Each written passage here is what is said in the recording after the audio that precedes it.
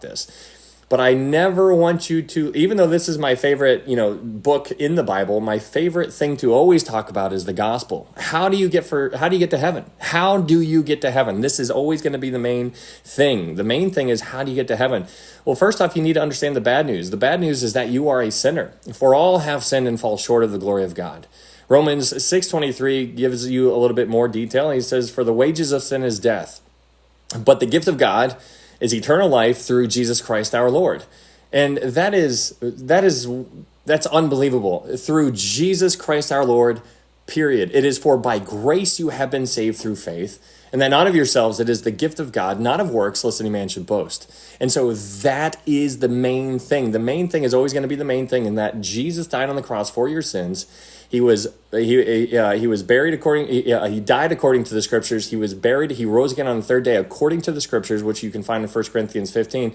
And that's everything. That's unbelievable. That we need to make that the biggest news, the biggest headline in history, in world history. But people are trying to make that seem like it's not that big of a deal.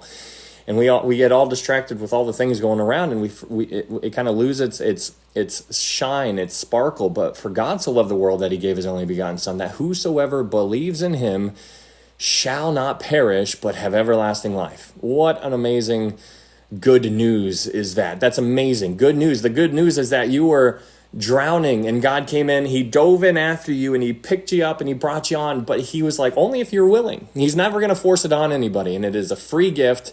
And it is for everybody, which is so neat. But that is always going to be the main thing. The main thing is the main thing, which is the gospel.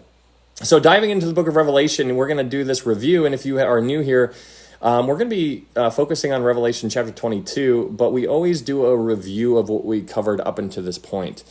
And so we've already completed Revelation chapter 1 through 21, and so we're going to do a little bit of a flyby, and these reviews go rather long, which I think is good for repetition reasons. If you repeat something, hear something repeated multiple times, then it will stick with you and you'll understand the idea, even if you can't understand the entire picture. So in the book of Revelation, it's always good to remember that who the author is. Whenever you're diving into a new book, remember who the author is. Do some study on who the guy is who's writing the book. And so here in this situation, the guy who's writing this book is a guy named John. John walked with Jesus. He talked with Jesus, and it was unbelievable. In the Gospel of John, John shows you so much information about how to operate, because John doesn't even talk about himself. He talks about himself in like the third person. He says, he refers to himself as the disciple whom Jesus loved.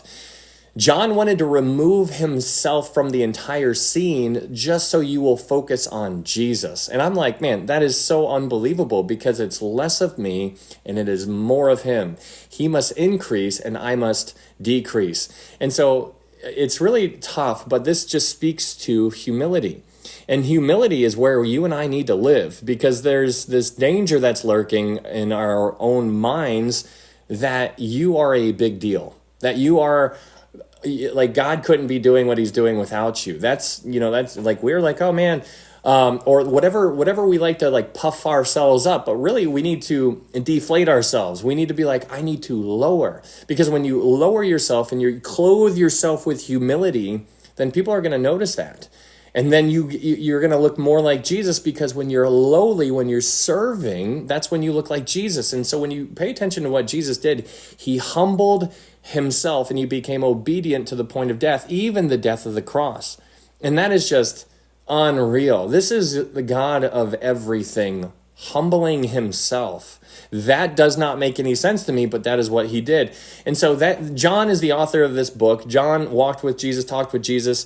There's a blessing attached in Revelation chapter 1, but what I want you to focus on in Revelation chapter 1 verse 19 is the it's the outline for the entire book of Revelation. What's up, Sean? Good to see you, brother. The entire book of Revelation, the outline for it is in Revelation chapter 1 verse 19. These fairy tales are funny.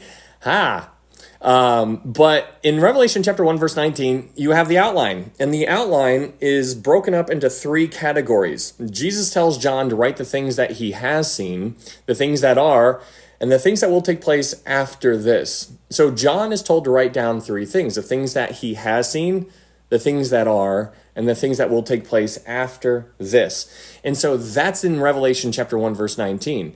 So then you dive into Revelation chapter 2 and 3. And in Revelation chapter 2 and 3, you are given the church age in a nutshell. In chapters 2 and 3, you are given the church age in a nutshell. So the church began in Acts chapter 2. So in Acts chapter 1, Jesus ascends into heaven. In Acts chapter 2, the Holy Spirit descends and comes down to the earth, which is the Comforter. And he is now here with us. So the church was born in Acts chapter 2. The church is born in Acts chapter 2, but the church goes away in Revelation chapter 3. So from Acts chapter 2 to Revelation chapter 3, you have this entire church age, but you get the overall general feel of the church age in Revelation chapter 2 and Revelation chapter 3. What's up, Elizabeth? Hello, hello. And so when you read Revelation chapter 2 and 3, you are given 7 letters. What's up, Alyssa? You are given 7 letters that Jesus tells John to write to 7 churches. Hey, Charlie, thank you so much. We got some people from the UK here. This is pretty neat. There's a handful, which is super cool. So in Revelation chapter 2 and 3, you are given the 7 letters that are written to the 7 churches, which are Ephesus, Smyrna, Pergamos, Thyatira, Philadelphia, Sardis, Philadelphia, and Laodicea. Those are the 7 churches that received 7 letters. And so those 7 churches received 7 letters. And when you look at the letters, I want you to view the letters as if they are report cards. So God is basically giving them a report card. He's telling them how they're doing. He's like, hey, this is how you are doing, and this report card goes to you, this one goes to you, this one goes to you, this one goes to you. And so each church receives their report card, and the report card, some report cards have nothing good said about it, and some have nothing bad said about it. Some have some good, and some have some bad. And so it's a mixture of those. And so here in Revelation chapter 2, you read about the church in Ephesus, and this church was the desired church. This was the apostolic church. The thing about this church is that they forgot their first love, and that first love was their devotion for the Lord. Jesus is like, you've done really well here, but you forgot your first love. And so these people were so doctrinally sound, it seems, that they forgot. They were so on duty for the king that they forgot their devotion for the king. And so it's duty versus devotion. He wants devotion, because if you have devotion for the Lord, then all the other things are just going to fall in place naturally, because the more you start reading and learning and falling more in love with Jesus, then you are going to look like him more by a natural byproduct. And so you and I are to reflect him as we go about our day-to-day life, because as what we're going to see here in Revelation chapter 22, we are here to win people for the Lord. This is a rescue mission that you and I are on right now, and it is unbelievable. Hey, welcome in, Stephen. Good to have you here. So in Revelation chapter 2, you have the church that is the letter that's written to Ephesus. The next church is the church in Smyrna. Now this church, whenever you think of the church in Smyrna, I want you to think of the church that was persecuted. And the way to remember that is myrrh. Whenever you think of myrrh, think of crushing. Myrrh in the Bible is closely associated with death, which is why it's so interesting in Matthew chapter 2, when the wise men or the magi show up and they find Jesus, they give him 3 gifts. They give him gold, frankincense, and myrrh. Now, the gold spoke to, hey, thank you so much for the subscription there, Charlie. That is super kind on TikTok. Yeah, that's nice that you still have the ability to do that, because you're in a free country. Thank you so much. But gold, frankincense, and myrrh is what you see these magi showing up and they give to Jesus, who was 2 years old at the time. And it's really neat because gold, these magi, they recognized Jesus as God and King. That's what the gold spoke of. Frankincense, the wise men acknowledged Jesus as to have a priestly role. And so that's what frankincense is connected with. And then they gave him myrrh. So they also recognized that not only was he God and King, not only was he a priest, but they also recognized that he was going to die, which is why they gave him myrrh, which is so interesting. Matthew 2, you get to understand a little bit about these wise men, these magi, and you learn that their understanding was unbelievable. I was missing my frog. Well, thank you. fully rely on God. That is what that stands for, in case you were wondering. But yeah, so when you get back to Revelation chapter 2, you have the church in Smyrna. This church was heavily persecuted. So Smyrna, think of this church being crushed. And that's what they were. And so Jesus writes them a letter to encourage them. And he's like, hey guys, these things says the first and the last who was dead and came back to life. And so that's really important to understand that Jesus is encouraging this church by saying, hey guys, you're getting persecuted. I totally understand it. I was too. He's like, but I died, but I'm alive. And so he's writing to them and he's encouraging them. What's interesting about the church in Smyrna is that they have nothing bad said about it. This is one of the churches that have nothing bad said against them, which is really neat. The next church is the church in Pergamos. Pergamos was a church. Whenever you think of Pergamos, I want you to think of a mixed marriage church. Pergamos, mixed marriage. Pergamos. It's a mixed marriage church. And so it's basically has the idea of the church marrying the state or marrying the world. And so when the church marries the world, then the offspring is going to be all kinds of bad stuff. This is why we're told to not have an unequally yoked relationship. And so if you're a born again believer and you are married to somebody who does not believe that Jesus is Lord, then you know exactly what I'm talking about, and you're probably feeling the effects, the side effects of that unequally yoked relationship, and it's probably getting all kinds of crazy in certain areas. And this is why it will do us well to listen to what we're taught here in the Bible. But that's what you see in Revelation chapter 2. This church married the world, and because of that, they started getting messed up, which leads us to the next church. And the next church is in Revelation chapter 2, the church in Thyatira. The church in Thyatira is known for continual sacrifice. That's the idea behind the word Thyatira, continual sacrifice. And so when you think about continual sacrificing, this church in Thyatira basically mirrors what you and I would refer to as the Roman Catholic Church. Many people in the Roman Catholic Church who refer to themselves as Christians are actually lost. And they might look very religious, but many of them are absolutely lost. And this is heartbreaking, but they don't understand it. They just are in this programmed mode to basically do things like Hail Mary, cross themselves, say certain things, have the rosary prayer beads. They confess their sins to priests. They water baptize infants. They do all of these things, transubstantiation. They have all of these works-based ideas, and those works-based things that people are doing in that kind of church lead them to believe that they are good and that they are going to heaven. And it's not right. And so God writes them a letter and he's like, hey, if you do not repent, if you do not change your mind, then you will be going through great tribulation. And so this is very interesting because this church is the church that we see still around on the earth during the tribulation period. In Revelation chapter 17, we have the mother of harlots that you read about in chapter 17 of Revelation. And that's a church in the tribulation. Think about that. A church is in the tribulation. Wait a second. I thought there was a pre-tribulation rapture. I believe in a pre-tribulation rapture. We'll talk more about that later. But my point here is that not all churches are the same. Just because there's a building and just because it has church on the front doesn't mean anything. It is your individual faith in Jesus Christ. It is for by grace you have been saved through faith, and that not of yourselves, it is the gift of God, not of works, lest any man should boast. So it's really good to understand that it's nothing you can do to earn your salvation. It's what's already been done. It's what he did on the cross. And so I want you to remember that. But this leads right into the next church, and the next church is the church in Sardis, Revelation chapter 3. So in chapter 3, you are introduced to the Sardis church, and this church had a reputation that it was alive, but God writes them a letter and he's like, you guys think you're alive, but you are dead. And so when you think about a church like that, I want you to imagine going to a church like on Sunday. Sunday's coming up, right? It's right around the corner again. I want you to just imagine that you just drive 5 hours away, and then when you get to a new city, you just walk right into a church.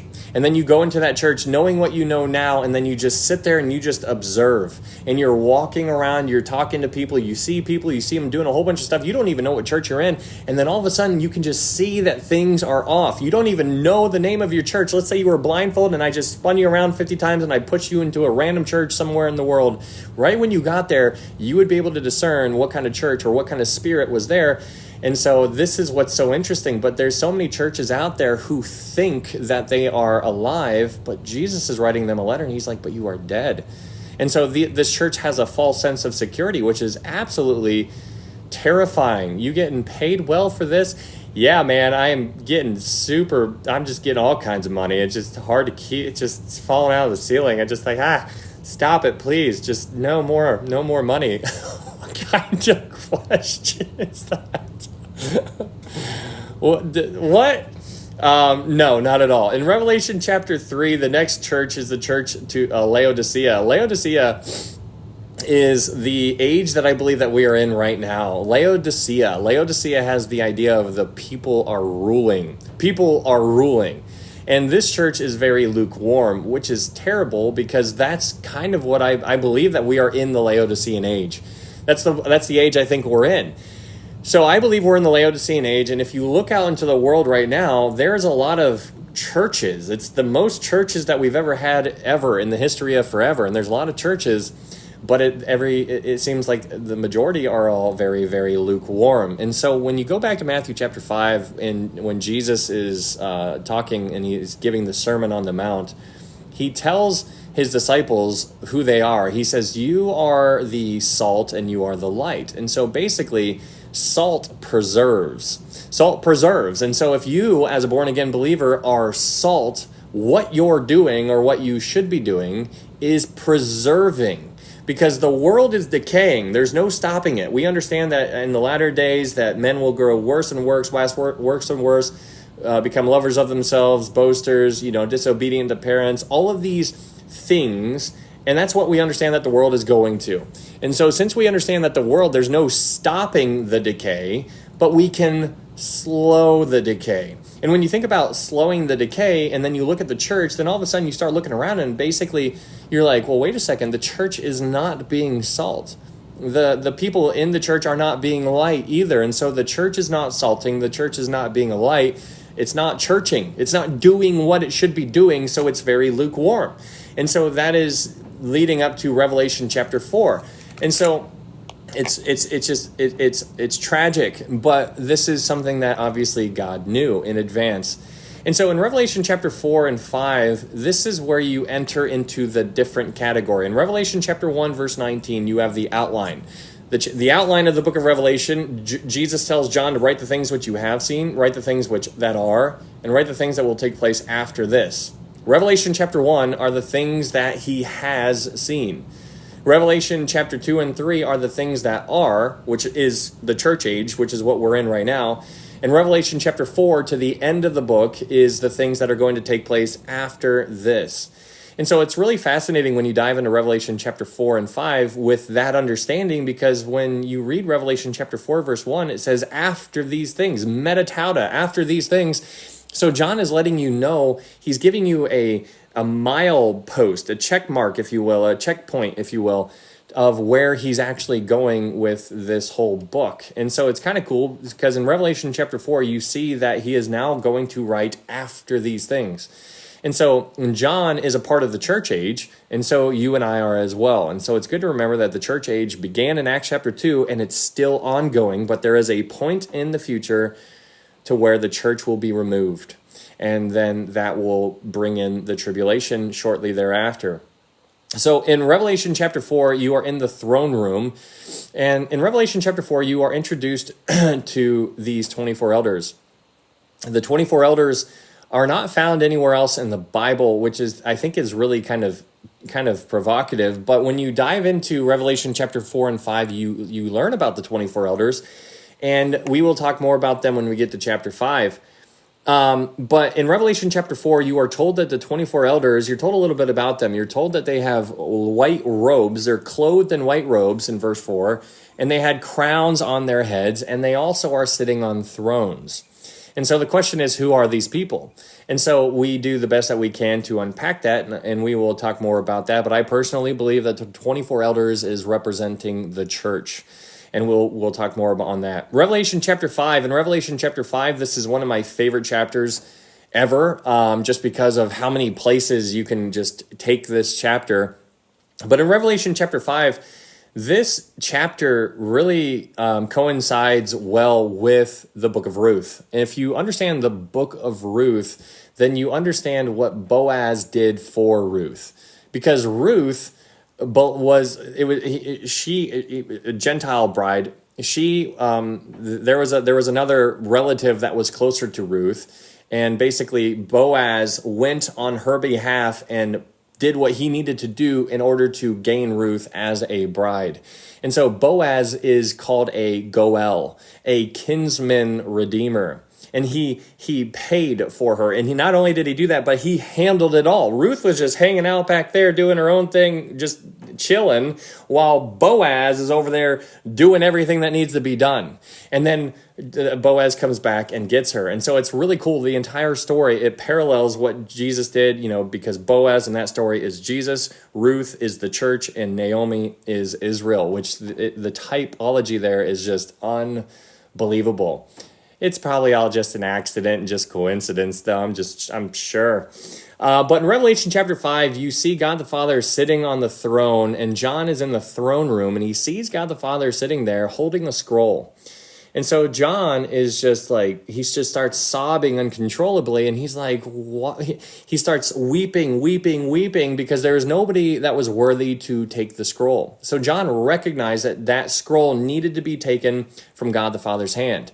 And so John is there sobbing, just complete ugly crying. He's just holding nothing back. It's just like snot bubbles. It's getting weird. And then an elder comes over and he's like, John, why are you crying?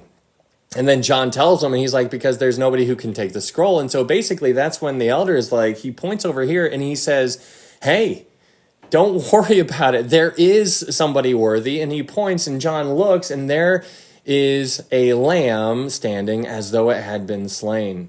And so when you think about the lamb standing there as though it had been slain, that's John seeing Jesus after he was crucified. He's seeing Jesus with all of the scars that we gave him back when he was going through the crucifixion process. He still has those scars. And that's why John describes him in that way. He says, there's a lamb as though it had been slain.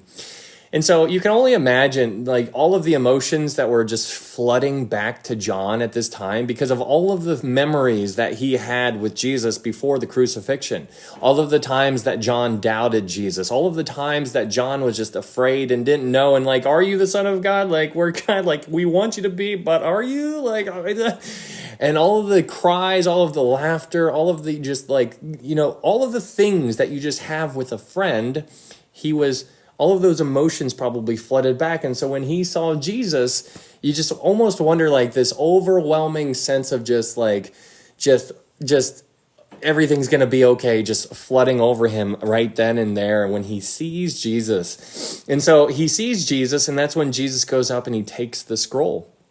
And that is really cool because the scroll here in this picture in Revelation chapter 5 is representative of the title deed to the earth. And so that is really cool because Jesus is saying, this is my earth now. This is I'm going to set up my kingdom here. We understand that God is going to set up his kingdom on the earth. It's going to be on this earth for a literal 1,000 years. And that's what you see in Daniel chapter 2. But in Daniel chapter 2, if you remember Daniel chapter 2, Daniel sees the image, the empires, the statue with the head of gold, the bronze, silver, and iron mixed with clay and whatnot. But then Daniel sees a stone, and it hits the image, and it destroys the image, and then that stone becomes a huge mountain that fills the entire earth.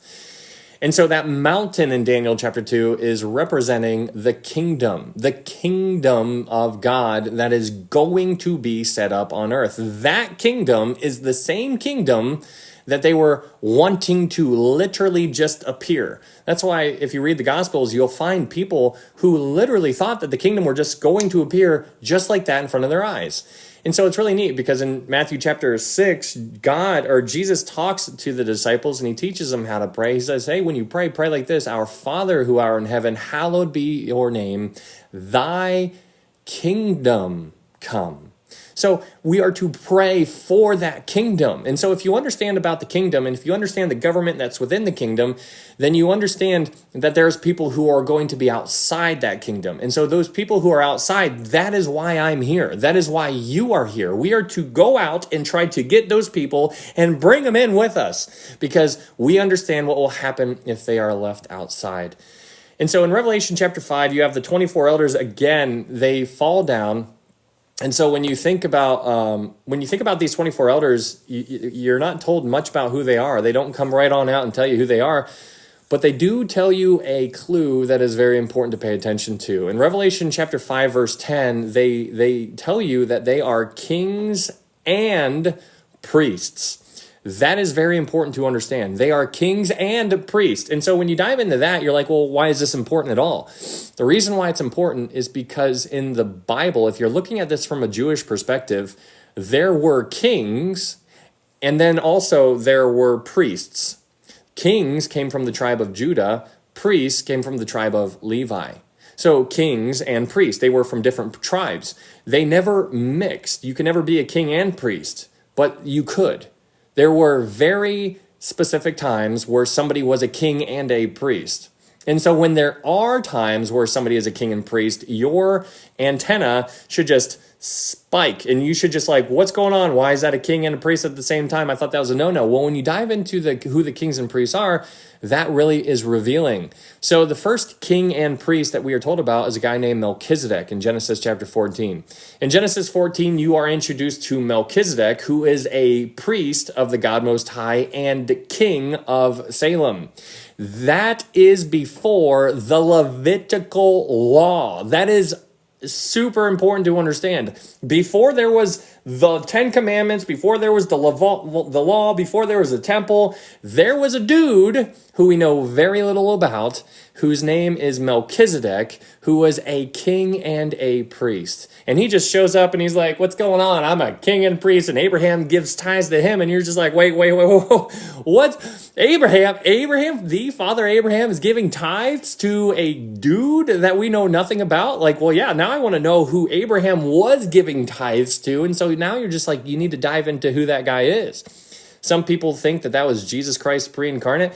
I don't personally hold to that belief, but it's a secondary issue. I do think, however, regardless of how you look at it, he is a type of Jesus Christ. And so what you read, if you read the book of Hebrews, you'll find that Melchizedek, he has no genealogy. He has no beginning. He has no end.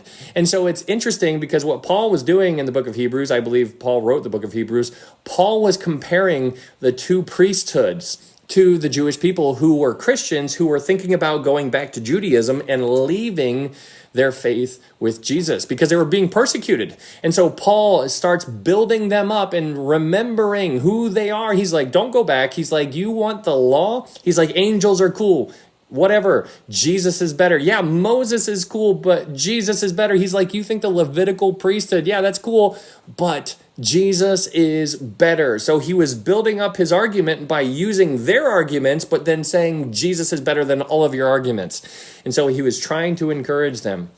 Revelation chapter 5 is where you see the 24 elders. They are kings and priests. That is why it's so cool, because when you dive into 1 Peter chapter 2, verse 9, Peter is writing to the Jewish Christians who are being persecuted. And so they were scattered. It was a little diaspora. They were being pushed out into the world. And so these Jewish Christians were persecuted and they felt absolutely terrible. And so Peter writes them a letter and he builds them up. Hello, Julie. What's up, Christopher? Good to see you. What's up, Storm? He builds them up. And he lets them know who they are. He says, you are a royal priesthood. And so when you see that Peter was talking to the church and he refers to the church as being a royal priesthood, you're just left there thinking like, that's unbelievable. That is unbelievable. The people had to have been, hey, thank you, Marine Mom, that's very kind. The people had to have been super confused and being like, "Hey, Peter, you got something wrong here. You're basically calling us kings and priests. What's up, Ed? Hello, hello."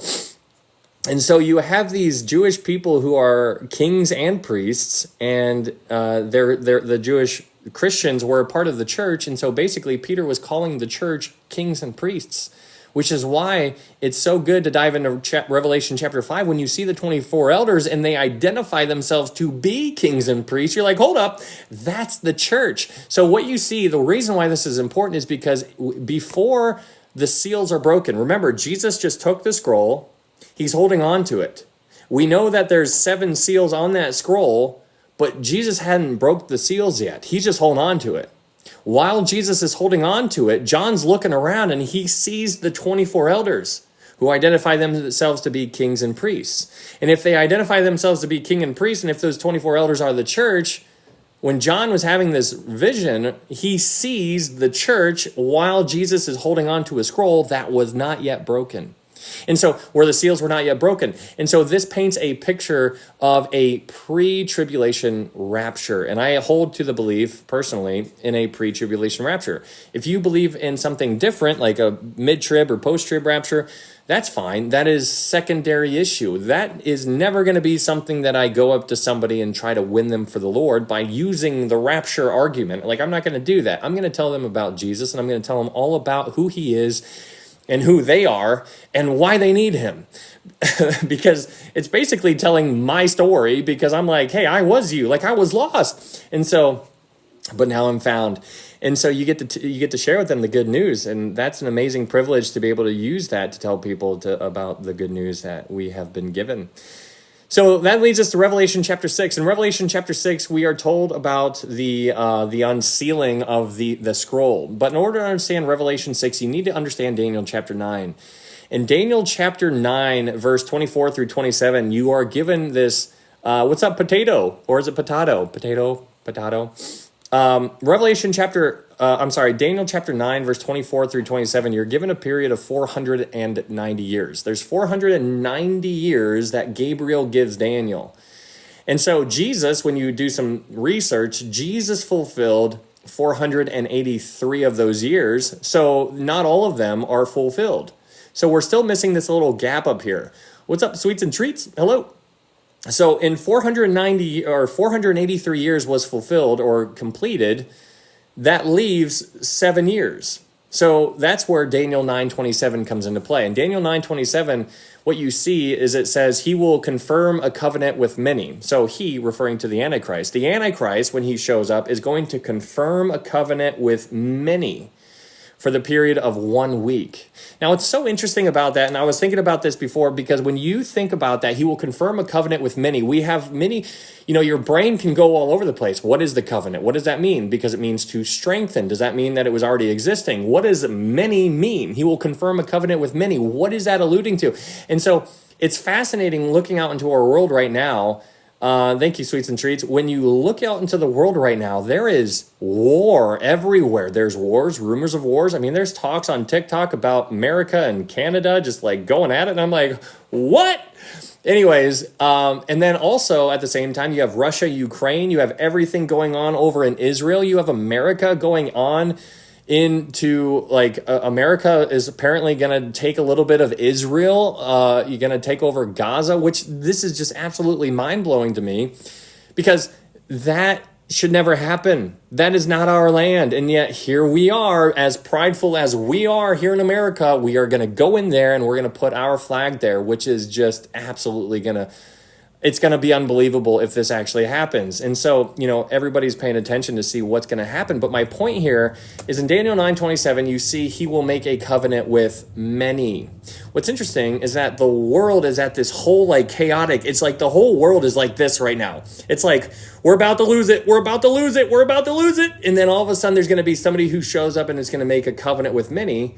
And then he's going to make a deal. But in order to make a covenant with many, there needs to be a reason to make a covenant. There needs to be a reason. And the reason to make a covenant is war. And so now you have war all over the place. And so now in our world, there is a reason to make a covenant. And so what's fascinating about that is that there's going to be a peacemaker that is going to arise, but he's not going to be the peacemaker. He's an imposter. He's a fake. He's a counterfeit. And so I also don't want you to get it confused. He's not going to bring peace, because, people say, when they say peace and safety, then sudden destruction, right? So they assume that there's going to be peace and safety for a period of 3.5 years. I would argue completely differently. I'm saying he's going to make a covenant, and then he's going to sign it or whatever. And then after that, it's going to be just terrible from that point on. Because just because he signed something doesn't mean it's actually going to take place. It's when they say peace and safety. Just because somebody says it doesn't mean it's actually going to take place. So this signing of the covenant in Daniel 9:27 is going to begin the 7-year tribulation that is going to take place on the earth. The signing of the covenant is going, or the confirming of the covenant, or whatever that's going to look like, is going to begin the tribulation period, the 7 years of tribulation. When the Antichrist signs it down here on earth, or confirms it down here on earth, up in heaven, Jesus at the same time is opening the seals. So when Jesus opens the seals, the Antichrist on earth is signing or confirming the covenant. Both things happen at the same time. And so when Jesus opens the seals, that's where we go into Revelation chapter 6. In Revelation chapter 6, you're introduced to the seal judgments. What's up, Julie and Yogi? Yogi's back. Good morning, whoever I missed. So when you dive into Revelation chapter 6 and you see these sevens, you see 7 all over the place. 7, 7, 7, 7, 7, 7, 7, 7.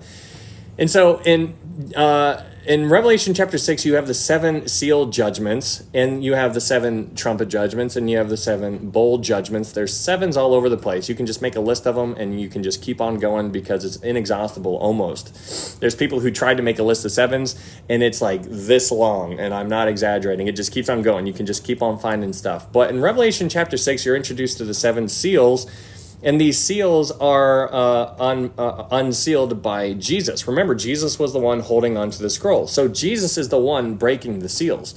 And so when he breaks the seal, the first person or the first seal that the world gets is the Antichrist.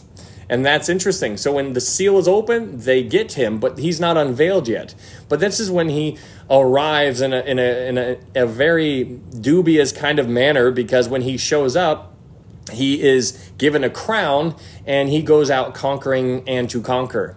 So that is very interesting. But again, this white horse rider is this is the Antichrist. This is not Jesus Christ. Don't get it confused. Just because he's on a white horse, don't think that he is the Savior, because he is not. He is a complete imposter.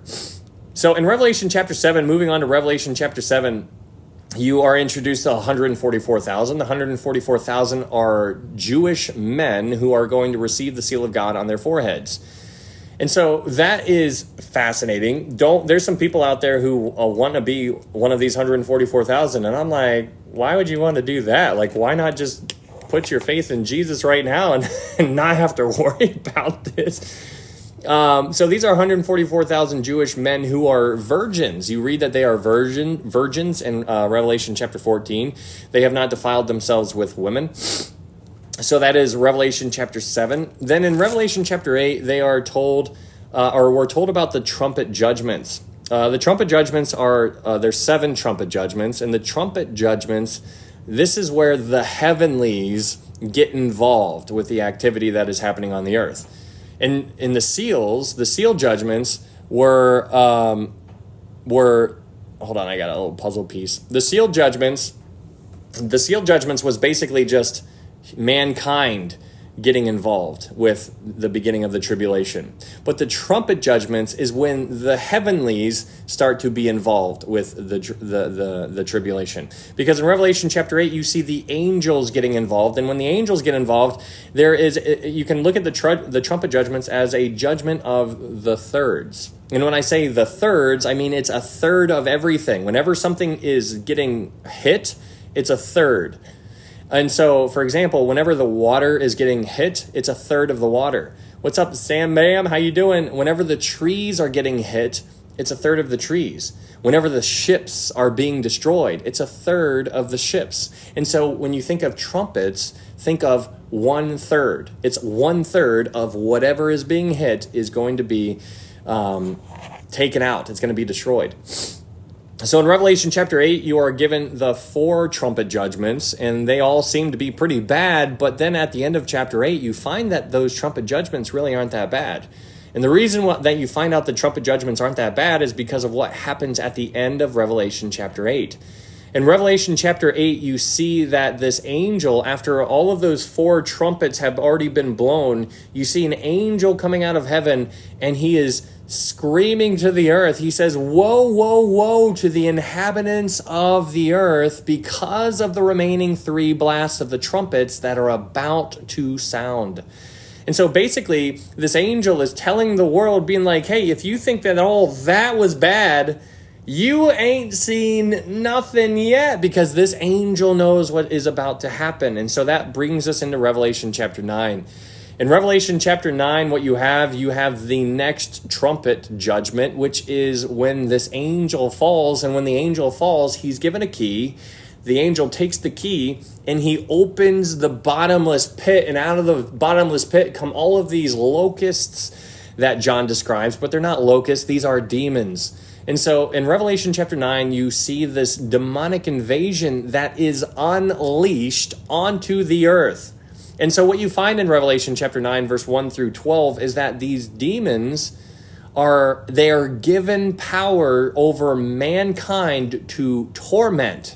They are not allowed to end their lives. They are allowed to torment mankind for 5 months exactly. This trumpet judgment is going to last for 5 months. And so that is fascinating, because then when you keep on reading in Revelation chapter 9 verse 13 to the end, you get to the second, or the next one, the next trumpet judgment, which is you get to the 6th trumpet judgment, which is another demonic invasion, in my opinion.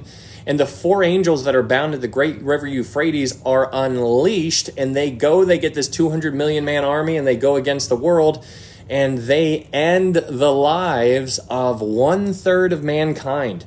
In Revelation chapter 9, verse 15, it says, "So the 4 angels who had been prepared for the hour and day and month and year were released to end 1/3 of mankind."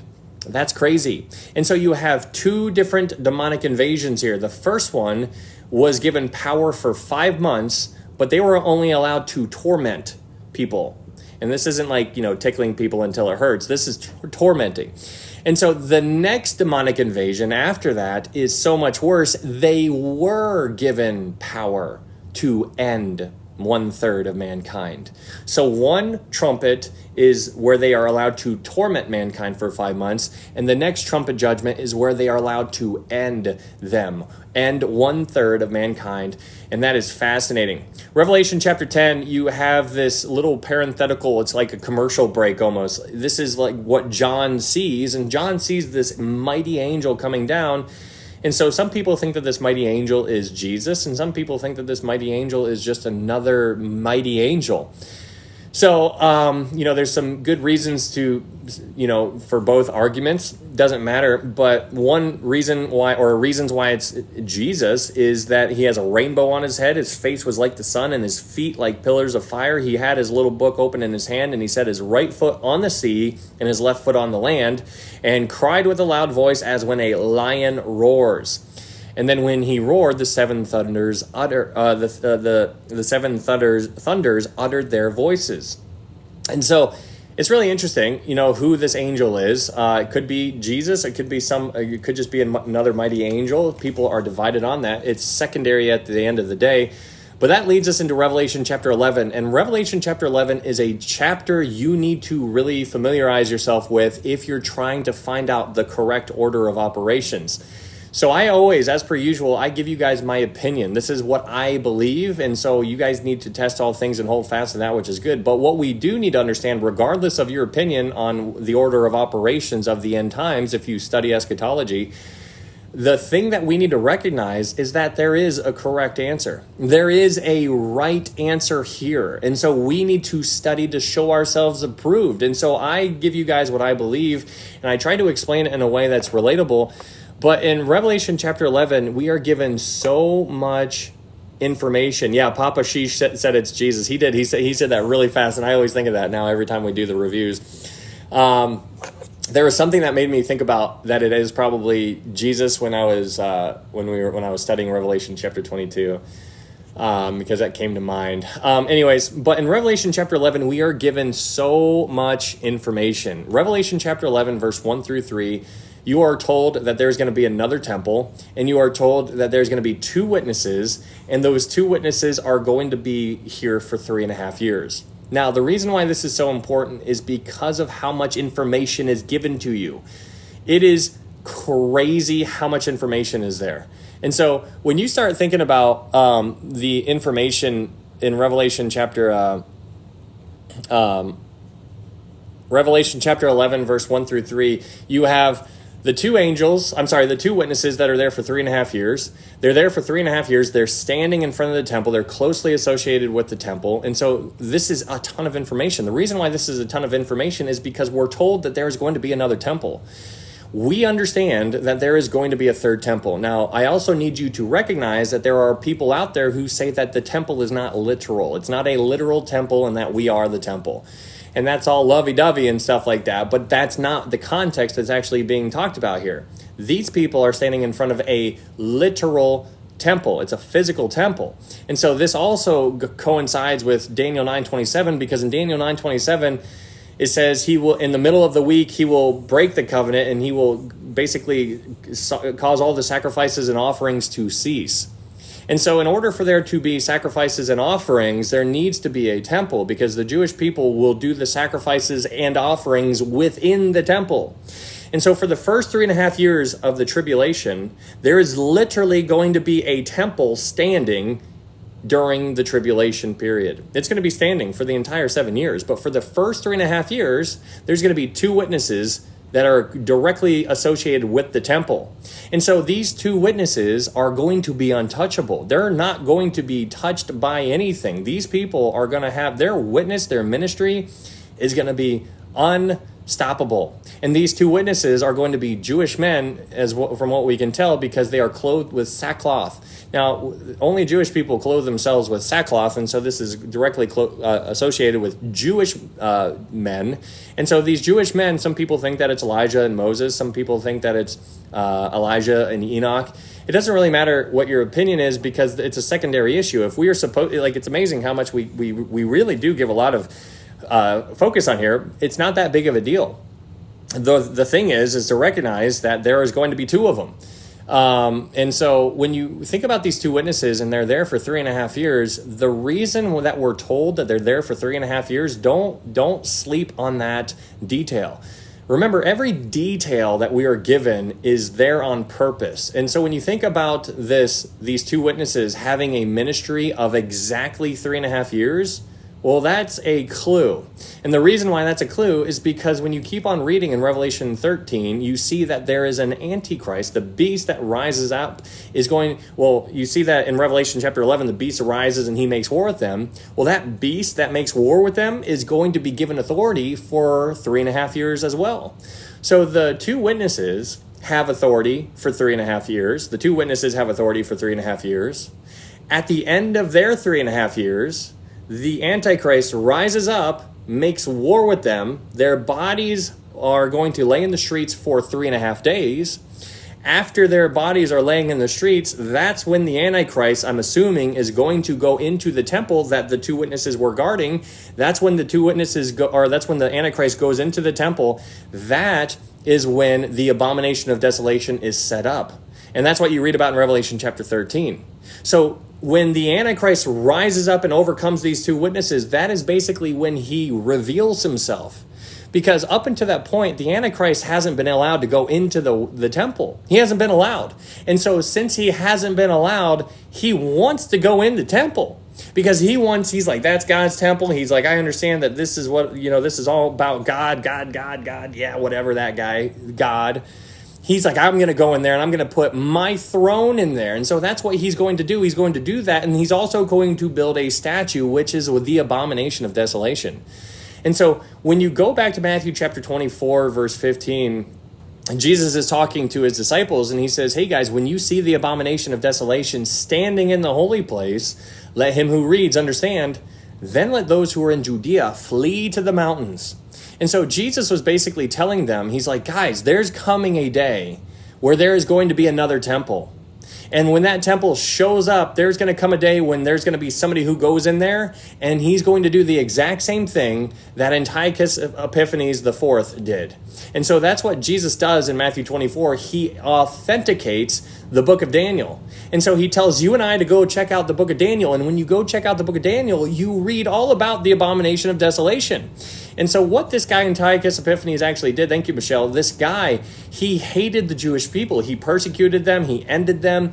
He also went into the temple, and not just the temple, but he walked into the Holy of Holies, and he killed a pig, and he also erected a statue of Zeus in there as well. That statue is referred to as the abomination of desolation. That is what Jesus is like pointing to. He's like, hey guys, remember what happened back then?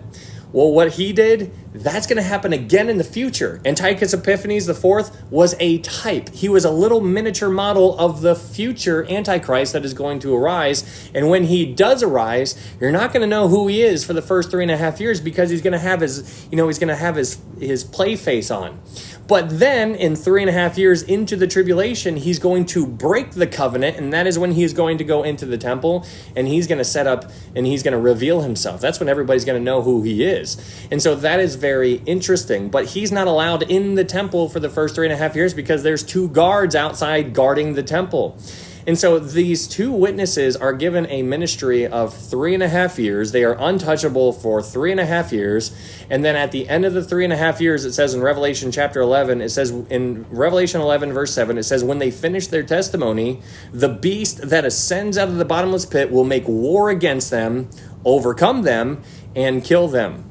And their dead bodies will lie in the street of that great city, which is spiritually called Sodom, where our Lord was crucified. It says in verse 11, it says, now after the 3.5 days, the breath of life from God entered them, and they stood up on their feet, and great fear fell on those who saw them. So it's really interesting thinking about this kind of stuff, because you have this, you have the 2 witnesses who are literally, like after these 2 witnesses, like just think about the hatred towards these 2 witnesses that are going to be there for that time.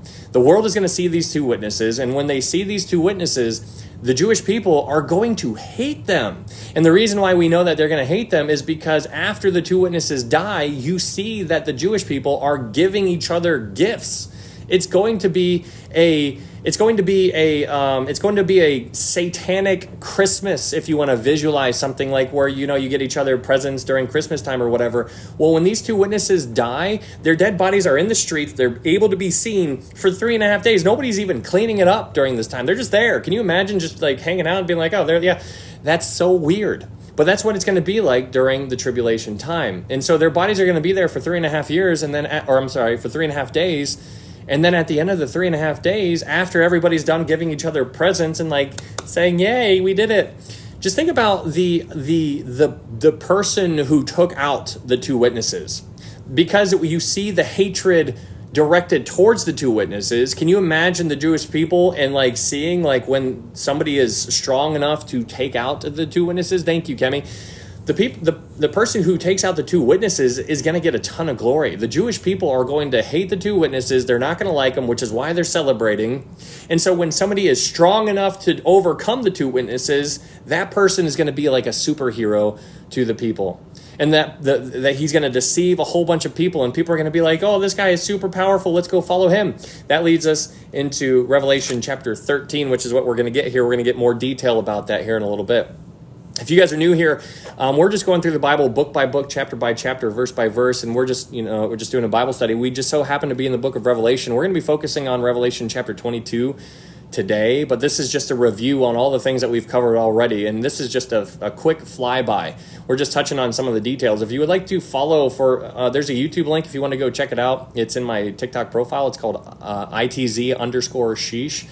Where I upload these to YouTube. And so if you're looking for a verse-by-verse Bible study that covers things like this, then maybe consider checking us out there. In Revelation chapter 12, this brings us to the next chapter. In Revelation chapter 12, you have another amazing chapter. Revelation 12 is a picture of Israel. It's a picture of Israel, and it basically is a flyby of Israel's history at like 1,000,000 mph. So imagine if you're flying over America at 1,000,000 mph, you'd be able to pick up like little bits and pieces. You wouldn't be able to see everything, but you'd see little bits and pieces of America. Well, that's basically what Revelation chapter 12 is. Revelation chapter 12 gives you a flyby, a quick flyby over the history of Israel.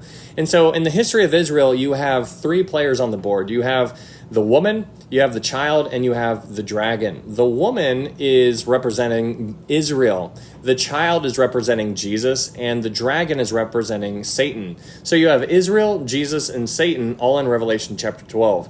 So in chapter 12, you see that there is going to be war that is going to break out in heaven sometime in the future. It hasn't happened yet, but there's going to be a time when war is going to break out in the future.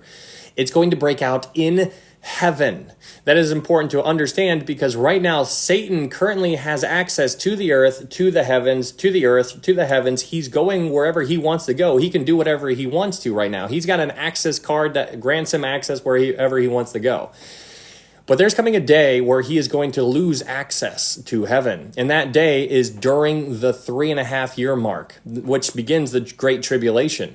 So in Revelation chapter 12, you see this great war that is going to break out in heaven, and it is Michael the archangel who is going to actually kick Lucifer out of heaven. And so in Revelation chapter 12, you see after Satan gets kicked out of heaven, everybody starts rejoicing because he was the one who was constantly accusing the brethren. And so what's interesting about that is that when you are accused of something, he's not wrong a lot of the times. There's truth in what Satan says, but it's always mixed with lies. So he's always accusing you. He's always accusing me if you're a born-again believer, and he's saying that you are not worth it. And so that he goes, you see this whole picture in the book of Zechariah, and you see this interaction there with Satan accusing, why am I blanking right now? Joshua. And so it's just so interesting to see the dynamic between Satan against you, because when you think about Satan, he has different forms. He's referred to as the angel of light, and he's also referred to as a lion who walks about like a roaring lion. So he has different forms. And so when you think about him as an angel of light, when he's trying to deceive people, he shows up as an angel of light. When he's trying to hurt and persecute the church and Israel, he shows up as a lion. And so can you imagine if the roles were reversed? Because it wouldn't make much sense. You can't deceive people as a lion. No, you need to be an angel of light. And so he shows up as an angel of light when he's trying to deceive. And he is going to use his lion-like characteristics and whatnot when he's trying to persecute the church and Israel. But in Revelation chapter 12, you see him after he's cast out of heaven, you see him fall down to the earth, and he is going to persecute the woman. The woman is Israel. And so his whole goal is to eliminate the Jewish people. And so I need you to understand that Satan at this point, Satan still has access. Right now, he can still go to heaven. He's constantly going to and fro. He's doing whatever he wants to do right now, but there's coming a time in the future to where he's going to be kicked out of heaven. When he's kicked out of heaven, that means he understands he has 3.5 years left. When he has 3.5 years left, he is putting everything he has in with everything he has in regards to trying to destroy Israel. And the reason is something that you need to understand. The reason why Satan wants to destroy Israel is because Satan knows that in order for Jesus to return, the Jewish people need to do certain things. First off, we need to recognize that there's always going to be a remnant of Israel. That is set in stone. It is written down. It's not going to change, but it's not going to stop Satan from trying. So Satan, in his prideful state, is going to think that he can undo what God has said. And so he's going to try to eliminate the Jewish people. It's just not going to happen, though. And so the reason why Satan wants to eliminate the Jewish people is because in order for Jesus to return, Satan knows that Jesus said something to the Jewish people. In Matthew 23, Jesus was talking to the Pharisees, and this is after the rejection of Jesus, mind you. But in Matthew 23, Jesus says to the Pharisees, he says, "You will see me no more until you say, 'Blessed is he who comes in the name of the Lord.'" And so Satan acknowledges that the Jewish people need to acknowledge their offense. So the Jewish people need to change their mind on who Jesus was and on who Jesus is. Because the first time that Jesus showed up, he showed up as a lowly servant. And he was there and he was fulfilling all kinds of prophecies. And when he showed up in Matthew chapter 8, 9, 10, and 11, and 12, he was doing all kinds of miracles. And the miracles were closely associated with who Jesus is. Or the miracles were closely associated with the messianic godhood of the upcoming Messiah. And so, for example, when Jesus healed the leper in Matthew chapter 8, that to the Jewish mind back then was a messianic miracle. It was only a miracle that the Messiah could do because nobody's ever healed a leper before. And so when Jesus showed up, he was offering them the kingdom, and he basically proved to them who he was by doing all of the miracles, but not only doing the miracles, but fulfilling all of the prophecies that were foretelling of his future arrival. And so when he showed up, he fulfilled the prophecies, and he was doing things that nobody else could do. So everything was changing when Jesus showed up. And so that's why Matthew 12 is so interesting, because in Matthew chapter 12, after Jesus cast out the demon from a mute man, the people who were watching this were like, could this be the son of David? And so they were wondering, and you could hear them murmuring, the crowd whispering through the crowd, could this be the son of David? And then the Pharisees show up and they're like, no, he's not the son of David. But not only is he not the son of David, he is also demon possessed himself. And he casts out demons by demons in Beelzebub. And so that was the turning point to when Jesus went from offering the Jewish people the kingdom. That was when he retracted the offer of the kingdom. He put the kingdom on the side, and then he's like, I'm going to the cross. And so when Jesus is going to return, the Jewish people need to acknowledge their offense. In Hosea chapter 5, verse 15, it says, I will go and return to my place, meaning heaven, until they acknowledge their offense. What was the Jewish people's offense? The Jewish people's offense was not crucifying Jesus. It wasn't crucifying Jesus. That the crucifixion was a byproduct of their offense. The Jewish people's offense was the rejection of Jesus. When Jesus was like, hey, here's the kingdom, you just need to accept me, they were like, no. And so that was their offense. And so they need to acknowledge their offense. And when they acknowledge their offense, that is when Jesus is going to return. So that's why Revelation chapter 12 is so interesting, because in Revelation chapter 12, verse 13, when you see that when Satan gets cast out of heaven, he goes down to the earth, it says he persecutes Israel, or the woman. And when he persecutes the woman, there's a reason he goes after Israel, and he doesn't go after America. He doesn't go after Russia. He doesn't go after Africa, the UK. He doesn't go after anybody else. He goes after Israel. Israel is Satan's target. It is going to be, and it always has been, which is why you're seeing the rise of anti-Semitism, regardless of what you think. That is demonic. It is all getting people's hearts and minds primed to thinking that the Jewish people are bad and evil, and many of them are, but it doesn't change the fact on who they are to God. There are lost people just like there's lost people in America, and here we are looking at them thinking that they're terrible and be like, can you imagine them just terrible Jews? And it's just like, my goodness, it's like, have we forgotten how much? And such were some of you. And so we're so quick to just jump on the bandwagon and point a finger over there, because when we're pointing over there, then we don't look so bad. And so we forget what we are here for. And we need to pray for the peace of Jerusalem. And when we pray for the peace of Jerusalem, what you're doing is you are praying for the kingdom program that Jesus tells us to pray about in Matthew chapter 6, when he says, thy kingdom come. So that's Revelation chapter 12. And moving on to Revelation chapter 13, you have a lot of stuff that take place in Revelation chapter 13. It's such a good chapter. These chapters, they go so deep. But in chapter 13, you are introduced to this. John sees this beast that comes up out of the sea. And so we talked a lot about the sea, but before we dive into that, it's good to recognize that there is something called the times of the Gentiles. The times of the Gentiles. There's something called the fullness of the Gentiles. That is completely different than the times of the Gentiles. The times of the Gentiles is basically when the Jewish people are under Gentile oppression. The Gentiles are oppressing the Jewish people. That is the times of the Gentiles.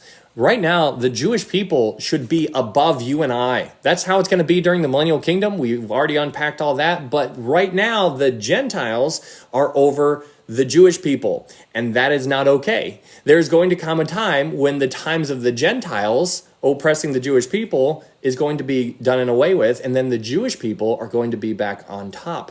And so that will take place only when Jesus is ruling as king in the millennial kingdom. But the times of the Gentiles is something that you need to be familiarized with. That is a phrase that Jesus himself uses in Luke chapter 21, if you want to go check it out. Anyways, the times of the Gentiles is an important concept because of what we're about to talk about here in Revelation chapter 13. In Revelation chapter 13, John sees this beast coming up out of the sea.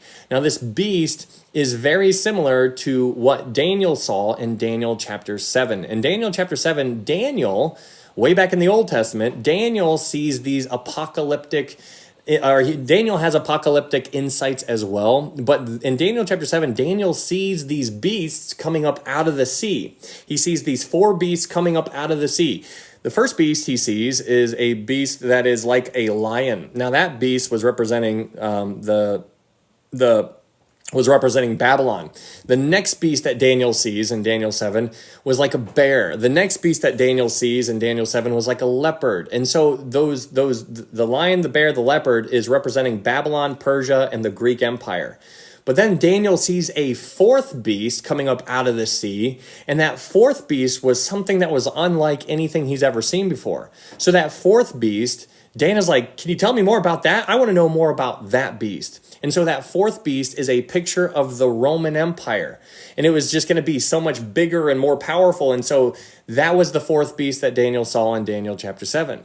So when you think about those beasts that he sees in Daniel chapter 7, and now with all of that in the back of your mind, when you go to Revelation chapter 13 and you read what John sees a beast, and on this beast, he sees 7 heads. And so it's a individual body. Like, I want you to picture, like, I use the allusion to, if you've ever seen Harry Potter, remember when they were trying to get to that trap door, but there was this like 4-headed dog or something like that. Like, it's got like 4 heads, 5 heads. I don't remember how many heads it had. But that's kind of like what I want you to imagine. But here in Revelation chapter 13, John is seeing this beast, and on it had 7 heads. And so when you think about this individual beast, it has 7 heads. Well, what is the 7 heads? Well, the 7 heads seem to represent all of the nations that have oppressed Israel in the past in a huge, huge, huge historical way. And those nations are Egypt, Assyria, Babylon, Persia, Greek Empire, the Roman Empire, and then there's a future one, which is the 7th head, which is the revived Roman Empire, the one that we are probably currently living in right now. All of these empires are going to be basically taken. They're going to be put into a blender, and it's going to be blended up into a smoothie, and that smoothie is basically going to be the embodiment. It's basically all of those empires put together, and that is what the future revived Roman Empire is going to look like. And so it's really fascinating seeing this beast. And so John, in his lifetime, he's having this vision. He's looking so far out into the future, and he sees this beast rising out of the sea that is unlike anything anybody has ever seen before. And John is probably just like jaw on the floor, just like, like in the cartoon version, like where it's just, he's like, holy smokes. And so sometime in the future, there is going to be a revived Roman Empire that is going to physically embody all of the other past, the strengths of all of the other empires. And you see that in Revelation chapter 13, verse 2. Because in Revelation 13, verse 2, John says, now the beast which I saw was like a leopard, Alexander the Great. What we know about Alexander the Great was he was fast, and everywhere he went and devouring, conquering and to conquer, and all those things. Then he goes on, he says, and his feet were like the feet of a bear, meaning that this dude is going to be, hey, thank you, Jill, this beast is going to be super powerful and ruthless. It is going to just wreck everything, just like the Persian army did, which is the bear and the Persian, the connections there. And then it says, and his mouth was like a mouth of a lion, which is speaking of Babylon. So Babylon is king, which is interesting because that's the head of gold in Daniel chapter 2, the vision there. So it's so interesting because when you think of Babylon and you think of how all of these empires are mixed into one, and they are just basically given to all of they're going to come back into play in the end. It's fascinating to see that Babylon is right there at the very top of it, because Babylon, it says his mouth like the mouth of a lion. These Babylonian ties are so provocative, because when you go back to Genesis chapter 10, we read about a guy named Cush. Now, Cush begot Nimrod. And if you know anything about Nimrod, the very first kingdom of the world was Babylon. Because if you read the book of Genesis, what you see is that God, after the flood, God tells Noah and his family to scatter. He's like, go out and populate the earth. He tells them to scatter.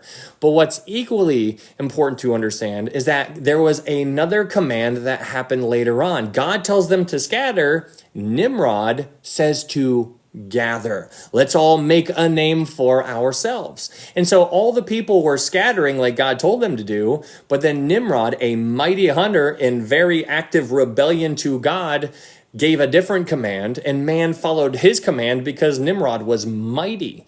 And so they wanted to follow him because they're like, oh, Nimrod's super cool. Let's go follow that dude. That guy's super neat.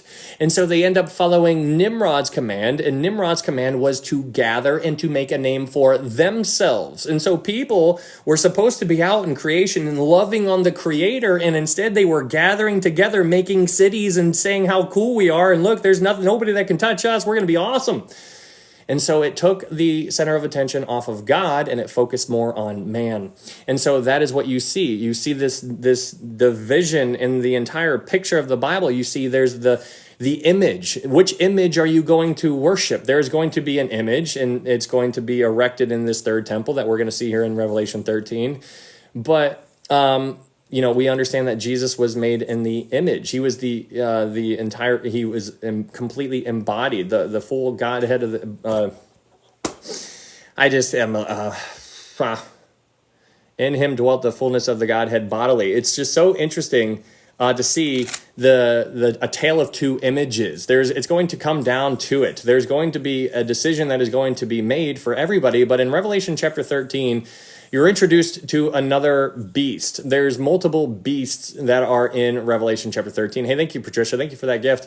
In Revelation 13, after this beast, this Antichrist rises up, whatever you would like to refer to him as, there's going to be another beast that rises up, and this beast is going to be the false prophet. There's going to be somebody who follows the Antichrist around and basically does some amazing things. And so this is really instructive for you and I, because when Jesus showed up on the earth, he did all kinds of signs and wonders. He did everything. And so even after he did everything, even after he was rejected. Okay, so this is what's so interesting. After the Jewish people rejected Jesus as the Messiah, the Pharisees had the gall to go up to Jesus and say, "Teacher, show us a sign." This was after they just rejected him. This was after they just called him demonic possessed. And so then after they all did those things, they go up to Jesus and they're like, "Teacher, show us a sign." And so then Jesus says, "A wicked and perverse generation seeks after a sign." And the reason why this is interesting is because during the tribulation period, you're going to see people who want to see a sign. And this false prophet is going to give them a sign, and people want to trust their eyes rather than what they've heard. And so this is the whole faith aspect of it all, right? There's going to be people, there's going to be a line drawn in the sand, and there's going to be people who see this false prophet, and this false prophet is going to pull fire down from heaven. In verse 13, Revelation 13:13, it says, "He performs great signs so that he even makes fire come down from heaven on the earth in the sight of men. And he deceives those who dwell on the earth by those signs." When you recognize that people are going to be deceived by signs, people in our world right now are so quick to forget how things operated way back in the beginning. Do you remember when Moses and Aaron went before Pharaoh and he was telling them, he's like, hey, let my people go. And then God's like, well, when he says no, make sure you throw your staff down. And then he's like, I'll handle it from there. Well, when Aaron threw his rod down, it turned into a serpent. But what actually took place right after that is what Pharaoh's men did as well. Pharaoh's men had staves too, and they also threw their staves down, and they also turned into serpents. My point here is that Satan is a counterfeit. And so when you recognize that they were both doing amazing things, but just one was better than the other. And so there is a right answer. My point here is to get you to remember that Satan had the actual power back then, as he does now, to do signs. He's doing signs. He can do amazing things. Are you kidding me? It's unreal, this kind of stuff. And so people in our world right now are longing for an experience. People want to experience stuff. And when you start searching for an experience, you're getting into very dangerous territory. Because if you want an experience, you're going to open yourself up and be like, yes, give me an experience. Oh, he's like, I'll give you an experience. But here, these people were told very clearly that they were deceived by signs alone. How simple. It seems easy. It's just like, oh yeah, they're going to be deceived by signs. But my goodness, this is why you need to stay as close as you possibly can to the Word, because when you stay as close as you can to the Word, then you're going to be able to catch a counterfeit. You'll be able to spot a counterfeit from a mile away, which is why I told you, if I blindfold you right now and I spin you around and I throw you in a car and I kidnap you and I drive you 100 miles in a direction unknown and I put you inside a church and then I take off the blindfold and I just make you sit there, are you going to be able to tell if that church is sound? Are you going to be able to tell if that's the gospel? Are you going to be able to tell if you're in the right area, if this is the right place to be? Or are you going to be like, yeah, woo, I'm in a church? No, you need to understand there are counterfeits all over the place. And when you understand there are counterfeits, then your guard is going to be up so much more, but there's people who do not understand. And so that's why Jesus says in Matthew chapter 7, he says, many will say to me in that day, Lord, Lord, did we not do all of these things? Understand that when he said that, he says, did we not cast out demons in your name? Did we not prophesy in your name? And Jesus is going to say, depart from me. I never knew you. And so when you think about the two things that people are going to say, people are going to bring up casting out demons, and people are going to bring up prophesying. And so if you're paying attention here on TikTok, if you're just scrolling on TikTok or even on YouTube or whatever platforms, there's a whole bunch of religious people out there who are doing all of these things. And they're very popular, and they're doing a whole bunch of weird stuff. And I'm just like, you need to be insanely careful, because they're removing the simplicity that is in Christ. And when you remove the simplicity that is in Christ, then you get into this works-based, more experiential kind of doctrine rather than sound doctrine. And this is terrifying. And so we always need to remember how to know for sure you can get to heaven. Guys, it's super simple. You need to first understand that you are a sinner. For all have sinned and fall short of the glory of God. For the wages of sin is death, but the gift of God is eternal life through Jesus Christ our Lord. It is for by grace you have been saved through faith, and that not of yourselves. It is the gift of God, not of works. For God so loved the world that he gave his only begotten Son, that whosoever believes in him shall not perish, but have everlasting life. That is it. And then once that happens, you are sealed. And when you are sealed, he's going to start working on you and through you if you allow him to. And so that is what I want you to understand. That's the main thing. What's up, Jamie? Good to see you. Preach. Hopefully you're doing well. I actually saw you this morning. I waved. You did not wave back. I'm offended. But in Revelation, good to see you, Rebecca. How are you doing? Great to see you. Good to see. Thanks for being here. So much new age. Yeah, unbelievable.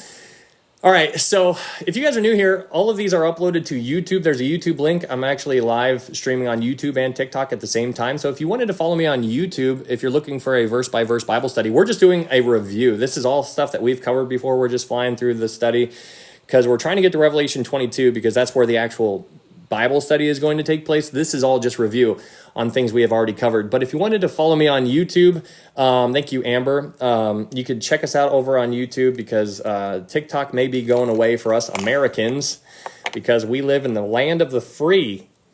In Revelation chapter 14, hello, Jill. In Revelation chapter 14, we are moving on. In Revelation chapter 14, you see this angel. Oh, okay. Before we get to this angel, in Revelation 13, this image is going to be placed into the third temple, and there's going to be a decision for the people of the world. The people of the world on the earth during this tribulation time is going to have a decision to make. And the decision at the 3.5-year mark is going to be to worship the Antichrist or worship Jesus Christ. So in Revelation chapter 13, after this image is erected inside the temple, inside the Holy of Holies, people are going to see that, they're going to understand what's going on, and there's going to be something unleashed onto the entire world. And that thing that's unleashed onto the entire world is going to be the beast system.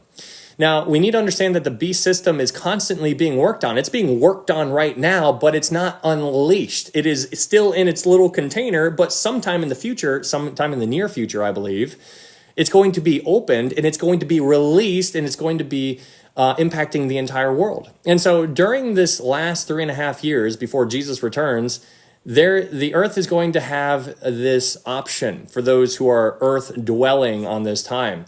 And they're going to have a decision, Jesus Christ or the Antichrist. If they choose the Antichrist, they are going to receive a mark on their arm or on their forehead. And this mark of the beast is going to allow them to sell and buy stuff. That's what it's going to do. So it sounds really convenient. And it's also probably going to be sold in a certain way as convenience. This is not released into the world yet. So don't think that it's out there. It's not out there to where it's accessible to you and I, but it could be being worked on right now. So that is going to take place in Revelation chapter 13. But in Revelation chapter 14, this angel comes out of heaven and starts preaching the gospel to the earth. And he's just telling everybody to, it says in verse 6, Revelation 14, verse 6, it says, saying with a loud voice, fear God and give glory to him. For the hour of his judgment has come, and worship him who made heaven and earth and the sea and springs of water. So this angel comes out of heaven.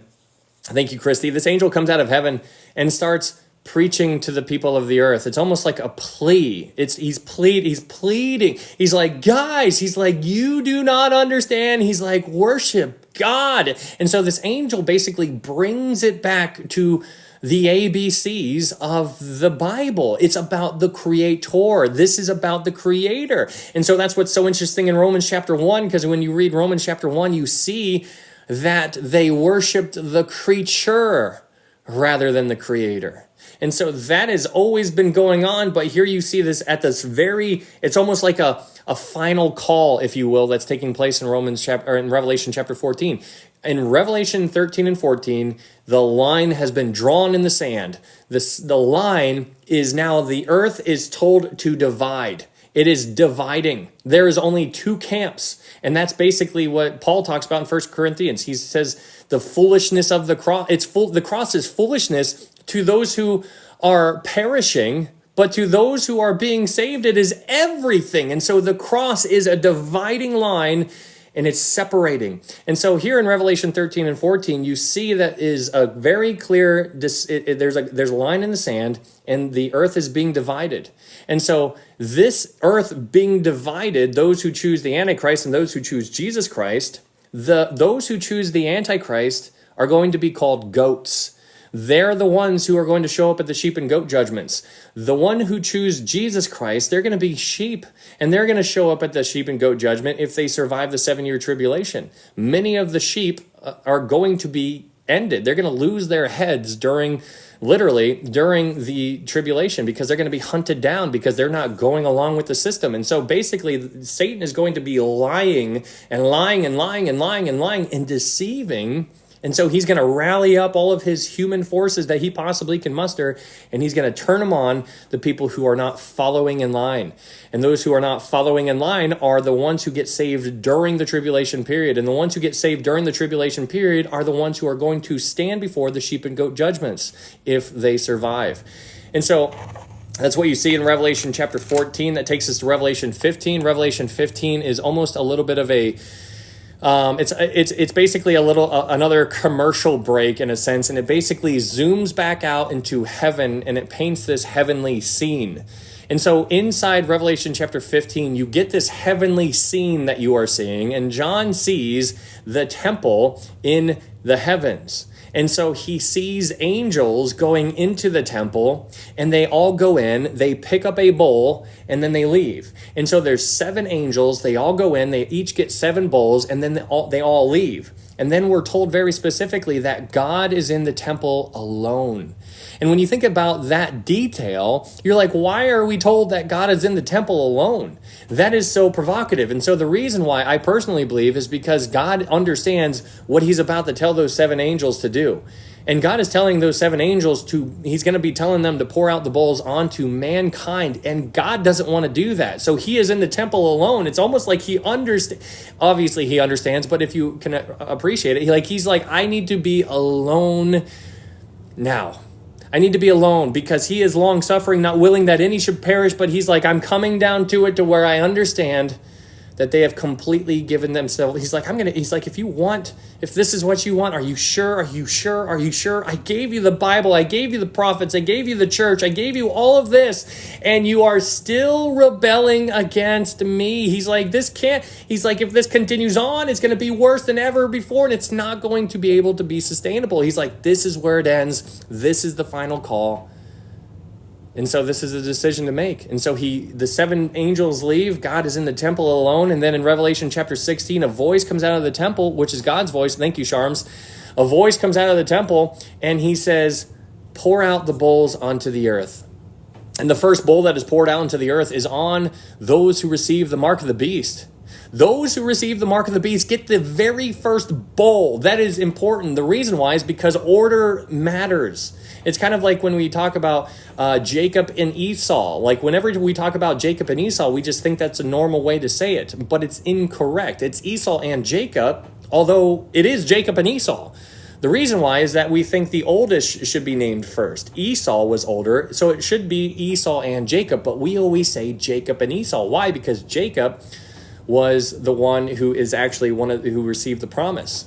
And so it's an interesting, the order, when you start to pay attention to order, even when you look at the disciples, Peter is always named first, and every time it's listed, Peter. He's always the first one listed. So here, when you think about the order of operations here, you see the very first thing that's being poured out on is on mankind who received the mark of the beast. And so the people who received the mark of the beast during this time, they had an insane amount of light revealed to them. And so we talked about this before. There are people who are going to receive greater condemnation because they received more light. And so we talked about that before at the Great White Throne Judgment. That's why when Jesus, when he was talking to he says in Matthew, he says, woe to you, Bethsaida, woe to you, Chorazin, because if the mighty works that have been done in you were done in Sidon and Tyre, they would have repented long ago. But now it is going to be more tolerable for them in Sodom and Gomorrah than for you in the day of judgment. So he basically is saying that they're going to get it much worse than anybody else because they had more light. And so here, the people on the earth, the mankind, they received an insane amount of light. And what do I mean by that? They had you and I, if you're a born again believer, we're going to be gone at this point. So they experienced the rapture. The rapture is gone. The church is gone. And so where'd they go? They see that. So they understand something's wrong. They also have the entire counsel, the entire Bible. They have the entire thing. Not only do they have that, they have the 144,000 running around, doing their thing, telling people about Jesus, being absolutely on fire for the Lord, kind of like what we should be doing right now. but we aren't, because we're ashamed in a sense. We don't want to, people look at us weird and, like I got a game to go to and like, I can't do that. Like, I don't know the words, all of the excuses that we all come up with, right? And so the 144,000 are not going to be ashamed. Are you kidding me? They're going to be like, let's do this. Woo! And they're going to be running out there doing the Tom Cruise run where he like sticks his hands out. I don't know why he runs like that. But my point here is that it is amazing how we just rationalize with ourselves on why we don't do certain things. And I'm right there with you. Like, I mean, we're all in the same group here. But praise God for his mercy and grace. That is something that I am very thankful for. Revelation chapter 16, you have all the bowls that are being poured out onto the earth. There's a lot of bowls. We spent a lot of time here. Revelation chapter 16, verse 16, it says, and they gathered them together to a place called in Hebrew Armageddon. So we talked a lot about Armageddon before too. And so what's important to recognize about Armageddon is that they gather. This is where they gather. So if you imagine Israel right here, here is Jerusalem, and right above Jerusalem, like 50 miles north of Jerusalem or something, there's a place called Megiddo or Armageddon. And so all of them are going to be gathering in Megiddo. And so, but that's not where the battle takes place. The battle takes place Jesus' second return takes place in a place called Basra. It's in Edom, which is in Jordan, what you and I would refer to as today as Jordan. And so when you think about Jordan, you're like, well, why do you say that the second coming is going to take place there? The reason is because of Isaiah 63. In Isaiah chapter 63, Isaiah is there and he has this vision and he sees somebody and he's like, who is this who is marvelous in his apparel, who is coming from Edom, who is coming from Basra, who is glorious in his apparel? And then Jesus answers and he says, it is I who speaks in righteousness, mighty to save. And then Isaiah's like, but why are your clothes covered in red?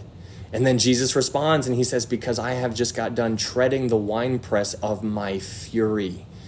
And so in Isaiah chapter 63, Isaiah sees Jesus. Jesus is covered in blood. And Isaiah's like, what's going on here? And Jesus is like, oh, this isn't my blood. This is my enemy's blood. And so when Jesus returns, he's going to return. His second coming is going to take place in Jordan, in Basra. So that's where he's going to return to, and that is where he is going to tread the winepress of.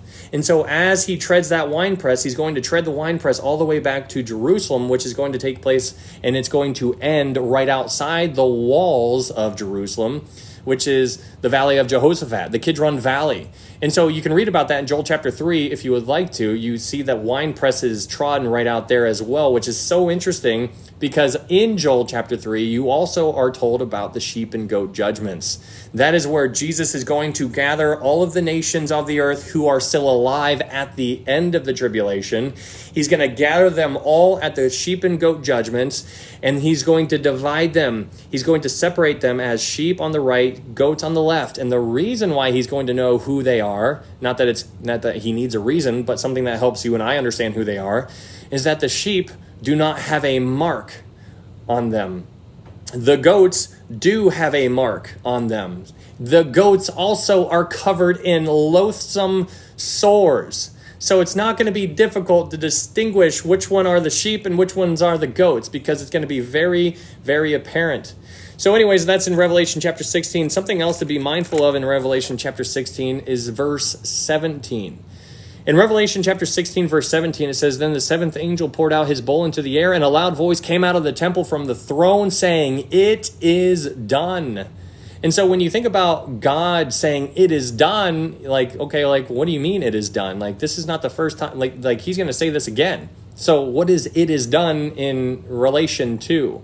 Well, when God says it is done, it's in direct connection to the time of Jacob's trouble. The time of Jacob's trouble. It's the time of Jacob's trouble, which is found in Jeremiah chapter 30, verse 7. You can read about that, but it's the time of Jacob's trouble. So when God says in Revelation 16, verse 17, after the final bowl judgment is poured out into the earth, the thing that is done is the time of Jacob's trouble. Jacob's trouble is done.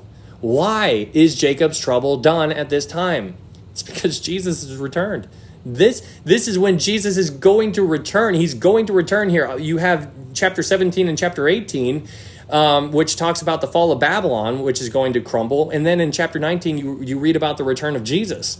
So all of these things can be happening at the same time. It doesn't have to happen directly in these direct, specific chapters. Multiple things can be happening at the same time. And so John's just writing it in a way, which is why I told you before, imagine if I have a clown behind me juggling, and then there's a couple chihuahuas over here wrestling, and they're playing with a tennis ball, and then there's a couple spiders crawling on the wall. And I told you to write down what was happening. You would write down everything happening, but if somebody was reading it, hey Tamara, if somebody was reading it, they'd be like, well, which one was happening first? Were the dogs playing? And so that's what we're trying to do here. We're trying to gauge how this actually works, and it's rather difficult, which is why this book is like the final exam, which is why I love it so much, because if you do a good job in this book, then you're doing well overall in the entire Bible, because this is a tough book. But God says in Revelation 16, verse 17, he says, it is done, which means it's the time of Jacob's trouble is done. They are no longer going to be having any more of God's wrath poured out onto them. That takes us in Revelation chapter 17 and 18. In Revelation chapter 17, you read about two people who are two kind of systems that are around during Revelation chapter 17. In Revelation 17, you have the beast and you have the woman. The beast and the woman are two systems that are around during the tribulation. The beast is a picture of the political system. The woman is a picture of the false church, false Christendom, the fake church, the church that was written a letter in Revelation chapter 2, where the church in Thyatira, when he says, hey church, you better repent or you will be going through great tribulation. Well, here you see that there is still this church that is around during the great tribulation, and now it is referred to as the mother of harlots. So many people make connections here to the Roman Catholic Church. And this church is still a works-based salvation kind of teaching, and it's false doctrine. It's wrong.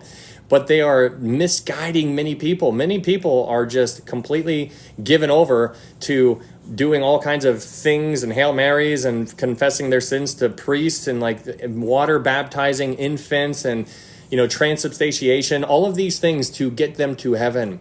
And they're doing everything that they can except the right thing. And the right thing is putting their faith in Christ and what he completed on the cross. But in Revelation chapter 17, you have these two systems. The first one is represented by a beast. Now, this beast is a picture of the 10 kings. The 10 kings you can read about in Daniel chapter 7. The 10 kings are the 10 horns that you read about in Daniel chapter 7.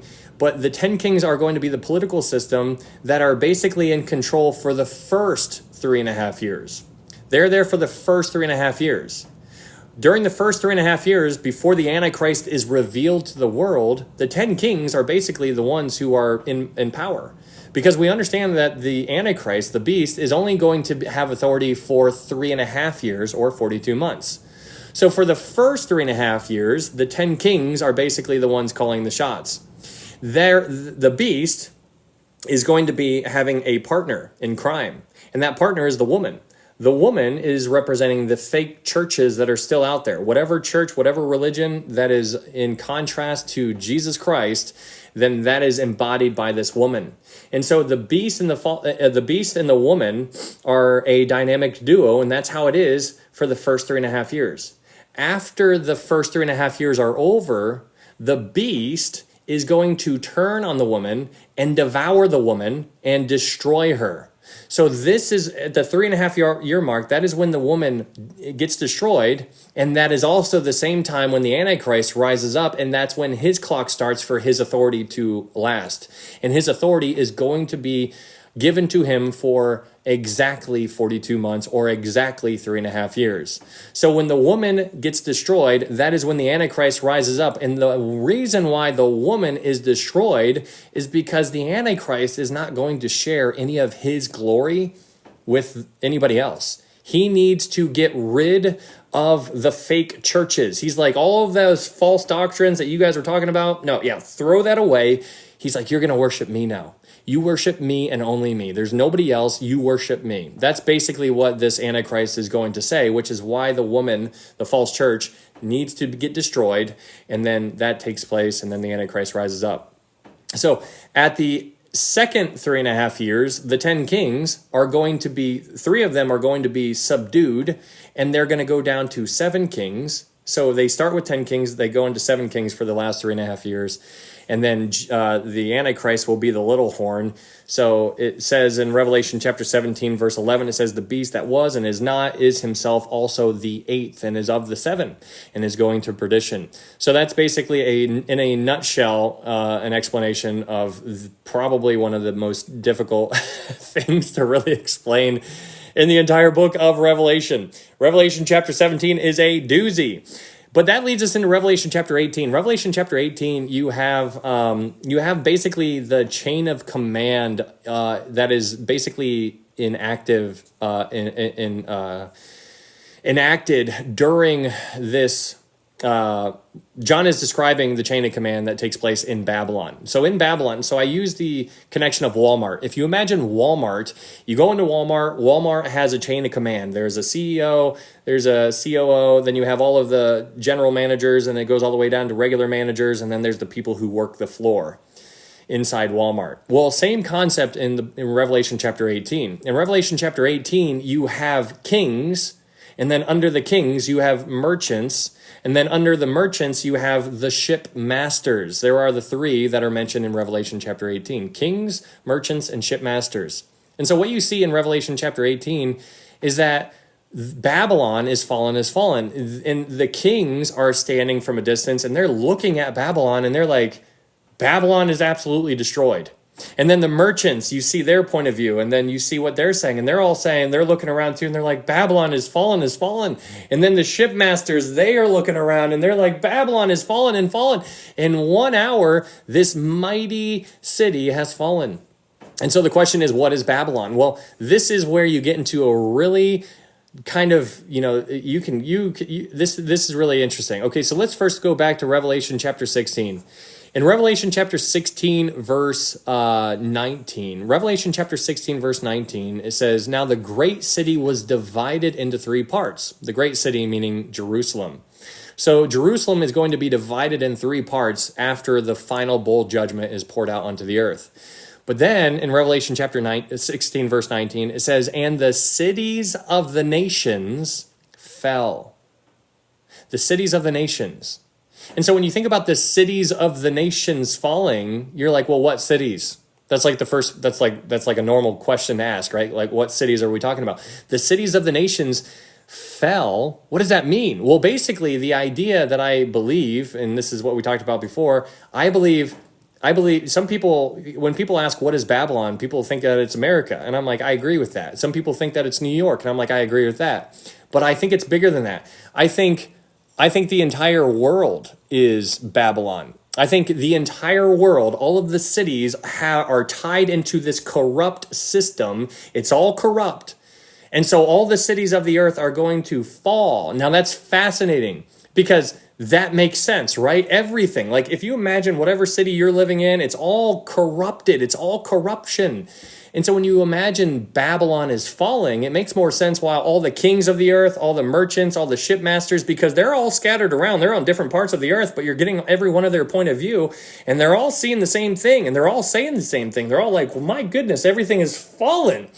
And so when you're like looking around and you're looking at what is Babylon, the question is, what is it? And so I believe it makes the most sense that the entire city, the entire system, the entire system that we are living in is represented as Babylon. And so that is all going to fall. And when that falls, the reason why is because God is going to basically be showing up, and he's going to have his kingdom that is going to fill up the whole earth. So you can't have two kingdoms on the same earth.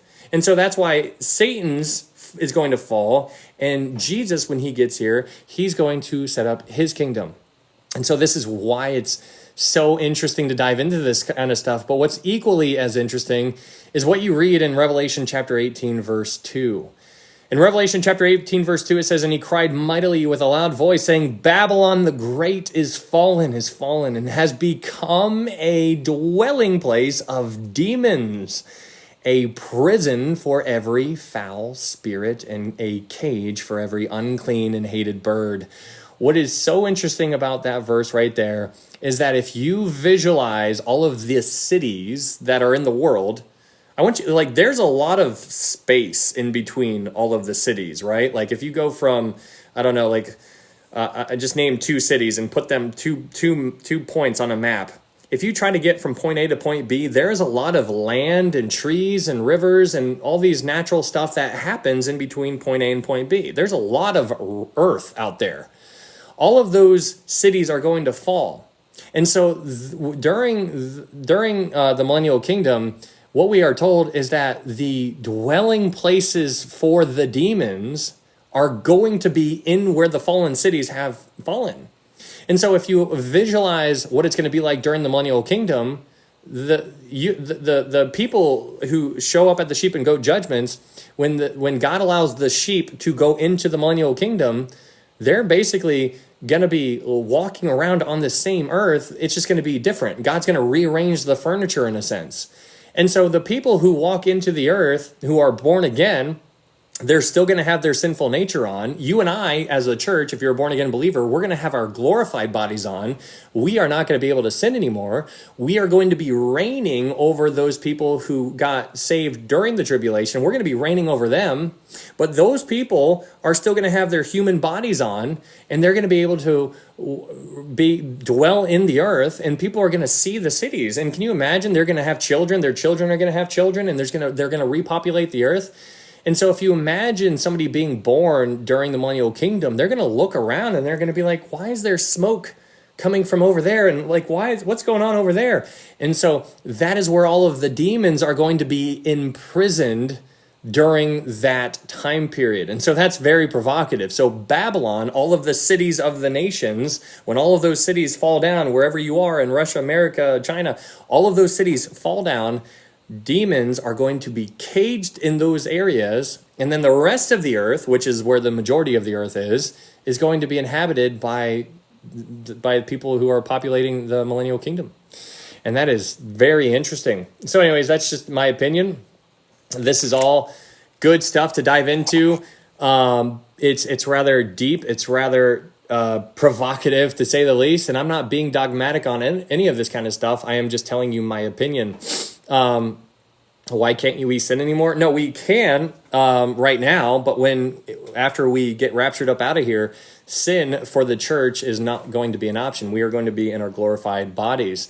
We will not be able to do that anymore. It will not be an option. So that leads us to Revelation chapter 19, which is another amazing book or chapter. Revelation chapter 19 is there's some interesting concepts to really wrap your mind around in Revelation chapter 19. Revelation chapter 19, verse 7, it says, "For the marriage of the Lamb has come." The marriage of the Lamb. So you need to understand that the marriage, Revelation chapter 19, verse 7 is talking about the marriage of the Lamb, and the Lamb being Jesus. So the marriage of Jesus has come. So you have marriage, the wedding. In Revelation chapter 19, verse 9, it says, "Blessed are those who are called to the marriage supper." So there are two things that are in these first couple verses here in Revelation chapter 19. You have the wedding and you have the wedding supper, or the reception. Those are two very different things. So who did Jesus get married to, and who is that? It says his wife has made herself ready. I believe that the church is the bride. I believe if you are a born-again believer right now, you are a part of the church. You are the bride, and so am I. And so it's really interesting because there is an order of operations that is going to take place. There is going to be a rapture, there's going to be a tribulation, there's going to be a millennial kingdom. And so the question is, when do those things actually take place? Well, I personally believe that there is going to be, the very next thing that's going to happen is going to be a rapture. I believe in a pre-tribulation rapture. If you believe in something different, it's fine. It's a secondary issue. We need to be telling people about the good news and keep our focus on that rather than these secondary things. But I believe in a pre-tribulation rapture, which means I believe that the rapture is the next thing on the prophetic timeline. There is an order of operations, and there is a correct order of operations. There's a lot of good Christians who disagree with what I'm saying, and there's a lot of really good Christians who agree with what I'm saying. So it just depends. You need to get in there and study and show yourself approved, and that is why we need to receive the word with all readiness and search the scriptures daily to find out whether these things are so. It's not an easy thing. It takes a lot of work, but this is everything, guys. You could be amazing at, working out or playing golf or basketball or some sport or doing something, and all of that stuff is meaningless unless you're glorifying God in it in some kind of capacity. This right here, knowing this right here is how you arm yourself with the full armor of God. People don't know how to arm themselves anymore because they don't know the word, and if they don't know the word, then they're just walking around the earth right now, just completely bumping and getting bruises all over each on. They're like hurt, and they're limping, and they're just trying to get through, and they're making it much more difficult. But here in Revelation chapter 19, going back to the timeline, I believe the rapture is going to be the next thing that takes place. I believe in a pre-tribulation rapture. After the rapture occurs, that's when the church goes up into heaven, and then we are up in heaven for 7 years. While we're up in heaven for 7 years, that's when the wedding takes place. So while we're up in heaven for 7 years at the wedding, down here on the earth is when the tribulation is going to take place. So 7 years of a wedding and 7 years of a tribulation. So at the end of the 7 years, that's when the second coming takes place. That's when Jesus comes back to the earth. We are with him during that time, but we're behind him. He goes before us. Praise God for that, because I'm going to fall off my horse. Hey, thank you, Tamara. Thank you so much. And so he goes before us, and that's when he comes back. That's when Armageddon, the campaign of Armageddon, takes place. And then after he comes back, then the sheep and goat judgments takes place. And then after the sheep and goat judgments, then the millennial kingdom is going to take place. During the millennial kingdom, Satan is going to be taken, he's going to be bound, and he's going to be put into the bottomless pit for 1,000 years. And during that 1,000 years, thank you, Tamara, during the 1,000 years, that is the millennial kingdom. That is thy kingdom come. That is when his kingdom is going to be built on the earth. And so that is, during that millennial kingdom, that is where you and I are going to be reigning with him. And so it's really interesting because all of these things are very real and they're very literal. I believe all of this is literal. There are people who disagree with the millennial kingdom, which I'm just blown away. Hey, thank you, Christina. Thank you guys so much. In Revelation chapter 19, you see in verse 11, this is the revelation of Jesus Christ. Revelation chapter 19, verse 11, when you see when the world sees Jesus on a white horse and the clouds break. Thank you, Christina. This is the revelation. The word revelation has the idea of unveiling. This is the unveiling of Jesus Christ. And so it's super cool. But in Revelation chapter 19, you see also in verse 20 that the beast and the false prophet were captured and they were cast alive into the lake of fire. What's up, Lori? Hello. And so they're cast alive into the lake of fire. So they have their bodies on and their bodies are cast into the lake of fire. That's important to understand because when we talk about the second resurrection, thank you, Christina. Thank you so much. When you talk about the second resurrection, which is the bad one, you don't want to take a part of that one. That's all bad. But the second resurrection, when the dead are resurrected, they're going to receive their bodies back, and they're going to be standing before the great white throne with their bodies, and then they are going to be cast into the lake of fire after they are judged according to their works. And so what's interesting about that is that they have literal bodies on during that judgment, which is very interesting. Anyways, Revelation chapter 19, you see this battle of Armageddon, if that's what you would like to refer to it. It's a battle that takes place. I believe Revelation chapter 19 is what Ezekiel describes in Ezekiel chapter 39. I think Ezekiel chapter 39 describes the battle of Armageddon. And I believe in Revelation chapter 20, which is what we'll get there in a second, I believe Revelation chapter 20, when Satan gets released from the bottomless pit, when he goes to Gog and Magog, I think that describes Ezekiel chapter 38. So the whole Gog and Magog wars that people talk about, I disagree with almost every creator on TikTok. It's interesting because I haven't seen anybody talk about it. So I made a video on it. There's part one, part two. I tried to put it all into two 10-minute videos, which is rather difficult to do, but I did the best that I could. But I personally, that's what I believe. Some people believe that Gog and Magog is going to take place before the rapture. Some people think it's going to take place during the tribulation, but I disagree with both of those. I think the one's going to happen at the end of the tribulation, and the other one's going to happen at the end of the millennium. Anyways, Revelation chapter 20. In Revelation chapter 20, you have the Satan getting bound for 1,000 years, and he is cast into the bottomless pit for 1,000 years. We spent about 14 hours or something like that. Hey, thank you, Aaron. We spent about 14 hours on Revelation 20, verse 1 through 6, just to talk about the millennial kingdom. We spent an insane amount of time just talking about the millennial kingdom, because in the millennial kingdom, there is a hierarchy, there is a structure, there is a government that is going to be enacted, and it is going to be in effect for 1,000 years. And what do I mean by that? Well, some people say that the millennial kingdom, the idea of the millennial kingdom, is only found in the New Testament. And I would argue that fully, because the majority of details that we are given about the millennial kingdom is actually gleaned from the Old Testament. You get the majority of the idea of the millennial kingdom from the Old Testament or the scriptures. Remember, the scriptures or the Old Testament is what Jesus pulled from when he was boots on the ground. Hey, thank you so much, Jill. Thank you so much for that gift. That is very kind. And so when you see that Jesus uses the scriptures, he was pulling from the Old Testament. He didn't have the New Testament. And so every time he quotes something, he's like, hey, remember Ezekiel? Hey, remember Isaiah? Hey, remember Daniel? And so he pulls from them. And so when you start talking about the idea of the millennial kingdom, what is it? Well, during the millennial kingdom, basically to understand the picture of it, you need to understand, we appreciate all the teaching. Yeah, thank you, Jill. Thank you so much. The millennial kingdom is really neat because during the millennial kingdom, in Isaiah chapter 9, verse 6 and 7, where it says, unto us a child is born, unto us a son is given, it goes on to say that the government will be on his shoulder. So the government is going to be on his shoulder. And then what we find in verse 7, Isaiah chapter 9, verse 7, we find that his kingdom will have no end. And so when Jesus returns to the earth after Armageddon takes place, after Satan is bound, after the sheep and goat judgments, Jesus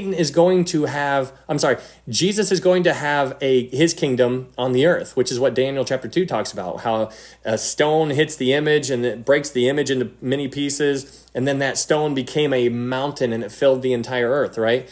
And so that's what you see here in Revelation chapter 20, in a sense, because you see Satan is locked up for 1,000 years. And so during this 1,000 years that Satan is locked up, he's done away. He is not hurting or deceiving anybody for 1,000 years sometime in the future. This is going to happen in the future. This is not happening now. It is going to happen sometime in the future.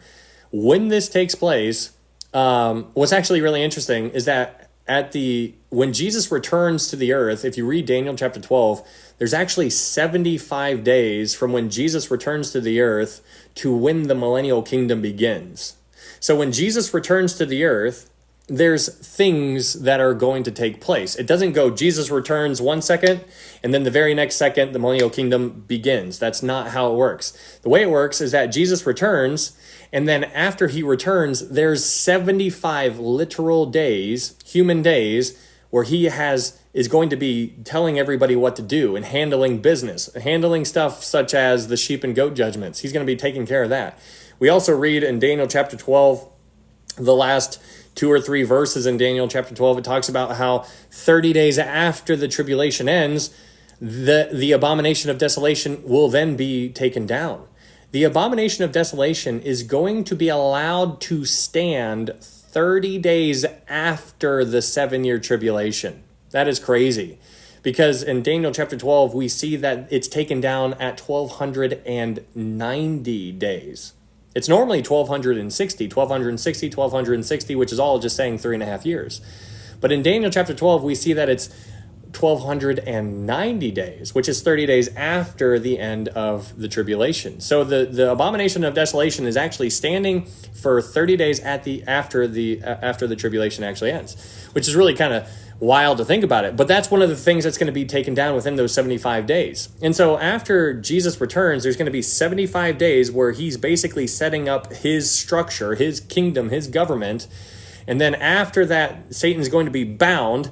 And then after he's bound, then the millennial kingdom starts. He's locked up for 1,000 years. Everybody who is in the kingdom right at the very beginning is going to be born again believers.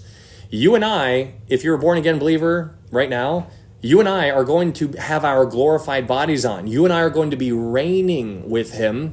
And the question is, who are we reigning over? We are going to be reigning over the people, the human people who walked in. We are not going to be human people. We're going to be in our glorified form. They're going to have their sinful nature on still, but we're going to be reigning over them. And so during the kingdom, there's going to be two branches of government. But at the very top of this government, it's not going to be a democracy. It's going to be a monarchy. Jesus is going to be king. He's going to be reigning as king, but he's going to have a government under him.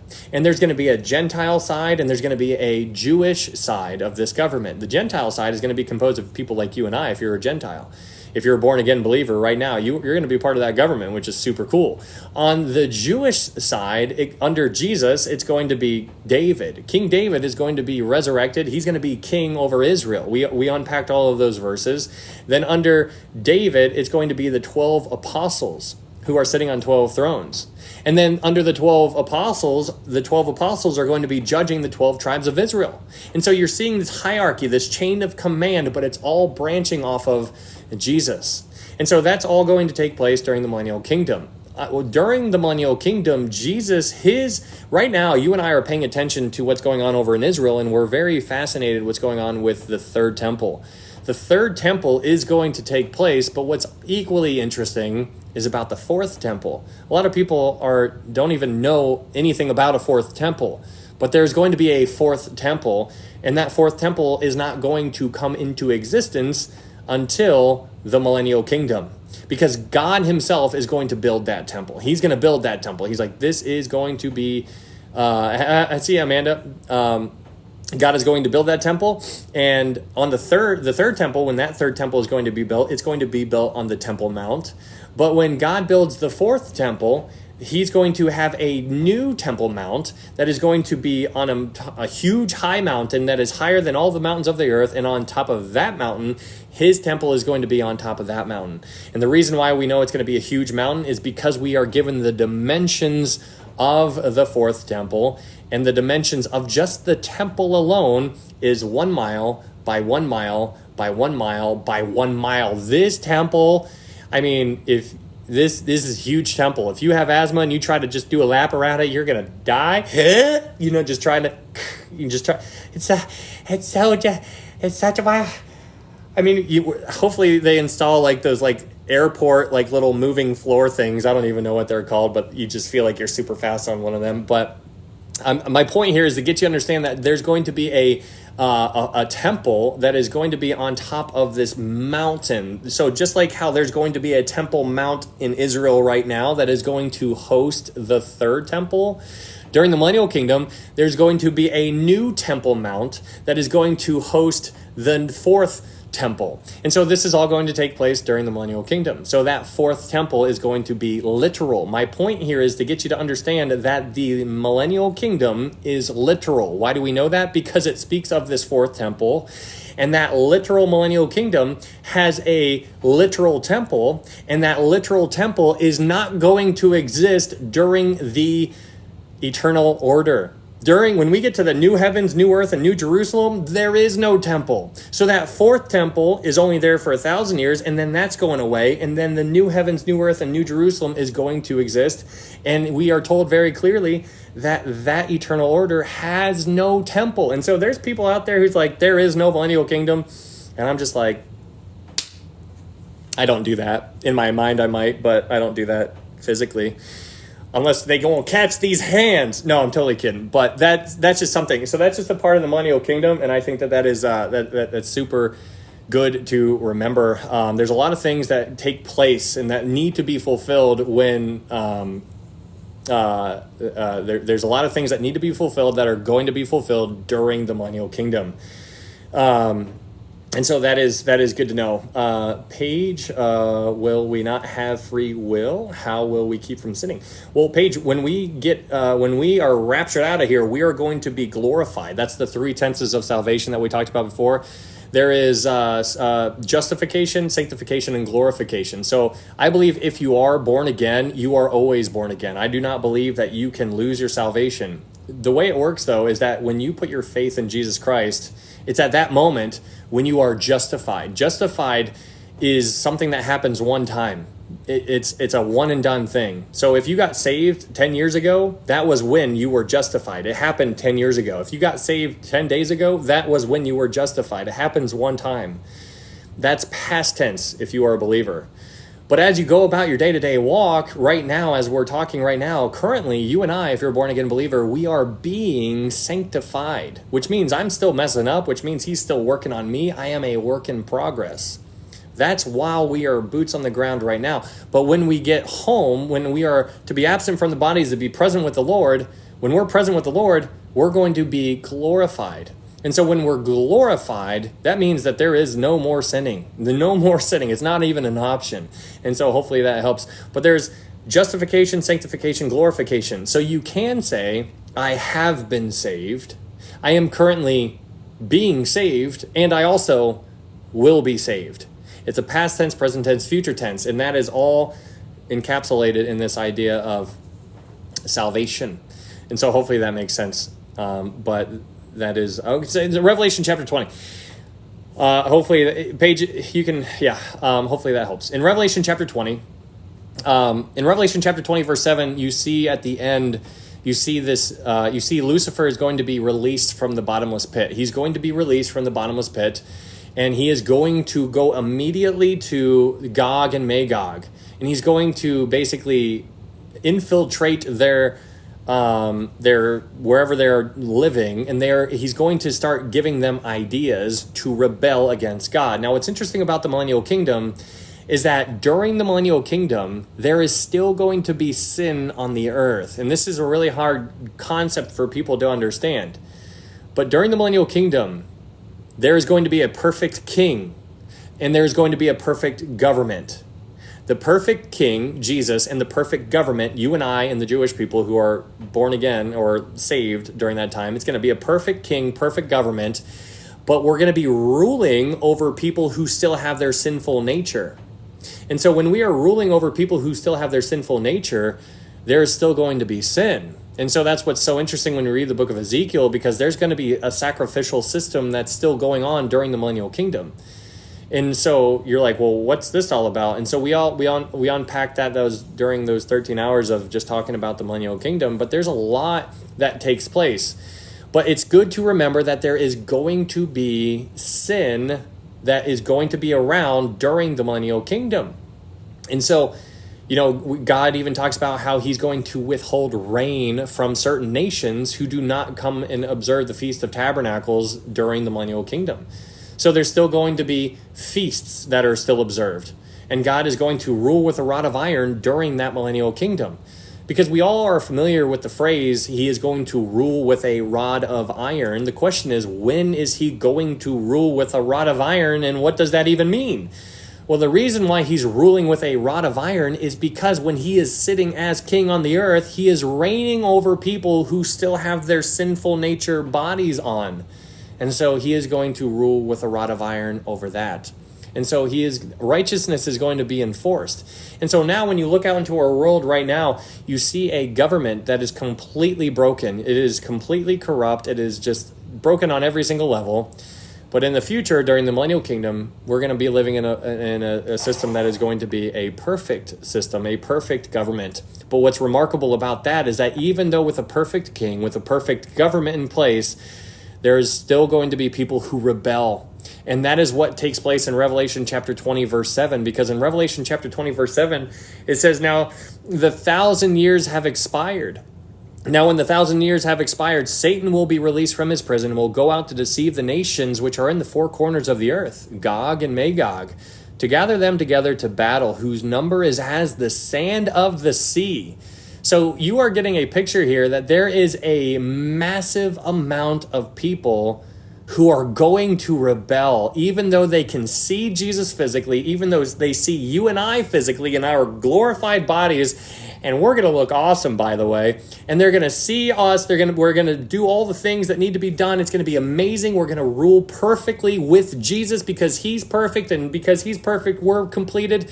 It's going to be wonderful. But at the end of the millennial kingdom, there is going to be a huge amount of people. It says, as the sand of the sea. This is crazy. And so it says, he's going to go to Gog and Magog to gather together to battle, whose number is as the sand of the sea. It says that whole army in verse 9, they went up on the breadth of the earth and surrounded the camp of the saints and the beloved city. So this huge army is going to form together at the very end, and it's going to form because after Satan gets released, he's going to go straight to Gog and Magog.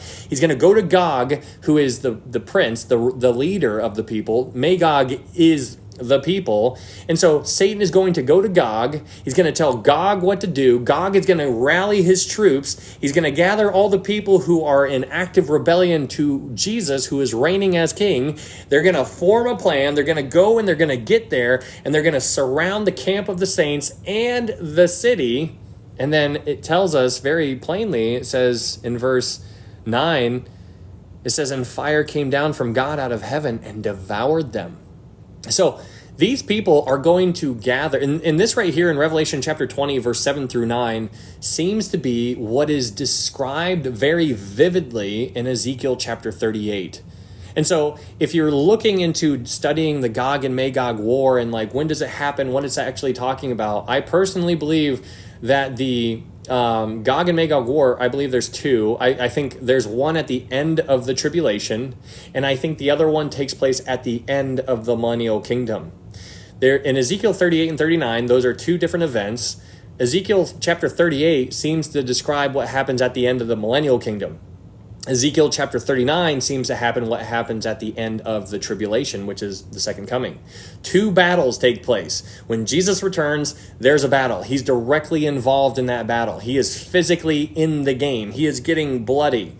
Their blood is getting on him. That's basically what's taking place in that battle. The second battle is completely different. God just sends fire out of heaven and just devours them. He's like, boom, done.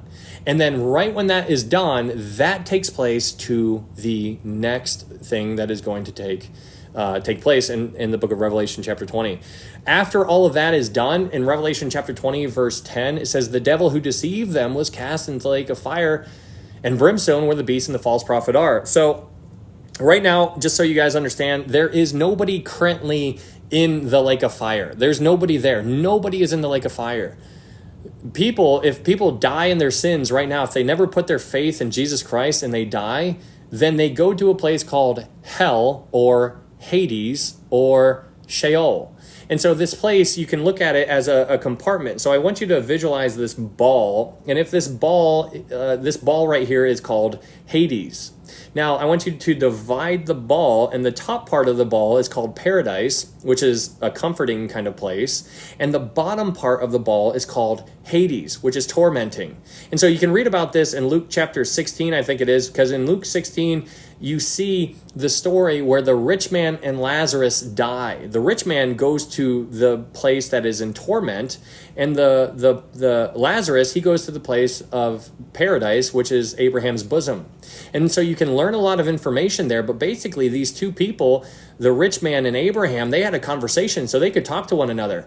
And so it's fascinating. Thank you, Britta. So they're talking to one another, and he's like, I am in torment. Can you send Lazarus over and put a drop of water on my tongue?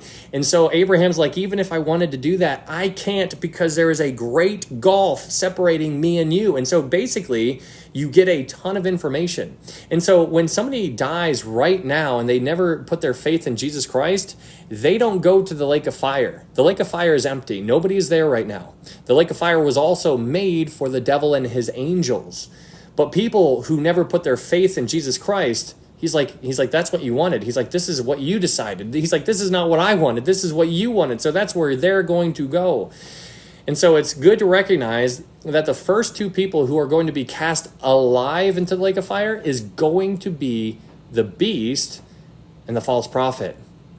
Then, after Satan gets released from the bottomless pit, he goes and deceives Gog after that whole battle. Then he is thrown into the bottomless pit as well, where the beast and the false prophet are. So the first three people who are going to be in the lake of fire are going to be the beast, the false prophet, and then Satan himself. So you got a lot of stuff going on there. But then in Revelation chapter 20, verse 11, you see the great white throne. These people, the people who died 1,000 years ago, yesterday, 5,000 years ago, it doesn't matter. Whenever they died, if they never put their faith in Jesus Christ, they are in Hades right now. They are in hell right now, Sheol right now.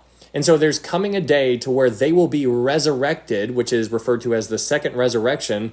They're going to be resurrected. They're going to be, their soul is going to be reunited with their body, and then they're going to physically stand before the great white throne judgment. And when they stand before the great white throne judgment physically, the books are going to be opened. And so we talked about the books, the differences between the books. I personally believe that there's only two books. I believe there's the book of life and the book of works. Can your name be blotted out of the book of life? That's a question that people often ask. Before I answer that, I always tell people that I believe if you are born again, you are always born again. You cannot lose your salvation. So I always want to preface that before I answer the question, because yes, I do believe people's names can be blotted out of the book of life.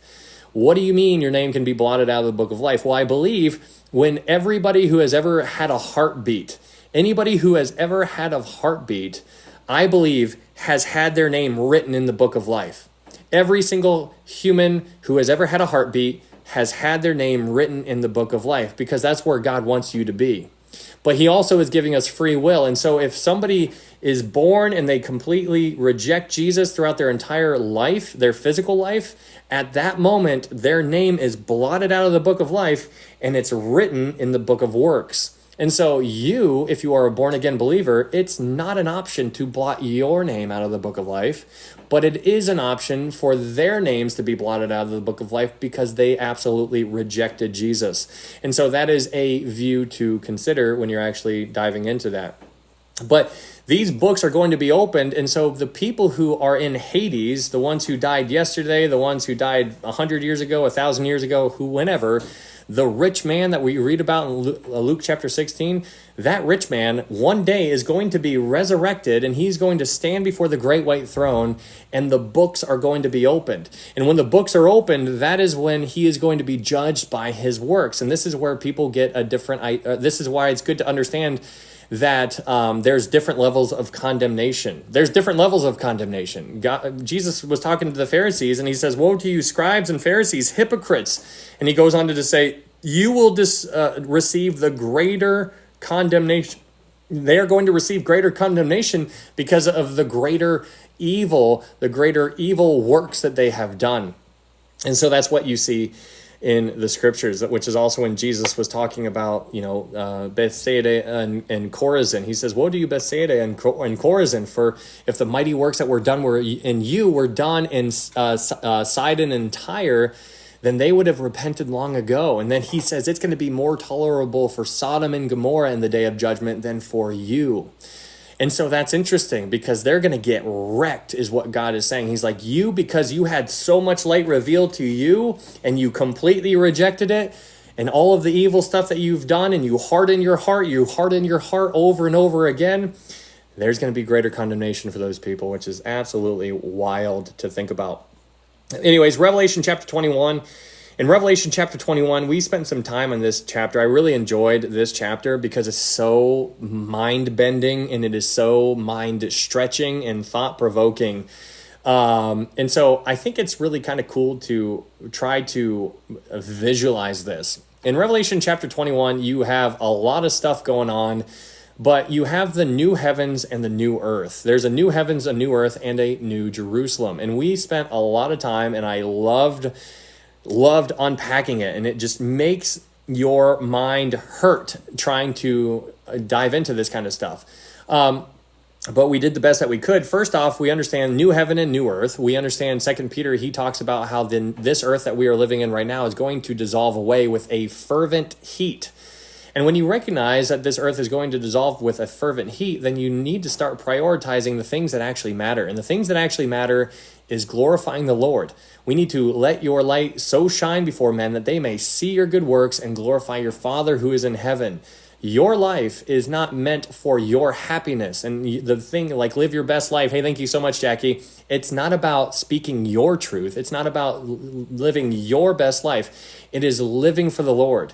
And that's a tough pill to swallow. Don't get me wrong. That is very, very difficult. But when you do swallow that pill, then all of a sudden you're like, hold on, what I need to be doing, it looks a lot different than what everybody else is doing. And then when you start looking around and you're like, there's almost like nobody doing what I just came to the realization of what I should be doing. How come nobody's doing what I think I should be doing?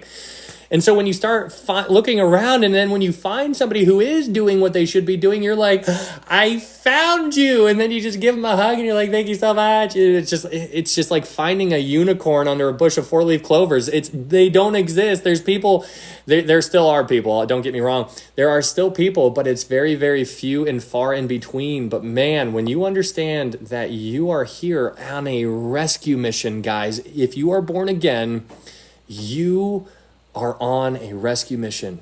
That's what you're here for. You are being used by God to go out there and get them. Go get them because they need saved. You are in the field laboring, some plant, some water, but God gets the increase. It doesn't matter what you're doing, but if you're in the field and you're just sitting down, just like picking dandelions, then what are you doing?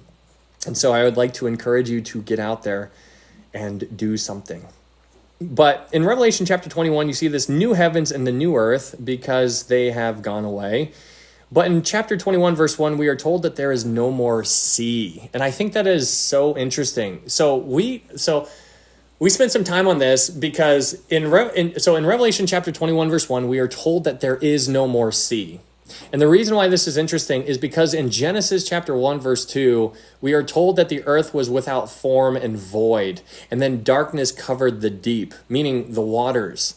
And so when you think about that in contrast to the first heavens and first earth, which is what we're living on right now, we are told from the very beginning that there is darkness. In Genesis chapter 1, verse 2, darkness is there. So that implies that the fall of Satan had already taken place, which is so provocative. However, in the new heavens and the new earth, there is no darkness. There is no darkness because God is there. He is light. Light is everywhere. So when you just do a side-by-side comparison of the earth that we are living on right now, in the very beginning, darkness is associated with it. When you do a side-by-side comparison with the new heavens and the new earth, there's no darkness. One has darkness, one does not have darkness. And so that just opens your mind into being like, what the heck is actually going on? What took place back then? What happened? What's going on? When did it happen? How did it unfold? And so we will try to, hello, Ezra and Naomi. What's up, Melly? Good to see you. And so it's really neat trying to understand like the difference between the old heavens and the old earth, which is what we're living in right now, and the new ones that are yet future, which I am pumped for. And so it's just so interesting. We'll talk more about that. Probably not this study or the next study, because the next time we do this, it'll be during nighttime. But probably when we start talking about Satan, which is what we're going to be talking about after this week. We'll do that next week sometime probably. But we'll do a little bit of a dive into Satan, and we'll learn more about him and how that is in relation to the fallen world that we are living in right now. And so I think that's going to be a great way to go about it, because when you start unpacking that, then your mind can digest a little bit more about how things were in the beginning, because the next book that we are going to cover is the book of Genesis. And so understanding the book of beginnings is not going to be easy, even though, it seems like an easy book. It is not easy. Well, I guess it's as tough as you want to make it, I suppose. And so we try to make it as difficult as possible. So in Revelation chapter 21, verse 2, you see New Jerusalem coming down from heaven. We talked about this before. This New Jerusalem is really interesting. In John chapter 14, verse 2 and 3, Jesus is talking to his disciples, and he says, if I go to prepare a place for you, I will return so that so where I am, there you may be with me also. So this new place that Jesus is going to prepare is something that is in works right now. He's preparing a place for you and I. Now, what's interesting about that is that seems to be going hand in hand with this whole Galilean wedding idea. If you guys are familiar with the Galilean wedding, then you should probably be familiar with how it actually works and why it's so interesting. The reason why the Galilean wedding is unique is because, in contrast to all the surrounding cities to Galilee, every other city around Galilee, when they had a wedding, everybody knew when the wedding was. They got a letter in the mail. It was a save the date. It's going to be on so-and-so day. And so everybody knew when the wedding was going to be. But in contrast to the Galilean wedding was unique because nobody knew when it was going to happen. Nobody had any idea. And so basically the way it worked is the groom would go to the bride, they would make that agreement, there would be that proposal, they would both say, okay, well, let's do this, and then the groom would go away, he would go back to his father's house, and he would start adding on to an addition to that. And so you were having way too much fun. Yeah, thanks, Warren. I just have so much fun. It's just so good talking about this kind of stuff. It's so wonderful. But the groom would go back to his father's house and start building on. And so he would keep on working.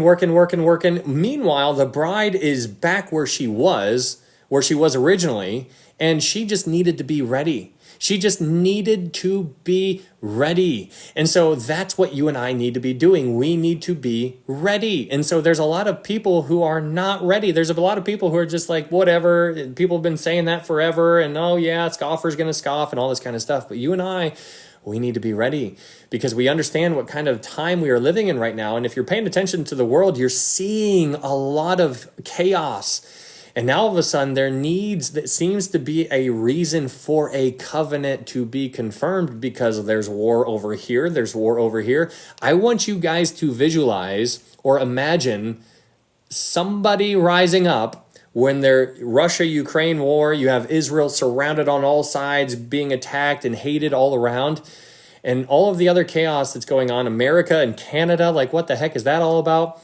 You have so much crap going on right now. I want you to imagine somebody rising up and saying, I have an idea. Let's do this. And then there's a covenant confirmed. In order for a covenant to be confirmed, there needs to be chaos. And so when there's chaos, then the covenant makes sense. People don't make covenants really when everything's all fine and dandy. People make covenants and they strengthen those covenants when things are chaotic. And so right now things are chaotic everywhere. And so the world is screaming for a peacemaker, and they're just going to be deceived because they're going to want to follow somebody who they can see rather than somebody who died for them on the cross already. The world wants a king that is super strong and, mighty and a warrior and very, very loud and boisterous. They don't want somebody who is lowly. They don't want somebody who is very, very humble. They don't want Jesus. And so they will get what they want. And that's heartbreaking. But in Revelation chapter 21, Verse 2, you see this New Jerusalem coming down. This New Jerusalem seems to be the place that Jesus was talking about in John 14, what he said, I'm going to prepare a place for you. This New Jerusalem is what Jesus was talking about when he said, I am going to prepare a place for you. What's up, Jaycon? How you doing, man? Good to see you. Thanks for being here on the YouTube. Yeah, if you guys are new here, my name is Ryan. All of these studies are uploaded to YouTube. If you like this, there's a verse by verse. We just do a verse by verse Bible study, and I'm live on TikTok and YouTube right now. And so if you would like to follow me over on YouTube, you can go do that. We just so happen to be going through the book of Revelation right now. The next book that we're going to do is the book of Genesis after this one. And so what you're watching right now is just a review of all the things that we have already covered up until this point. The focus today is going to be on Revelation chapter 22. We are almost there. This is just a really super long review. I'm so sorry.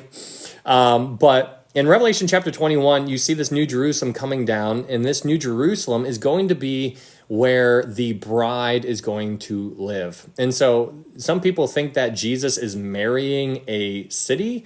No, Jesus is marrying the bride, which is the church, you and I. You and I are in the city. And so when John looks, he sees the city, he sees you and I in the city. And so that's why he says it's a city adorned as a bride for her husband. And so you and I are in the city. He sees us. Think about that. I want you to think about that because I had that thought before. When John was looking so far into the future and he saw all the things that he was seeing, he sees the church. So when John was looking out into the future, he might have saw your face. And that's just mind-blowing to me. And I'm just like, was I just like in the vision, just like, just like over here, like John, this is like 2,000 years before I was even born. I'm like, that is unbelievable. But John is looking into the future, and when he's looking into the future, he's seeing the church, which means he saw me, and I'm just like, let's go. Like, this is super neat. Man, how unreal is that? Revelation chapter 21, it says, the way that this place is described is basically by the things that are not there. There is going to be no more death, no more sorrow, no more crying. There shall be no more pain, for the former things have passed away. That is awesome. And then you get a little bit more description about what's going on in Revelation 21 about the New Jerusalem. This New Jerusalem is going to have walls around it. And so we did some unpacking here in Revelation 21 about this New Jerusalem. Now, it's so dynamic to visualize this city. So we're given the dimensions. First off, it has a wall around it. I have questions. Why is there a wall around the New Jerusalem? What's the wall for? Well, what's also interesting about this wall is that it has 12 gates around each of the 12 each sides. So each side of the wall is going to have 3 gates, 3 gates, 3 gates, 3 gates, 3 gates, and each of the 3 gates are going to have the names of the 12 sons of Israel. And so they're going to be, it's very Jewish. This whole thing is very, very Jewish. And then after the 12 gates, you have the 12 foundations that are the foundations of this New Jerusalem. And the foundations of this New Jerusalem are going to be named after the 12 apostles. And so what you see there is a very Jewish thing that is a part of entering into the city because of the 12 tribes of Israel. And then also what's holding up the Israel are the 12 apostles. And the 12 apostles are speaking of the church because they were the founding fathers of the church. And so you have the foundation, the church, holding up Israel. And so it's just an amazing picture. You see Gentile and Jewish, like a mixture of the church and the Jewish side of things, because the Jewish people were supposed to be a kingdom of priests. God wanted every tribe to be a kingdom of priests, but they messed up. God told them what to do. They just didn't listen. And so when they didn't listen, he's like, okay, you guys don't get to be kings or you guys don't get to be priests, but Levi can be a priest. They're the tribe where the priest came from. And so it's so interesting to see how in the new heavens, new earth, which is, where the New Jerusalem is going to be, in the New Jerusalem, there's going to be the 12 gates, which are going to be representing the 12 tribes. And then you have the 12 foundations holding up the city, which is going to be a picture of the church, which is super neat. What's also neat about this is that the 12 gates are going to be made of a single pearl. It's going to be a pearl, 12 pearls. These are huge pearls. What's also interesting about the gates is that there's an angel assigned to each one of the gates. You see that in Revelation chapter 21, verse 12. In Revelation chapter 21, verse 12, it says, and she had a great and high wall with 12 gates and 12 angels at the gates. And you're like, why are the 12 angels at the gates? We're going to talk more about angels, not this time or next time, but next week. We'll do that because we're going to be talking about Satan, like I said. So we'll do a little bit, dive into some angels and, the cherubim, seraphim, and whatnot. We will do some conversating on that.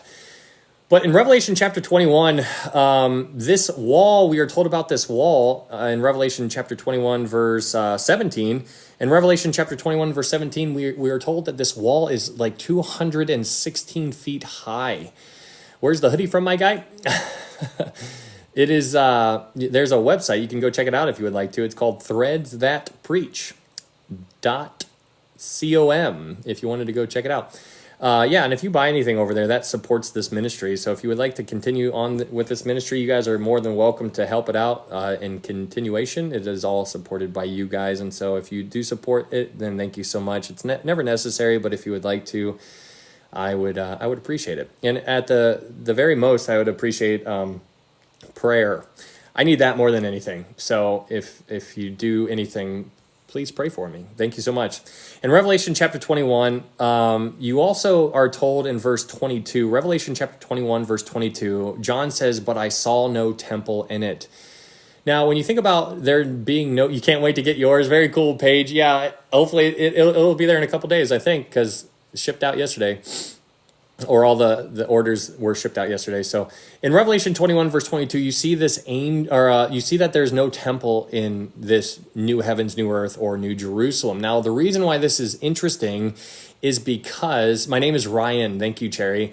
My name is Ryan. Thank you so much for praying for me and write me down. I really appreciate that. In Revelation chapter 21, verse 22, John says very specifically, thank you, Jill. Thank you, Julie. Thank you, guys. You see that there is no temple here. Now, this is a huge thing to really pay attention to because this is a great way to basically refute this idea that the millennial kingdom is not literal, is by having somebody explain this fourth temple in Ezekiel chapter 40 and whatnot. And how do you explain that temple? But then John says that there is no temple. So John is seeing the new heavens, new earth, new Jerusalem, and that is eternity. And John is saying there is no temple there. But in Ezekiel chapter 40 and whatnot, Ezekiel is given the dimensions for the millennial temple. And so there's a very clear distinction there between a literal millennial temple and a literal eternal order, which is eternity, where there is no temple. And so those are two very different things. And so when you start seeing differences, you're like, well, one of these things is not like the other. They must be different. And so I believe in a very literal millennial kingdom, and I believe in a very literal eternal order that is after the millennial kingdom, the eternity. It's unreal. In Revelation chapter 21, verse 24, you have this really interesting, in verse 23, Revelation chapter 21, verse 23 says, the city had no need of the sun or of the moon to shine in it, for the glory of God illuminated it. The Lamb is its light. In verse 24, it says, and the nations of those who are saved shall walk in its light, and the kings of the earth bring their glory and honor into it. Now, this is why it gets so weird. You love yours. Very cool, Lori. I'm so glad. Thank you so much. Got my hoodie, gifting it and getting another. It's awesome. Thank you, Jake. Thanks, man. That's super cool. Well, so what's neat about this is how cool it is. So when you think about verse 24, in Revelation 21, verse 24, it says, and the nations of those who are saved shall walk in its light. Now, here's where it gets really stretchy of your mind. This is why I said these two chapters in Revelation, it stretches your mind because you're trying to understand. We're looking through a keyhole trying to understand what's on the other side, and we're not given much. What we know about eternity is only found in Revelation chapter 21 and chapter 22. We're not told much about eternity at all. And the majority of what we are told in chapter 21 and chapter 22 of Revelation. And so why this is neat is because of what it says in Revelation chapter 21, verse 24. it says, and the nations of those who are saved shall walk in its light. Now, this is neat because the Bible, there's a distinction in the Bible. When you read the Bible, whenever you see the word the nations, it's referring to the Gentiles, because it's always the nations and then Israel. It's always Israel and the nations. Israel is set apart from the nations. And so it's the nations and Israel. And so here in eternity, John, hey, thank you, Oak Tree. John is telling us that the nations of those who are saved shall walk in its light. And so during eternity, there is still a distinction between Jew and Gentile. It doesn't tell us that there's any, pro or con. There's just a distinction. There's still, everybody's going to know who the Jewish people are. Everybody's going to know who the Gentiles are. That's still going to take place. But it says the nations who are saved shall walk in its light. And so when you think about the nations are going to walk in its light, it really makes you really stretch your mind. And so there's two different ways to view this. Basically, some people believe that the New Jerusalem is going to be on the earth. Some people think that there's going to be a new heavens, new earth, and then the New Jerusalem is physically on the earth. I don't believe that as much. I think it makes a little bit more sense for it to be more of a satellite city. So here's the house for the bride, and the millennials are here's the place for the bride, the tribulation saints, and the Old Testament saints. And the earth, I think the earth is for the I think the earth is for the millennial kingdom saints, the people who made it through the millennial kingdom. And here's why it gets weird, because there's a difference between so if you go back to Revelation chapter 20, verse 5, or Revelation chapter 20, verse 6, it says, "Blessed and holy is he who has part in the first resurrection. Over such the second death has no power. But they shall be priests of God and of Christ, and shall reign with him 1,000 years." Now, what's interesting about that is that the people who take part of the first resurrection are told that they are priests. Now, you and I as a church are kings and priests, but here we are told that everybody who takes part in the first resurrection is given the privilege to be called a priest. And so they are going to be servants. We are going to be serving God. And so that's really neat to think about that. But what's interesting about this first resurrection is that there are going to people who never die. So at the end of the tribulation, there's going to be the sheep and goat judgments. The sheep are going to be allowed to walk into the millennial kingdom. They still have these bodies on. You and I are going to have our glorified bodies on. We are different. And so these people who are born again, who enter the millennial kingdom, they're never going to die. So they're not going to take part of the first resurrection. So they are not labeled as priests. You and I are different from them. And so these people who survive and live the 1,000 years during because they're going to live the entire time. They're not going to die. There's no mention of millennial saints being resurrected anywhere in the Bible that I'm aware of. And so it seems that when the old heaven and old earth goes away, there's going to be a new heaven and new earth over here in a new Jerusalem. When that takes place, the millennial saints that still have on their sinful bodies, they are going to be translated over to the new earth. And when they are translated over to the new earth, they are going to be renewed in a sense. They're going to be regenerated to where they are no longer going to sin. That's what's going to happen to them. So they're on the new earth. You and I, on the other hand, are different than them, and we will be translated to the New Jerusalem. And so when we are translated to the New Jerusalem with the Old Testament saints, and we unpacked this last time because in Hebrews chapter 12, it talks about how there's going to be categories that are involved in the New Jerusalem, and the people who are there are the church, an innumerable amount of angels, and the spirits of just men made perfect. The spirits of just men made perfect is alluding to the Old Testament saints. They were just because they put their faith in God, and they were made perfect when Jesus died on the cross, and then his blood cleansed them of their sin. They were not made perfect while they were in paradise. They were just waiting to be made perfect while they were in paradise. And then when Jesus died on the cross, it changed everything. Up until when Jesus died on the cross, they were just covered by blood. That's what atonement means. It means covering. And so they were covered by animal blood. That's why there's a difference between animal blood and Jesus's blood. Animal blood just covered them. It was good enough to keep them out of heaven, or good enough to keep them out of hell, not good enough to get them to heaven, because they still had that sin inside. And so when Jesus's blood covered them and cleansed them, that's when he was allowed to go and get them and bring them home to God. And so that's what's interesting about you and I right now, because if we die right now, to be absent from the body is to be present with the Lord. That is a New Testament concept that did not happen back in the Old Testament. Back when they died, back when Moses and Abraham and Daniel and all them died, they went to a place called paradise, which was just them just waiting. They were just waiting. They were just like, we're just going to wait. We're just going to wait. And so that's when Jesus went. He went to paradise. He took captivity captive, and he took them back home. And he's like, this is done now. And so that is super neat. But anyways, in Revelation chapter 21, verse 24, you see these nations. It says in Revelation 21, verse 24, it says, "And the nations of those who are saved shall walk in its light, and the kings of the earth," think about that for a second. During eternity, there are kings of the earth. So there is difference. So there's a distinction here. It's kings of the earth.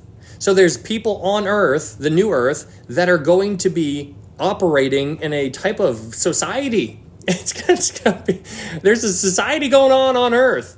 You and I are not living where there are kings of the earth. We are living in a satellite city, which is different than kings of the earth. We are living where Jesus is king in Jerusalem.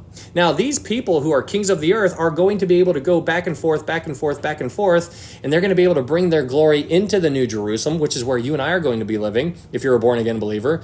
But it's different than the kings of the earth. Hello, Kelsey. And so what I want you to think about here in Revelation 21, verse 24, it says, "And the nations of those who are saved shall walk in its light."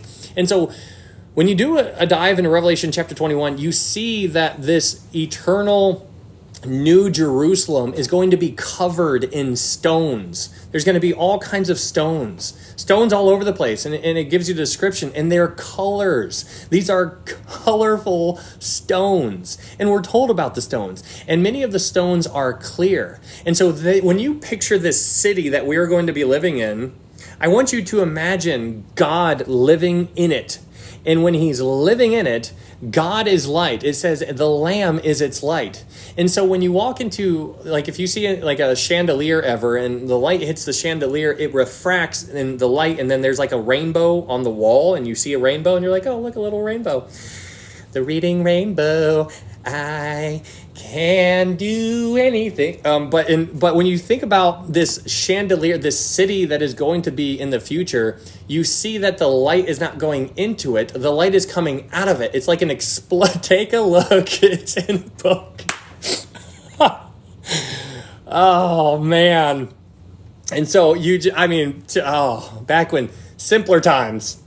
But when you think about this little city, it is going to just have light just emanating throughout, and it's going to be an explosion of light and mixed with color going all over the place.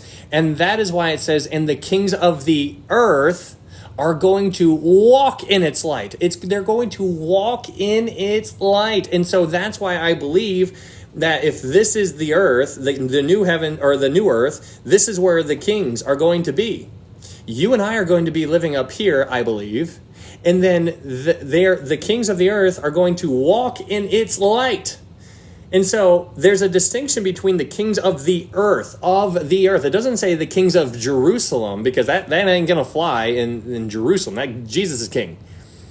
But there's kings on the earth. And so you're just like, well, hold up. Like, well, how does this even make any sense? And so basically, eternity is going to be this society. It's going to be a society. 2.6, thank you, Elise. And so it is so very interesting. Thank you, Jake. Thank you so much for those roses. It is so interesting to try to visualize how this is all going to play out. And so we talked also about, is there going to be people who are going to be born again? Is there people who are going to be born in this eternal order? That's the question that that's a great question. And so I kind of went back and forth on that because I'm like, no, I don't think that there is going to be people who are born in heaven. I don't think that's going to happen.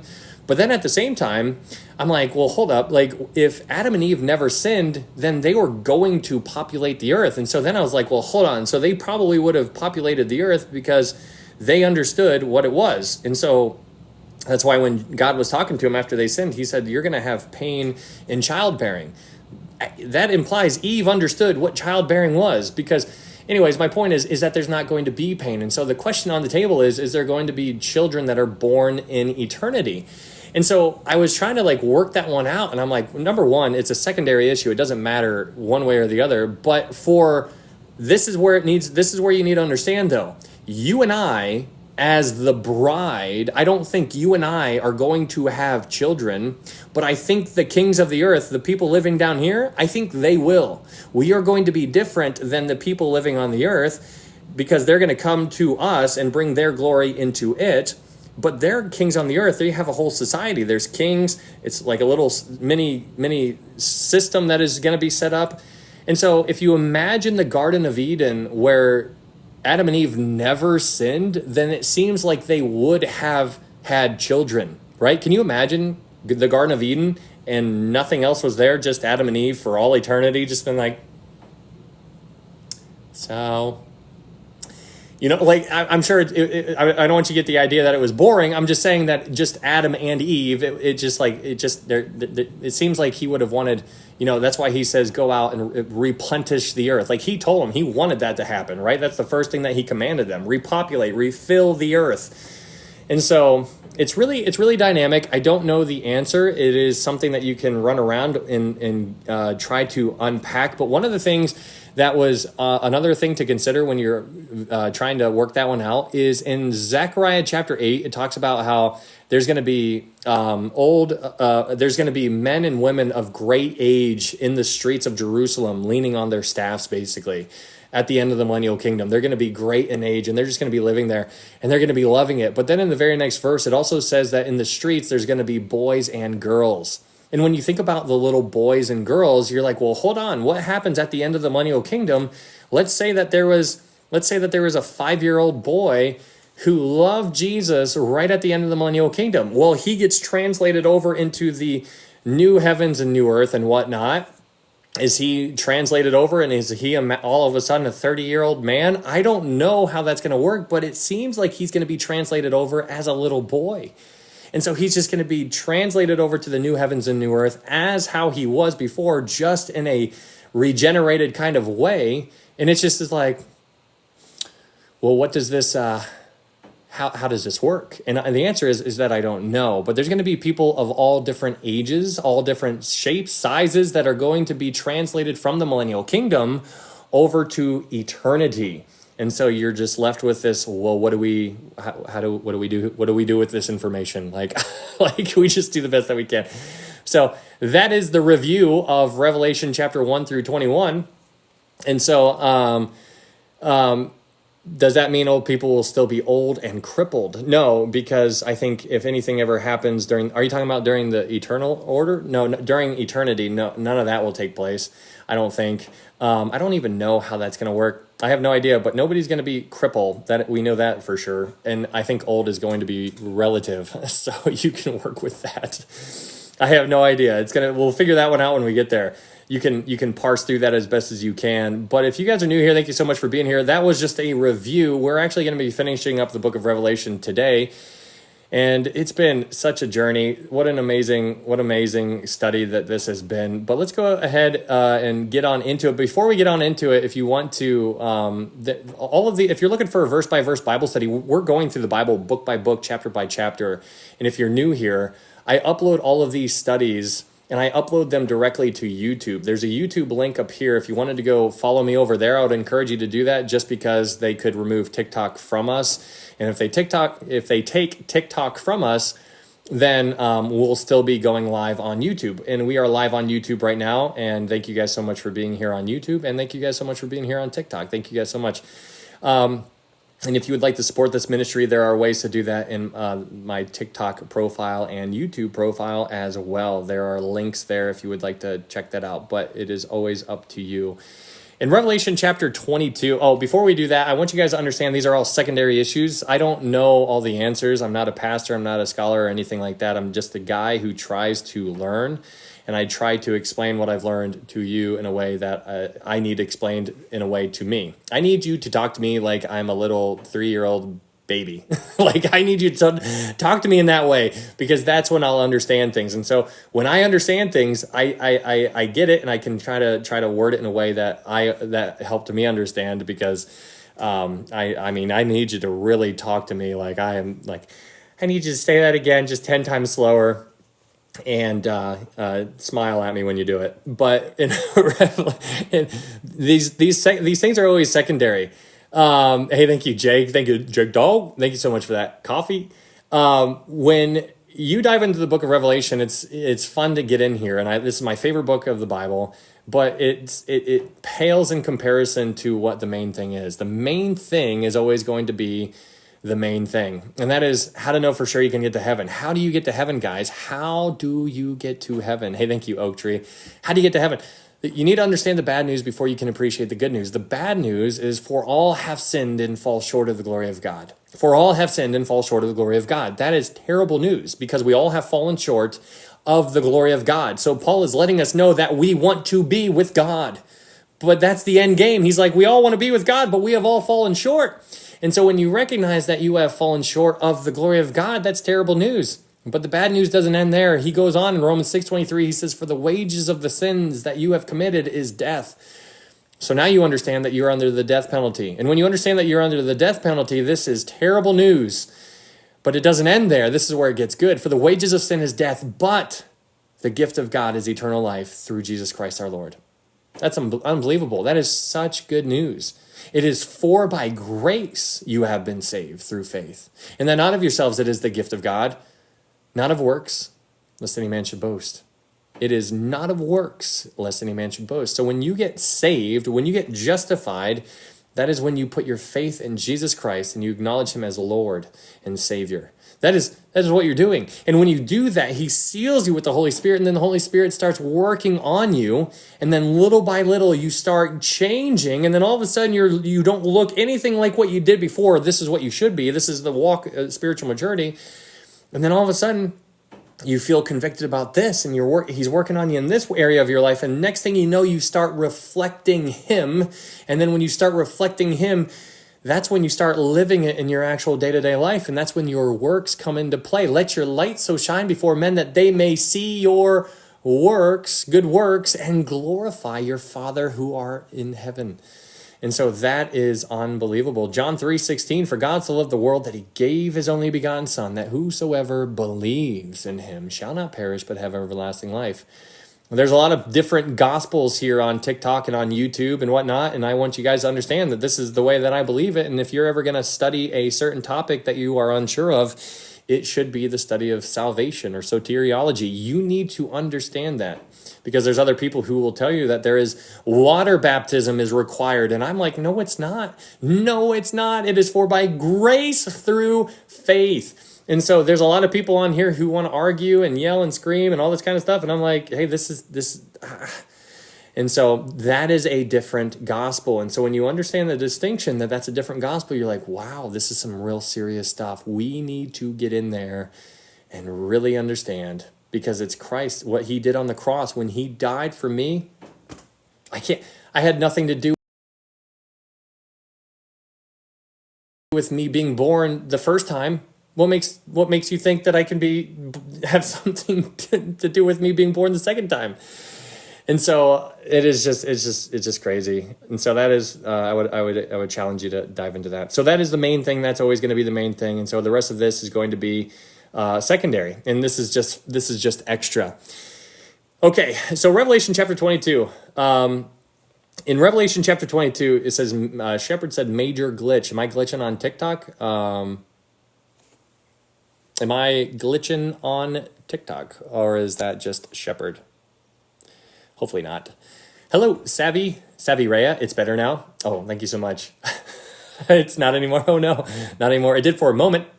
Okay, very little. Thank you guys so much. Okay. Hello, everybody. You are glitching. You're glitching. No, I'm just totally kidding. I'm sorry, Laura. I didn't. Monica. You're good. Okay. You were freezing on TikTok, so I came over to YouTube. All right, thank you, Evan. Is it good on YouTube? Man, hopefully, it's fine. Yes, I went out and came back in and fixed it. Okay, awesome. Thank you guys so much for being here. If you guys have any questions about this, you guys can feel free to reach out to me directly on TikTok. I know I don't see a lot of comments because they go, but if you have any, you can always message me directly. You don't even have to follow me on TikTok. My messages are just open for everybody. Seems fine here? All right, very cool. All right, so let's go ahead and dive on into Revelation chapter 22. It's not going to take that long, which is why I spent a little bit more time on the review, because I just like talking about Revelation. It's good now. Hello, Jackie, still here. Awesome, all good now. Awesome, thank you, Elise. All right, let's get into Revelation chapter 22.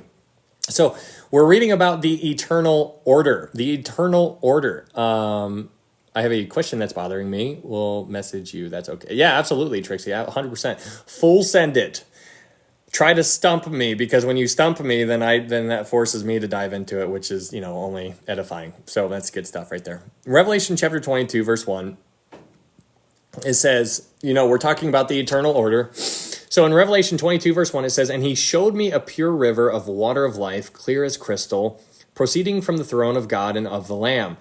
So John is still explaining to us what he is seeing. And now he's saying that he is being shown a river of water of life. And this is interesting because before what we are told, yeah, that's fine. Yeah, Kelsey, just message me. That'd be great. In verse 1, we see a pure river. Now, this is interesting because in Revelation chapter 21, verse 1, in Revelation chapter 21, verse 1, John says he sees a new heaven, new earth, but then he says also there was no more sea. So we understand that there is no more sea or oceans that are around during the new heaven and new earth. There's no more sea, but there is a river. And so there's a difference between the sea, oceans, and a river. Here, we are told that there is river, and so water is going to be around, but there's not going to be any sea. And so, this is, again, a distinction between the millennial kingdom, because if you remember in the millennial kingdom, there are going to be seas. In the millennial kingdom, we see that out of the temple of God, there is going to go forth a river, and out of the river, it's going to go down to Jerusalem, and then when it hits Jerusalem, it's going to branch out into two different directions, and one side of the river is going to branch off into the Dead Sea, and the other side of the river is going to branch off into the Mediterranean Sea. Now, that is in the earth that we are living in right now. That is going to take place in the millennial kingdom, but during eternity, there is no sea, but there is a river. And so that's, again, a distinction. So this is one of those side-by-side comparison where you can say one of these things is not like the other, and so they are different. And so that is another argument to see or to understand why there is an actual literal millennial kingdom, because one has sea and the other one does not have sea. This one, in Revelation chapter 22, this eternal order is going to have rivers. And so it says in verse 1, Revelation 22:1, it says, "And he showed me a pure river of water of life, clear as crystal, proceeding from the throne of God and of the Lamb." Now, this water of life, it's so interesting. Let's go to, there's a couple references that you can pull from, but let's go to John chapter 4 real fast. John chapter 4, and in John chapter 4, this is where Jesus is talking to the Samaritan woman, and I absolutely love this story. Is there a mention of a sea of glass or something like that? Yeah, that's in Revelation chapter 4, probably like verse 6 or something like that. In John chapter 4, you have a picture of, you have the story of where Jesus is talking to the Samaritan woman. In John chapter 4, verse, let's just read in John chapter 4, verse 5. In John chapter 4, verse 5, it says, "So he came to a city of Samaria, which is called Sychar, near the plot of ground that Jacob gave his son Joseph. Now Jacob's well was there. Jesus, therefore, being wearied from his journey, sat thus by the well. It was about the 6th hour. A woman of Samaria came to draw water. Jesus said to her, 'Give me a drink.' For his disciples had gone away into the city to buy food. Then the woman of Samaritans, Jesus answered and said to her, if you knew the gift of God and who it is who says to you, give me a drink, you would have asked him, and he would have given you living water. The woman said to him, sir, you have nothing to draw with, and the well is deep. Where then do you get that living water? Are you greater than our father Jacob, who gave us the well and drank from it himself, as well as his sons and his livestock? Jesus answered and said to her, whoever drinks of this water will thirst again, but whoever drinks of the water that I shall give him will never thirst. But the water that I shall give him will become in him a fountain of water springing up into everlasting life. So there's other examples of living water, and you can read about that in other different places there. But this water of life is an interesting concept because in that story in John chapter 4, what that Samaritan woman ended up doing, she was basically testing Jesus over and over again. And their conversation goes back and forth, back and forth, back and forth, back and forth. The Samaritan woman goes on to say, I perceive that you are a prophet. And then Jesus tells her something about herself that nobody else could have known. And so she basically completely changes everything at the end, and she puts her faith in Jesus. And then Jesus tells her to go into the city, and she goes into the city and she tells everybody about Jesus. Now, I love this story so much, and I remember talking about this when we went through the Gospel of John, because I love what she did. I love this lady. She ran in and she told everybody. She couldn't stop talking, and that's why I think it's hilarious that it was a woman, because, women just can't just stop talking. I'm just like, no, I'm totally kidding. I'm totally kidding. But she just went off, and she was just telling everybody. She's like, can I tell you about Jesus? And so she told everybody, and then everybody comes out, and it's just like so cool. It's a perfect picture of what you and I should be doing. Truth. Okay, you are lying. And so it's so neat because she did what we should do. When we get born again, we need to be doing that. And she did it just naturally. Holly, thank you so much for that. Thank you so much for that gift. Bridget says, I can relate to yapping. Shelba with her very, very, she writes a lot of words all the time.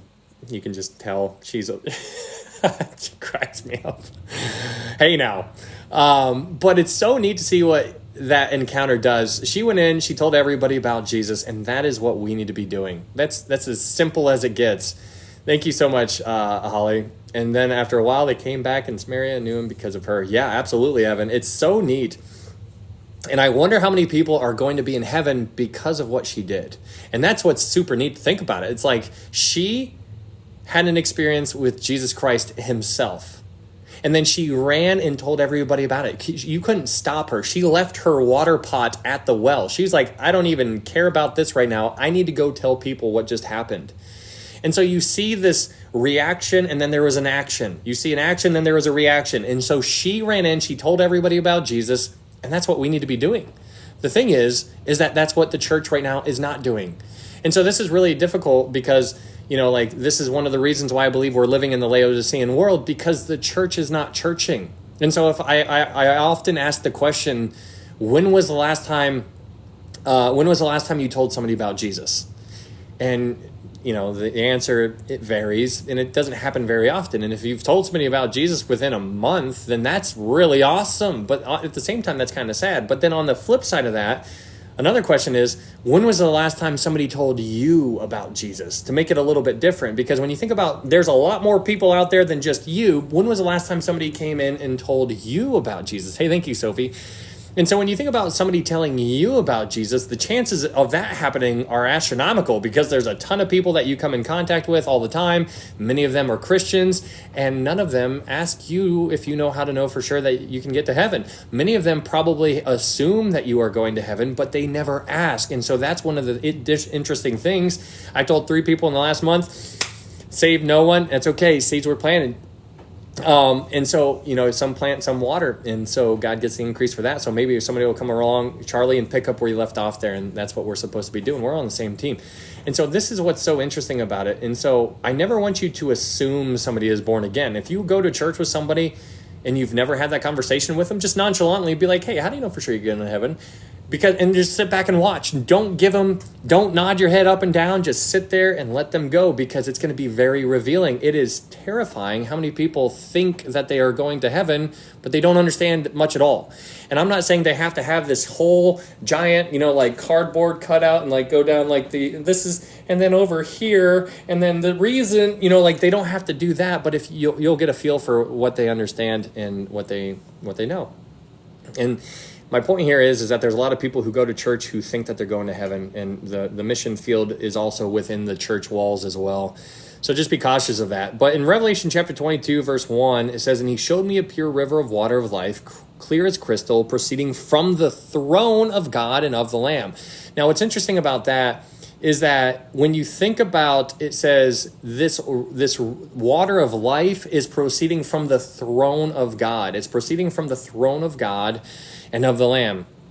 In Ezekiel, what you find in Ezekiel 48, I think it is. Let's go to it's actually Ezekiel 47. Ezekiel chapter 47. In Ezekiel chapter 47, you have water coming out of the temple. In Ezekiel chapter 47, verse 1, it says, "Then he brought me back to the door of the temple, and there was water flowing from under the threshold of the temple toward the east." And so you see water coming out of the temple. It's coming out of the temple. That's in the millennial kingdom. This, Ezekiel 47, verse 1, this is speaking of the millennial kingdom. So during the millennial kingdom, water goes out of the temple and then goes down the millennial mountain, goes to Jerusalem, and then branches off into two different places. One goes to the Med Sea, one goes to the Dead Sea. And so you have that division of the water, but that's during the millennial kingdom. In the millennial kingdom, the water comes from the temple. In contrast to the eternal order, the eternal state, in Revelation chapter 22, we see that the water comes from the throne of God. So there's water sources from two different places. One is from the throne during the millennial kingdom, and one is from the temple in the millennial kingdom, and one is from the throne in eternity. And I think that's really good to key in on there. There's differences here. The millennial kingdom is different than eternity. In Revelation chapter 22, verse 2, it says, "In the middle of its street and on either side of the river was the tree of life, which bore 12 fruits, each tree yielding its fruit every month. The leaves of the tree were for the healing of the nations." Now, this is an interesting kind of verse right here. So let's unpack this. So it says, "In the middle of its street and on either side of the river was the tree of life." And so people, try to figure this out. And obviously I don't know beyond a shadow of a doubt, but I can give you a way to view it. People view this differently, but a way to view it is that the trunk of the tree of life will extend to both sides of the river. And that is how you're seeing it. That's, if you want to visualize that, the trunk of the tree is extending to both sides of the river. But what's interesting about this tree is that this is the tree of life. Now, this tree of life is what was taken away from Adam and Eve when they sinned. They were denied access to it. Now, what's interesting about the denying of access to the tree of life is that after they were denied access to the tree of life, what happened to Adam and Eve? What happened to Adam and Eve after they were denied access to the tree of life? Adam and Eve, they died. They died. And so when they lost access to the tree of life, they eventually died. Now, don't get me wrong, they lived a very long time. I don't remember how long they lived, but they lived centuries. But when they lost access to the tree of life, you're like, well, hold on, does that tree of life, was that what was allowing them to continue? And so you have this interesting kind of, you're trying to visualize what's going on here. But Adam and Eve died when they sinned, obviously. It was the sin. It wasn't actually the fruit that was keeping them alive. It was the sin that was actually killing them little by little. And so this tree of life is now entering back into the conversation. Psalm 1, yeah. This tree of life is entering back into the conversation now. So, but this is going to take place in eternity. But what's interesting about this tree of life is that it says this tree of life bore 12 fruits. Now, why this is interesting is because when you go outside, if you plant an apple tree, the apple tree isn't going to have watermelon, bananas, peaches, plums. It's going to have apples on it. There's going to be one fruit on there. And that is really interesting to see this tree of life that we're told is bearing 12 fruits. When you think about this tree bearing 12 fruits, it opens up the door to all kinds of, this is why it hurts your mind, because we can't understand this. This is painting a picture to something that you and I have no grasp of understanding. This is outside our reality. This is a tree that bears multiple kinds of fruits. And I'm just like, I don't know how to talk on this. But the only thing that really makes sense to me is kind of like what we talked about before, different dimensions. I think it could speak to some kind of different dimensionalities. Like we are living in a very limited kind of, bubble. Like our time and space and reality here is very limited. And so what we see here is just this is what we know. This is reality. But this is not what it used to be, I don't think. When Adam and Eve walked with God in the Adam before they sinned, I think everything looked completely different. I mean, we talked about Ezekiel 28, how the stones were all over the place in the Garden of God. The Garden of Eden is described as light, and light was all over the place. It was different. Everything was different. And so I think when you think about this tree bearing 12 pieces of fruit, you're just like, the only thing that really makes sense is by understanding. See you, Wendy. Thank you so much for being here. By understanding or recognizing that when we are to be absent from the body, present with the Lord, it's going to be unlike anything like our wildest dreams could ever imagine. It's going to be different than a million times what you can even imagine. And so you see that in a little kind of picture here, just by talking about a simple tree. A tree that bears 12 pieces of fruit that's like, if that happened here on earth, it would make the news and people would they'd be like, it's alien, right? That's what they would do to it. But going back to Revelation chapter 22, verse 2, there's an interesting word here that I think also speaks a lot about something else that, we also don't think about very often. In Revelation chapter 22, verse 2, it says, in the middle of its street and on either side of the river was the tree of life, which bore 12 fruits. Here it is, each tree yielding its fruit every month. Now, when you think about the month, again, this is a vision that John is having. So I don't know how he is doing. I don't know how he's recognizing this. Like time, like when John is having this vision, it's almost like a time lapse. Like it's almost, like when you, like if you record yourself painting a room and then you speed it up times 1,000 or something like that. I've never done it, but you just see people just and then they go up, down, real fast, real fast, real fast. I don't know if that's what the vision is like, but here John recognized that this tree was yielding its fruit every month. So this wasn't a month-long vision. This was something that people like this was something that he just understood. I don't understand how he knew that it bore its fruit every month. But here, this tree and this connection to being this tree is closely associated to time. And so we understand that eternity is not a place of a lot of time. It's where there is no time, but there seems to be some kind of dating system that is going to be around during eternity. There's going to be a dating system because of the month. Every month, this tree is going to produce its fruit. And so I think that's really interesting because they're going to recognize what's going on. And the word month here is very provocative. But this verse is just filled with a whole bunch of like question marks. But one of the things that I think is also interesting is what takes place at the end of verse 2. In Revelation chapter 22, verse 2, it says, the leaves of the tree were for the healing of the nations. Now, the word healing there in Greek is the word therapia. Now, the idea, I don't want you to get it. The English word healing there it's like a misnomer, because when you think of healing, it implies sickness, right? And so if you imagine nations being healed, you're automatically assuming that they were sick. That's not the case here. The word here in Greek is therapia. So it says, the leaves of the tree were for the therapia of the nations. And so when you think about therapy, it's going to be very therapeutic. It's just like like when you go to a wellness center and like you get your hair did, nails did, everything did, and you get like a massage. You're just in there and you're just like, oh yeah, like it's similar to that kind of idea. This is just going to be very therapeutic for the nations. And so what's interesting about that, again, in Revelation chapter 22, verse 2, this has nothing to do with sickness or people who are ill or any kind of disease. There's none of that going to be there. We already understand that because in Revelation chapter 21, verse 4, in Revelation chapter 21, verse 4, it says, there shall be no more death, no more sorrow, no more crying. There shall be no more pain, for the former things have passed away. So the sickness, illness, all that kind of stuff, it's gone.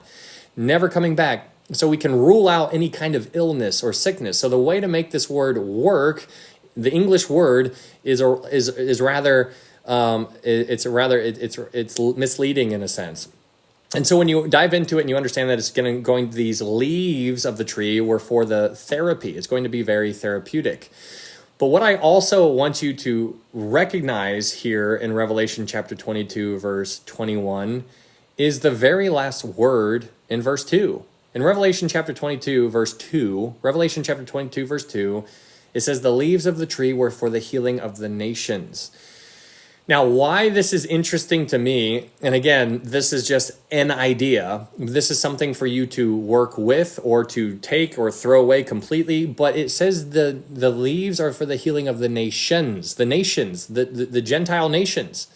And so when you think about the Gentile nations, again, this seems to be alluding to the millennial nations, the ones who made it through the tribulation. They made it through they got born again during the tribulation. They went through the sheep and goat judgments. They were the sheep. They made it into the millennial kingdom. They lived all the way through the 1,000 years in the millennial kingdom, and then they got translated over into the new earth. And so the nations, remember the Gentile kings and whatnot, the kings of the earth are going to bring their glory into the city. So these nations seem to be going to back and forth to the New Jerusalem, back to the earth, back to the New Jerusalem, back to the new earth. And they're going there, and the leaves of this tree are going to be therapeutic for them. And it seems that this could be speaking of what the nations are going to partake in. And I don't know if that means it's going to be for you and I, because again, you and I are different than them. We are different than them. They are kings of the earth. They are living on the earth. You and I are living in the New Jerusalem. So I think the nations, I think it's talking about those who are translated over to the new earth, the ones who were born again during the millennial kingdom. I think that speaks to them. I think that's what this tree is there for. I think that is for them. And again, this speaks of a time, this speaks of an environment that is very similar to, if you use your imagination and you imagine what it would have been like if Adam and Eve never have sinned. Adam and Eve, I want you to imagine Adam and Eve living on the new earth. You and I will be living in the New Jerusalem, but Adam and Eve are living on the new earth.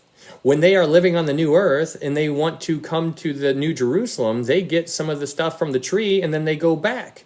And then they're just loving life on the new earth, whereas you and I are living in the New Jerusalem. And if we want to go visit them, then we can. But we are different. And so it's really dynamic trying to understand what this is actually talking about. But again, it makes more sense if you visualize a world where Adam and Eve never sinned.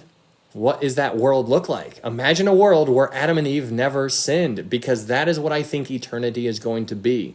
I think Adam and Eve, if they never sinned, would have populated the garden, and I think they would have came up with a perfect government and structure, and God was there reigning and ruling and being king, and we're there, but we're different than the people there. It's this whole unbelievable picture, and I absolutely love it. So in Revelation chapter 22, moving on, in Revelation chapter 22, verse 3, Revelation chapter 22, verse 3, it says, "And there shall be no more curse, but the throne of God and of the Lamb shall be in it, and his servants shall serve him." His servants, I absolutely love it. We understand there's going to be no more curse. It says, and there shall be no more curse. That's unbelievable. If you read Romans 8, you learn that this whole world that we are currently living on, this first world, is in contrast to the old, or to the new world. But this world that we are living on is under a curse. This world is groaning, and it's because it's under a curse. And that's why when you look outside and you see the trees and they have no leaves on them and they're all dying and stuff like that, you and I don't even think anything of it because we were born into this. And so when we see a tree falling down and just like branches falling off and you run over a squirrel or something like that, that is all normal for you. That is not what it was supposed to be like, but that's what you and I are used to. If it was any other way, it would be weird if it happened right now. We'd be like, this is unusual. This is not normal. Well, hey, thank you, Jake. What's interesting is that we're the wrong ones. We are wrong. What we think is normal is not normal. And so when we get to heaven, there's going to be no more curse. There's going to be no more curse. Squirrel. There's going to be no more curse, and that's unbelievable. But it says, but the throne of God and of the Lamb shall be in it, and his servants shall serve him. So his servants, you and I are going to get to serve him, which is going to be an absolute privilege. There's going to be somebody in here who's be like, oh, it's got servants. Like, no, guys, this is an absolute privilege. Are you kidding me? So let's move over to Revelation chapter 22, verse 9. In Revelation chapter 22, verse 9, this is when John is having a conversation with an angel. But in Revelation 22, verse 9, it says, then he said to me, see that you do not do that, because John was bowing down to him. He says, see that you do not do that, for I am your fellow servant. Fellow servant. So angels are God's servants. You and I are God's servants. The Old Testament saints are his servants. The New Testament saints are his servants. The tribulation saints are his servants. The millennial kingdom saints are his servants. We are all servants of him. And that is an absolute privilege. And so it's heartbreaking that people are probably going to be like, I just can't believe that he would make me serve. Be like, no, you're looking at it wrong. We get to serve. In Revelation chapter 22, moving on, in Revelation chapter 22, verse 4, Revelation 22, verse 4, it says, they shall see his face and his name shall be on their foreheads. Now, this is unbelievable, because what I want you to think about here is I want you to remember when Moses was talking to God and he's like, let me see you. And God's like, you can't see my face because you would die. And so God's like, I'm going to walk past you. And after I walk past you, then you can look at me after I walk by you. And so that took place, right? Remember that. And then Moses came down from the mountain. And you guys remember Moses' face. Remember Moses' face, how his face shone? That was after, get the idea here. That was after Moses looked at God after he couldn't see his face. He was just looking at God in general, but he didn't see anything on the front. He was looking at the backside of God. And Moses' face shone. Now, I want you to imagine a time when imagine Moses if he saw his face. Do you think it was just going to be his face that shone? Do you think it would just be his face? No. Everything.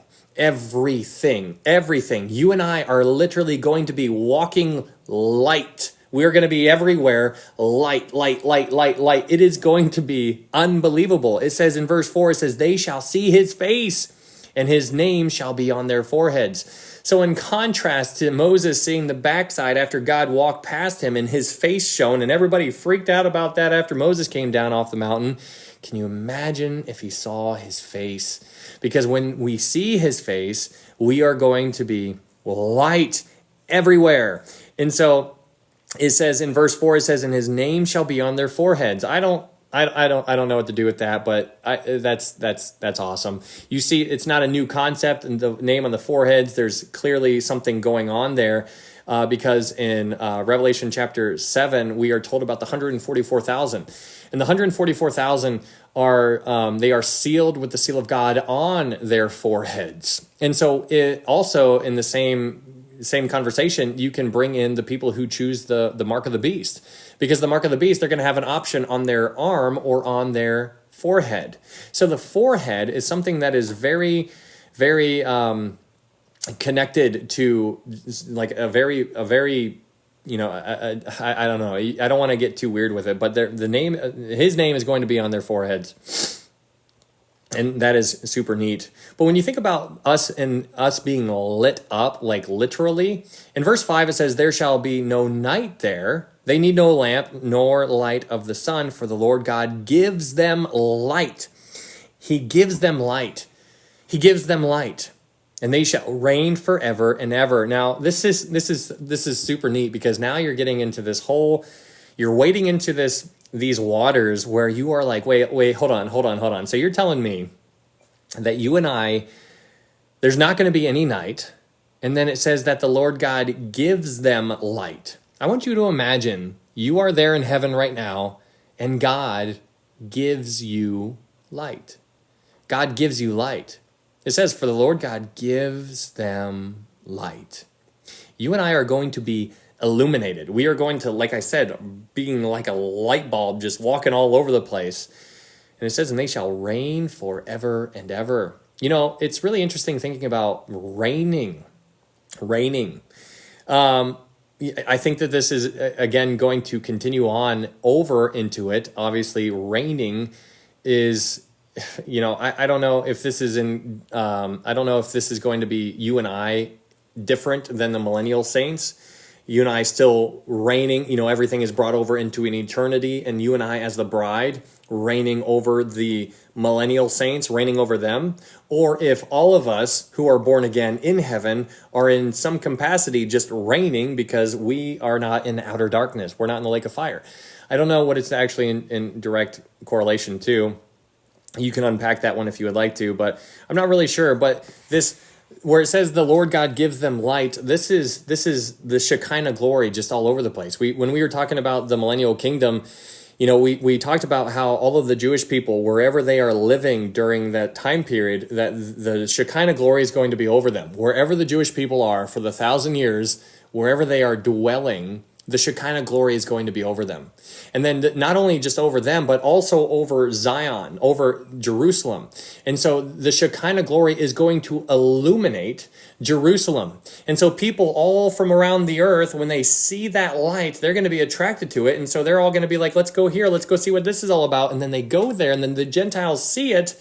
And then they go back out into the world, and they're like, guys, you got to go check out what's going on over in Jerusalem. And they are going to bring their friends. And that's when all of the Gentiles are going to hang on to the Jewish people's clothing, and they'll be like, can we go with you because we heard you are with God, or that God is with you. And so it is so interesting to see. But the Shekinah glory, the glory of God, if you go back to Revelation chapter 21, verse 10, in Revelation chapter 21, verse 10 and 11, Revelation chapter 21, verse 10, it says, and he carried me away in the spirit to a great and high mountain, and showed me the great city, the holy Jerusalem, descending out of heaven from God. And it says in verse 11, having the glory of God. Having the glory of God. Having the glory of God. The Shekinah. He's illuminating everything. He is its light. In Revelation chapter 21, verse 23, it says the Lamb is its light. And that is unbelievable. That is just super neat. So this whole situation that we are reading about here, trying to grasp some kind of idea, it's going to be just covered in nothing but light. It is going to be wonderful. In Revelation chapter 22, moving on, Revelation chapter 22, verse 6, it says, then he said to me, these words are faithful and true. And the Lord God of the holy prophets sent his angel to show his servants the things which must shortly take place. So here in Revelation chapter 22, verse 6, what the angel is doing is he's authenticating the words that John had written down. Because, thanks, Ryan. Yeah, absolutely. So in Revelation, see, Jake, or if you're leaving, I don't know. But in Revelation 22, verse 6, this angel... So John, remember, get the picture. John is like writing. He's told to write all of these things down. So John is just like, oh gosh. And so he's writing things down. And then at the very end of this, when everything is coming down to it, the angel shows up and he's like, hey, this is good. This is right. This is good. It says these words are faithful and true. So what John had written down, The angel is giving the green light. He's giving the thumbs up. He's like, this is faithful and true. So that's what verse 6 is talking about. In verse 7, it says, behold, I am coming quickly. Blessed is he who keeps the words of the prophecy of this book. Now here in verse 7, is when it says, behold, I am coming quickly. This is Jesus. But the book of Revelation ends the same way that it began, with a special blessing. In Revelation chapter 22, verse 7, Jesus says, behold, I am coming quickly. And then Jesus says, blessed is he who keeps the words of the prophecy of this book. And so that's how the book ends. But if you remember how the book began in Revelation chapter 1, verse 3, there's a prophecy that is given to us in the very beginning. Or a blessing, I'm sorry. There's a blessing that is given to us in the very beginning of the book of Revelation. In Revelation chapter 1, verse 3, it says, blessed is he who reads and those who hear the words of this prophecy and keep those things which are written in it, for the time is near. So this book begins and this book ends with a blessing that is attached to it. Now, the word blessing, the word blessed there, or blessing, has the idea of happy. Now, I told you before that I think part of this blessing is knowing that it's going to be okay. I think that's a huge blessing, because if you compare if you've been here for this entire study, or if you've done the study of Revelation on your own, or have been, studying it on yourself, you know how the story ends. And that is huge for your peace of mind. Now, I want you to imagine you not knowing that. And I want you to imagine being born again, being a born again Christian, but you don't know anything about the Bible. I want you to imagine not knowing anything about the book of Revelation. You've heard the name Revelation before, but you don't know. And so if you insert that into a scenario and you try to pretend that there's a Christian right here who has no knowledge about the book of Revelation, in their mind, in their mental state, they are extremely anxious, and they are just all kinds of worried and confused, and they're just all hyped up because they don't know how things are going to end. And so I think that part of this blessing is to know that it's okay, that it's going to be okay. No matter what, it is okay. But there's Christians who don't know that. And that's why we need to know this. Hello, Katie. Good to see you. And so in Revelation chapter 22, verse 7, it says, behold, I, Jesus, am coming quickly. Blessed is he who keeps the words of the prophecy of this book. Now, when Jesus says that he's coming quickly, it's funny, because to you and I, we're like, doesn't seem like it, but to him it is. Our time is I'm 36 years old, and I'm just like, man, what happened? I feel like I was just in high school, and now here I am about to have my 20-year reunion, and I'm just like, oh my goodness. And it's just crazy. Did you guys know that people who were born in 2023 can now drink alcohol? Isn't that crazy? When were you born? 2000. Oh, okay, you're good. What is happening? Yeah, tell me about it. I know, Julie, it's wild. I know, I'm just a young buck, but it is crazy. 2003? Is that when you were born, Jill? Or did I say something wrong? I probably said something wrong. In Revelation chapter 22, verse 8, it says, now I, John, saw and heard these things. And when I heard and saw, I fell down to worship before the feet of the angel who showed me these things. Now, this is interesting. You graduated in 2002? Yeah, nice. So you're older than me. Let's go back to Revelation chapter 1, verse 3, or 2. No, Revelation chapter 1, verse 1. In Revelation chapter 1, verse 1, it says, the revelation of Jesus Christ, which God gave him to show his servants, things which must shortly take place. And he sent and signified it by his angel to his servant John.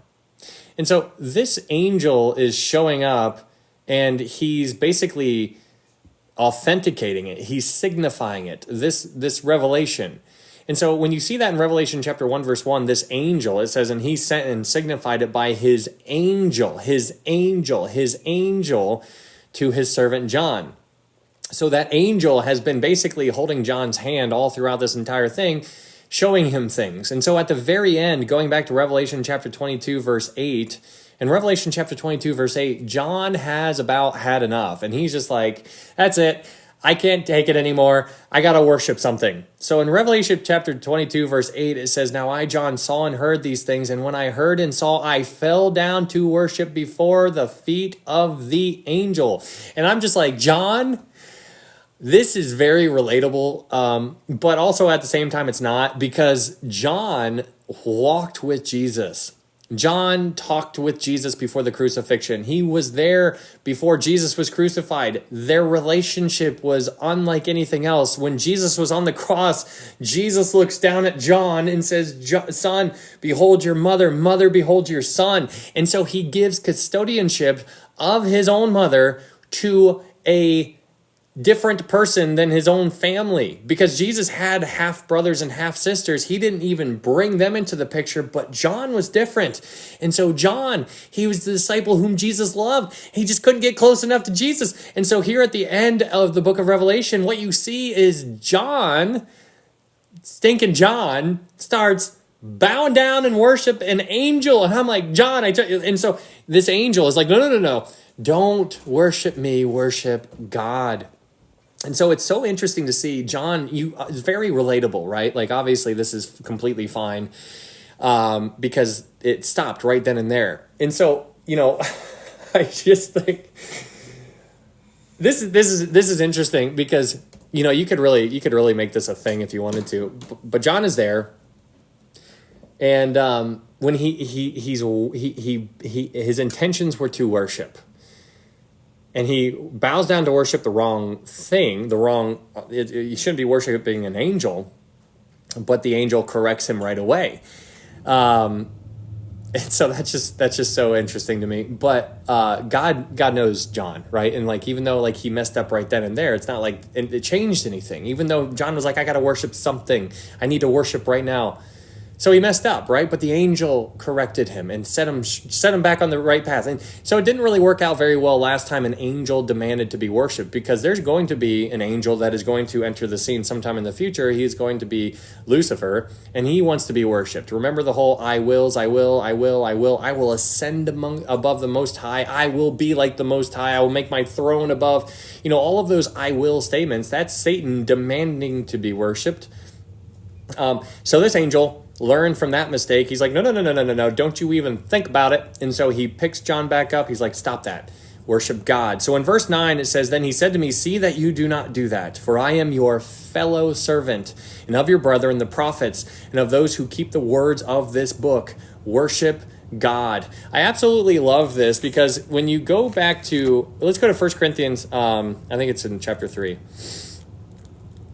1 Corinthians chapter 3.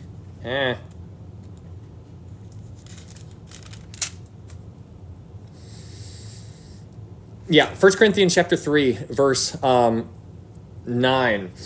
In 1 Corinthians chapter 3, let's just do verse 5.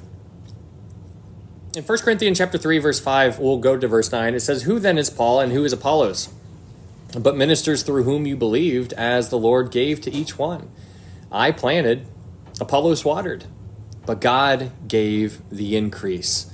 So then, neither he who plants is anything, nor he who waters, but God who gives the increase.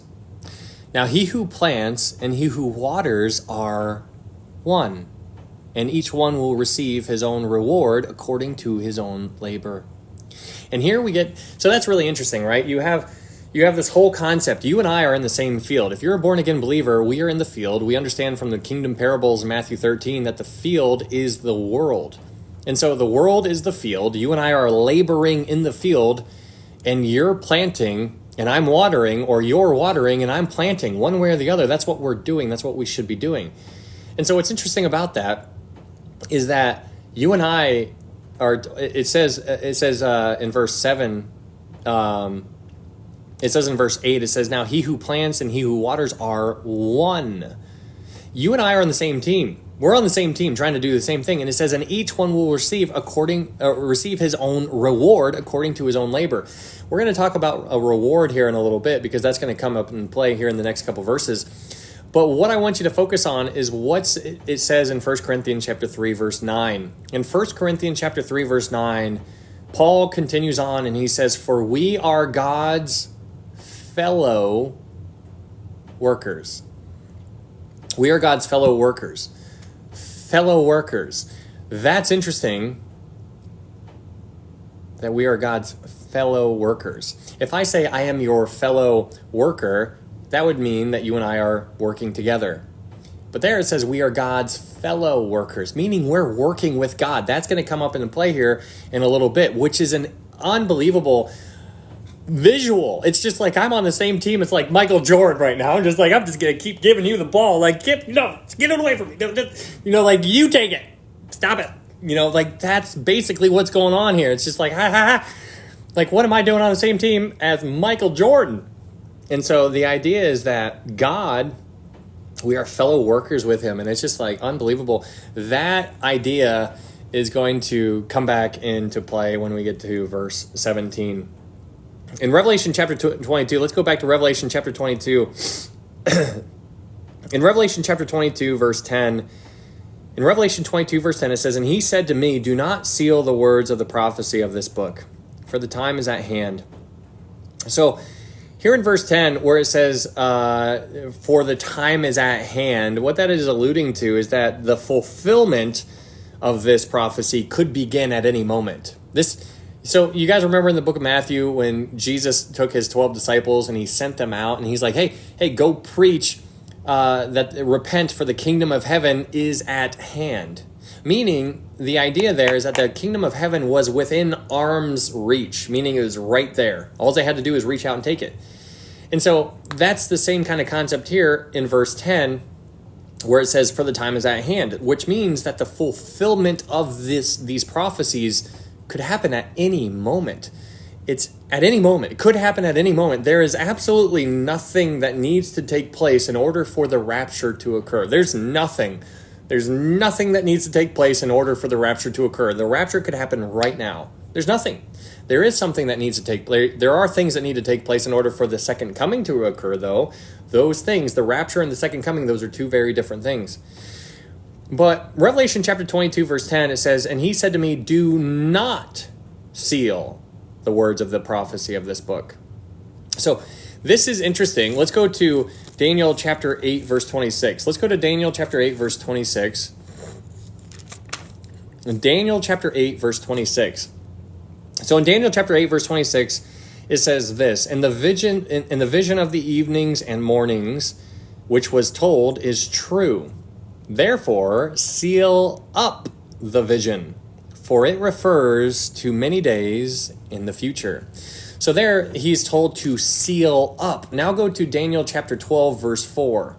Daniel chapter 12, verse 4. In Daniel chapter 12, verse 4, it says, but you, Daniel, shut up the words and seal the book until the time of the end.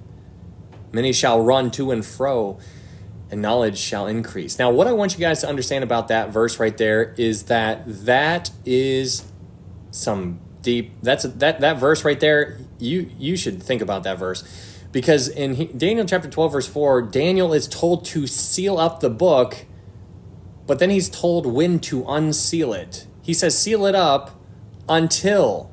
Every time you guys see the word until in your Bible, you need to think about what's going on, because that's a big deal, because that means that there is something that's going to happen until. So in this case, the thing that's happening is that the book of Daniel was sealed up until the time of the end. Now, why that's so interesting is because now you and I are living there. We are right there. Why? Because you and I can read the book of Daniel, we can study it, and we can understand it. We understand the book of Daniel. We get it. And so this book has been unsealed. And so it says, seal up the book until the time of the end. So Daniel is told to seal up the book. John is told to not seal up the book. So very different things that are happening there, but let's keep reading in Daniel 12. In Daniel chapter 12, verse 8, you have something else that is very interesting. In Daniel chapter 12, verse 8, it says this. In Daniel chapter 12, verse 8, it says, although I heard, I did not understand. Then I said, my Lord, what shall be the end of these things? And he said, go your way, Daniel, for the words are closed up and sealed till the time of the end. Sealed till the time of the end. And so that's really interesting. You got a lot going on here. Daniel was, you understand, Daniel didn't understand. Daniel did not understand. He says, I did not understand what I'm being told here in Daniel chapter 12. There is so much information there in Daniel chapter 12, and we've already dabbled in there. But what I want you to go back to understand now is, let's go back to Daniel chapter 9, verse 23. In Daniel chapter 9, verse 23, in relation, because in Daniel 12, Daniel is told that he does not understand. So Daniel is saying very bluntly in Daniel chapter 12, he's saying, I do not understand. Now let's look at Daniel chapter 9, verse 23. In Daniel chapter 9, verse 23, it says, at the beginning of your supplications, the command went out. This is Gabriel talking to Daniel. Gabriel is about to tell Daniel the 490-year prophecy. And so Gabriel shows up to Daniel and he's like, Daniel, I got something to tell you. In Daniel chapter 9, verse 23, Gabriel says to Daniel, he says, at the beginning of your supplications, the command went out, and I have come to tell you, for you are greatly beloved. Therefore, consider the matter and understand. Understand. So Gabriel is telling Daniel to understand. So Daniel understood this vision. In Daniel chapter 9, Daniel understood it. This vision is a lot. And so when Daniel understood this, I mean, that's crazy. So Daniel understands this, what, verse 24 through 27, he understood that. But when you read Daniel chapter 12, you see Daniel did not understand. So Daniel understood some stuff, but he didn't understand other things. Daniel's just doing what he's told to do. He's being obedient, writing things down, even though he didn't understand. Can you imagine somebody telling you what to do and be like, well, I'm not doing it because I don't understand? It's like, so you're not going to obey just because you don't understand? No, Daniel obeyed. But the thing is, going back to Revelation chapter 22, Daniel did not understand what was going on at the very end of the book of Daniel. In Daniel chapter 12, he's told to seal things up until the time of the end. And he's like, I don't understand. And he's like, go your way, Daniel. Go back to doing what you were supposed to be doing to begin with. Go back. Keep doing what you're doing. But you're not going to understand. This is sealed for the time of the end. We, I would propose to you, are living in the time of the end. We're coming down to it, guys. I used to think that we were in the last days of the last days, but now I think we're in the last seconds. I think we're right down to it, guys. I mean, it's crazy. It is crazy. I mean, even, it's funny, not that this means anything at all, but that whole doomsday clock thing that they keep moving as if that means something. It's really interesting. It could be telling in some kind of way, or at least letting people know, or, people who are not, Christians might not, maybe they'll put a lot of weight into that, and maybe they'll come to the Lord just because of that kind of warning writing on the wall in some kind of way. I don't know. But even the lost world is paying attention to the signs of the times. Everybody is connected. Everybody recognizes that we are 89 seconds to midnight, according to the doomsday clock. Not that that means anything, don't get me wrong. I'm just saying that people are hyper aware of what's happening in the world. And since they're hyper aware of what's happening in the world, they're like, well, things are about, what's it mean? What's going to happen when it hits midnight? And so they're like, yeah, the world's falling apart. It's crazy out there. The world's getting worse. Everybody knows that. And so that is something that people are paying attention to. So going back to Revelation chapter 22, in Revelation chapter 22, verse 10, it says, and he said to me, do not seal the words of the prophecy of this book, for the time is at hand. Now, obviously, this was written 2,000 years ago, so John was probably what do you mean, time's at hand? But here, the difference is that the difference between when John wrote this is Daniel. That is the difference. The difference is that John probably didn't understand Daniel. He probably didn't understand it. I'm not, I'm guessing here, obviously, postulating, but the book of Daniel was just like, it was closed, it was sealed. It couldn't be really understood in depth. But now you and I, in past history, recent history, we can unpack it. And people have wrote books and books and books, and super smart people, smarter than we'll ever be, have unpacked it and unpacked it and unpacked it. And now here we are in 2025, and we understand it. We understand what's going on, and it's just like crazy. And that information is just going all over the place. And so that book is unsealed now, whereas when John was writing this, that book still might have been sealed. I don't know, just a guess. Revelation chapter 22, verse 11, moving on. In Revelation chapter 22, verse 11, it says, "He who is unjust, let him be unjust still. He who is filthy, let him be filthy still. He who is righteous, let him be righteous still. He who is holy, let him be holy still." And so here in Revelation chapter 22, verse 11, both people in this verse are to basically confirm which one they are. This is like, everybody, you are going to do what you're going to do. And so he's like, you are going to demonstrate which one you are. That's what he's saying. He's saying, you do, which one are you? Are you unjust? Be unjust still. He's like, this is how it's going to be. People are going to do what they're going to do. And so you and I need to demonstrate which one we are by being righteous or by being unrighteous. And this goes hand in hand with what Jesus was talking about in Matthew chapter 7 when he talks about the fruit. He's like, you are going to know which one they are by their fruit. He's like, you look at them, you can pick them out of a crowd. You know which one they are by their fruit. In Revelation chapter 22, verse 12, he continues on. He says, "And behold, I am coming quickly, and my reward is with me to give to everyone according to his work." So Jesus, here in Revelation chapter 22, verse 12, says he's coming quickly, and he says his reward is with him. He says the reward is to give to everyone according to his work. So Jesus is going to reward each believer according to their works, and their works do not start until they are born again. So somebody could be 50 years old and been a missionary and helping people out and doing all kinds of stuff, but they could have been lost all the way up until that point. And then sometime when they hit 50 years old, they come to the realization of what they were missing, and they put their faith in Jesus Christ, which is right then when they get born again. And from that point on is when their works actually matter. Because all of the good works that lead up to salvation, that were before salvation, they mean nothing. Our righteousness is as filthy rags, as Isaiah tells us.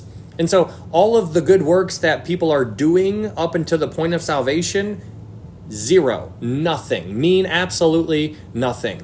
All of the good works after Christ, now those are what actually takes place. And so he's going to give a reward for every believer for the works that they have done after salvation. After salvation. That is, that's good to recognize. Let's go to Ephesians chapter 2, verse 8 and 9 and 10. Ephesians chapter 2. In Ephesians chapter 2, verse 8, and we'll talk more about good works here in a second. In Ephesians chapter 2, verse 8, it says, "For by grace you have been saved through faith, and that not of yourselves, it is the gift of God, not of works, lest anyone should boast." That's the verse that we quote often, right? Ephesians 2, 8, 9. But in verse 10, it's good to understand what you are here for if you are born again. In Ephesians chapter 2, verse 10, it says this, "For we are his workmanship." And here it is, created in Christ Jesus for good works, which God prepared beforehand that we should walk in them. So when you understand that when you are born again, you are born again for good works. And it all makes sense because when you go back to Matthew 5, it says, "Let your light so shine before men that they may see your good works, and then glorify your Father who is in heaven." So when you recognize that when you do good works, those good works that you are doing, they were created for you to do. And when you are doing them, people are going to see those good works.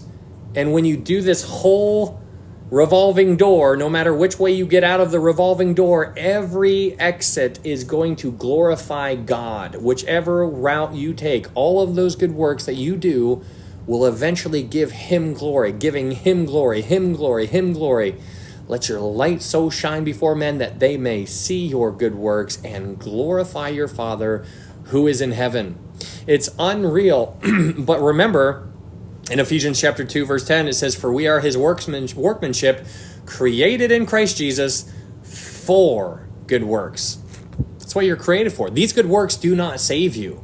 Good works are never going to save you, but the good works that you do after you are born again, after you become a new creation, after you become a son of God, those good works that you do after salvation they now matter. Because now that's where your reward, whatever reward is going to be given to you and I, is going to be based upon what the things we have been created for and the decisions that we actually did to act on those things that we were created for. It really makes you wonder, because if you try to visualize how many good works you were created for, and then you add all of those up, let's say there's 1 million of them right here. And then on this hand, how many of the good works you actually took part of that were created for you to take part of? That's a sobering reality. There's 1 million things right here that God created for good works for you to do, which would have brought him glory, but you only did 5. Or you only did 1,000, or you did 10,539, or something like that. My point here is that we were created for good works that he created for us to do, and it's just remarkable.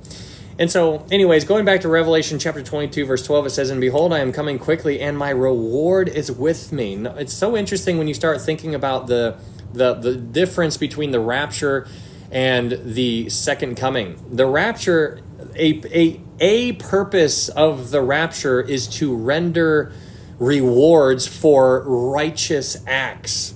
So if you're a born-again believer, a purpose for the rapture is to give you your rewards for the righteous acts that you have completed. That is a purpose for the rapture. When we get raptured out of here, he's going to be giving us a reward, which is unbelievable. Why? Because I don't deserve anything, right? Like, God be the glory, but he's allowing us to take part in this. This is why he made us male and female. That's the whole picture of a marriage. When you have a marriage that is doing what a marriage should do, it is God's way of showing to you and I how he loves you. Because if you're a man and you have a wife, you are to love her, and that is supposed to tell her how Christ loves her. And if the wife loves the man, the whole model is supposed to show you and I. It's one big love story. And it's one big love story, just like Christ loved the church, right? Like he loves the church. He's trying to explain to you and I, with our little 3-pound brains, how much he loves you. And the way he went about doing that is by marriage. This is what it's supposed to be like. This is how it wants to be. He's like, I'm trying to tell you. He's like, you can't understand, but I'm going to give you a way that you can understand how much I love you. And that is what's going on within that, all the way back in the beginning with Adam and Eve. Anyways, so a purpose of the rapture is to basically God, he's bringing his reward. But a purpose of the second coming, in contrast to the rapture, a purpose of the second coming is to render judgment for works of unrighteousness. And those are two very different things. But that's crazy. In Revelation chapter 22, moving on, Revelation chapter 22, verse 13, it says, I am the Alpha and the Omega, the beginning and the end, the first and the last. Now, this, again, the way the book ends is similar. There's a lot of similarities to how the book began. If you go back in Revelation chapter 1, verse 8, in Revelation chapter 1, verse 8, you see this the same language being used. In Revelation chapter 1, verse 8, it says, I am the Alpha and the Omega, the beginning and the end, says the Lord, who is and who was and who is to come, the Almighty. So, we're flip-flopping back and forth from chapter 1 of Revelation to chapter 22 of Revelation. There's a lot going on here. There's a blessing in chapter 1. There's a blessing in chapter 22. There's the Alpha. I'm the Alpha and the Omega, the beginning and the end. In the chapter 1, it's in chapter 22 as well. The angel is in chapter 1. The angel is again in chapter 22. There's a lot of back and forth, and you're seeing it come to culminating. Moving on to Revelation chapter 22, verse 14, it says, "Blessed are those who do his commandments, that they may have the right to the tree of life and may enter through the gates into the city." Now, this is interesting right here. Okay, have the right to enter into the city. Now, okay, so this is why it gets a little I'm trying to unpack this because what I think this actually means is, it says, "Blessed are those who do his commandments, that they may have the right to the tree of life and may enter through the gates into the city." Now, you and I, as the bride, we are already seated in heavenly places. We understand that, right? We are already seated in heavenly places. And so, who I think this is actually talking to is, I think this is talking to those millennial saints. Because the people who are around during the tribulation, the people who are unsaved, I think this is talking to the people who are unsaved at the moment, because you and I are already there. Here in Revelation chapter 22 verse 14, it says, "Blessed are those who do his commandments." So these commandments could be alluding to the kingdom law. Do you remember when we were talking about the millennial kingdom? And how during the millennial kingdom there is going to be a kingdom law that is enacted during that time, and he's going to rule with a rod of iron, and out of Zion goes forth the law. So the people who choose to listen to his commandments, to his commands, to his law, are the ones who are going to be born again during the millennial kingdom. And it says in verse 14 that they may have the right to the tree of life and may enter through the gates into the city. So you and I, if you and I are going to be reigning, we are the bride. See, remember, John is already seeing you and I in the New Jerusalem. He's already looking into the city. He sees the New Jerusalem. There's the church. The church is already in there. That's our house. We live there. But then he says, "Blessed are those who do his command." So he's like kind of switching. It seems like he's switching it back to the people who are unsaved. He's like, "Blessed are those who do his commandments." So the people who are born in the millennial kingdom are going to have an option. They're going to have a decision to make. They're going to say, okay, do I listen? Do I follow Jesus? Do I reject Jesus? And so the people who follow Jesus, they're going to be allowed to go into the city, because it says in verse 14 that they may have the right to the tree of life and may enter through the gates into the city. You and I are going to just be there. But the millennial saints, they're going to have the right to enter through the gates. And so those 12 angels that are sitting at the 12 gates, obviously, there's not going to be any danger. So it's almost like there's sentries in a sense. They're just standing guard, but it's just interesting to see that these verse 14 seems to be talking about not you and I. It doesn't seem to be talking about the church, because we are already, there is now therefore now no condemnation for those who are in Christ Jesus. You and I are already seated in the heavenly places. So it says, blessed are those who do his commandments. So those things could be alluding to the people who are yet to be born again into the future. And he's like, hey, if those people do what they're supposed to be doing and put their faith in who they're supposed to be putting their faith into, then they will have the right to the tree of life. Now, that tree of life is not what gives them life. It's what Jesus is, what gives life, obviously. But this tree of life is going to be, they're going to have access to it. And so, I don't know. It's just really interesting to unpack this. But here in verse 14, this seems to be speaking of characteristics of the redeemed. But it says that they may enter through the gates into the city. The city is the New Jerusalem. So the New Jerusalem is what's in view here. It's not the earth, it's the New Jerusalem. The New Jerusalem is like goal. That's where they want to be, because that's where the tree of life is. That's where Jesus is. That's where people are going to want to be. But again, the nations are going to go to and from, to and fro, to and fro. And there's a difference between millennial saints and church saints. Revelation chapter 22, verse 15, it says, "But outside are dogs and sorcerers and sexually immoral and murderers and idolaters and whoever loves and practices a lie." So here in verse 15 where it says, "but outside," this is in contrast to the new heavens, new earth, and new Jerusalem. So outside of that is what? The lake of fire. So this is speaking of the lake of fire. So outside the lake of fire are dogs, sorcerers, and sexual immoral, and murderers, and idolaters, and whoever loves and practices a lie. Verse 16, it says, "I, Jesus, have sent my angel to testify to you the things in the churches. I am the root and the offspring of David, the bright and morning star." So here, Jesus clarifies who he actually is by basically giving a little bit of a genealogy kind of lesson. He leaves no doubt to who he is actually referring to. He says, "I am the root of David." The root of, let's go to Isaiah chapter 11 real fast, and let's look up a verse real quick. Isaiah chapter 11, I think it's like verse 10, maybe. Verse 11, maybe. Isaiah chapter 11, Isaiah chapter 11 verse 1, in Isaiah chapter 11 verse 1, it says, "There shall come forth a rod from the stem of Jesse, and a branch shall grow out of his roots."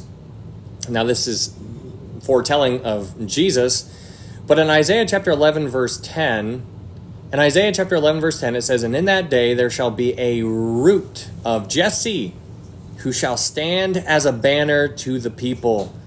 For the Gentiles shall seek him, and his glory in his resting place shall be glorious." I love that verse. For the Gentiles shall seek him, and his resting place shall be glorious. You know, Jesus talks about, how he is rest. It is it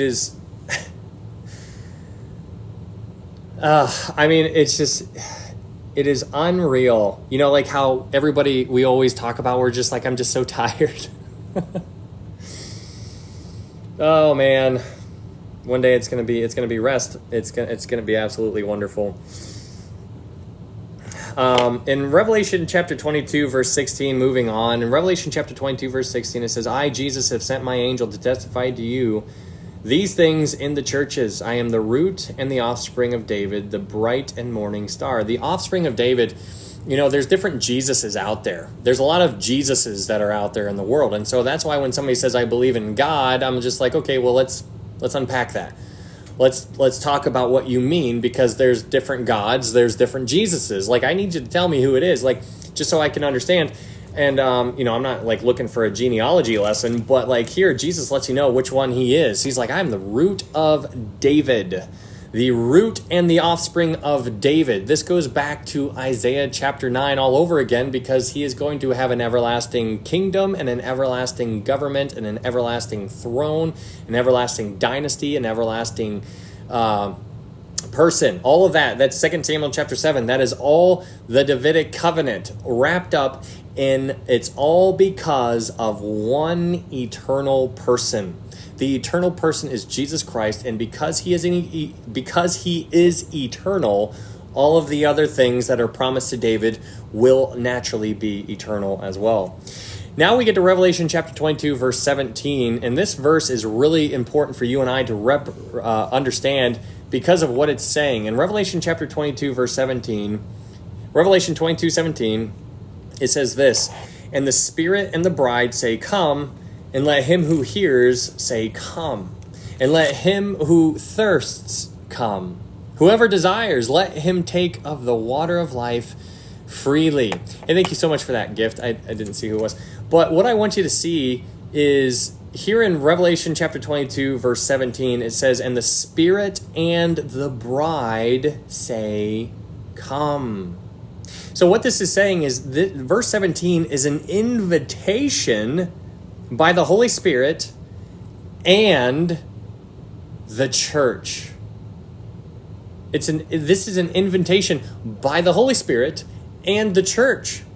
That this invitation is for salvation. So there's two players that are on the table here. The church, what the church does is the church presents the gospel. And then the Holy Spirit convicts those who respond to the gospel. And those who respond to the conviction will partake of the water of life that is given at the end of verse 17, because it says, whoever desires, let him take of the water of life freely. This is an unbelievable passage here. This is saying, it says in verse 17, and the Spirit and the bride say, come. Like, this is what we're supposed to be doing. We're like, guys, come on. And we are working with the Holy Spirit. We're trying to work with him. We are co-laborers with Jesus in the field. We're out there. We're co-laboring together. The Spirit, the church. It says the Spirit and the bride, the Spirit and the church say, come. And let him who hears say, come. Because when you hear, you've heard before, you were lost once upon a time, but then you heard. And then it says, and let him who hears say, come. And so everybody, it's supposed to be like a natural domino effect. And it goes on and it says, and let him who thirsts come. This is for everybody. This is for everybody. This is for everybody. If you go, let me look up a verse here real fast. In John, I don't know if I think it's in John 3. Yeah, I think it is in John 3. In John 3, okay, no, it's not. It basically talks about when the Son of Man is lifted up, he draws all men to himself. So he's drawing everybody. He's trying to draw everybody. It is for everybody. John 3:16, for God so loved the elect. No, for God so loved the world. He draws every man, everybody, the world. So God so loved the world. So he is calling everybody. There's just people out there who are rejecting. No, I don't want it. No. But here in Revelation chapter 22, verse 17, you see this unbelievable picture where you and I have the privilege to work together with the Spirit. And that privilege is to tell other people to come on. And then they get to, if we are able to win somebody for the Lord, then they in turn get to do the same thing. Now they're over here with us and we're all like, yeah, you too. Yeah, come on. Like how many can we get? And so we are working here. And so that's how this book, the book of Revelation, is closing out. It's unbelievable. But it says in verse 17 at the end, it says, whoever desires, let him take of the water of life freely.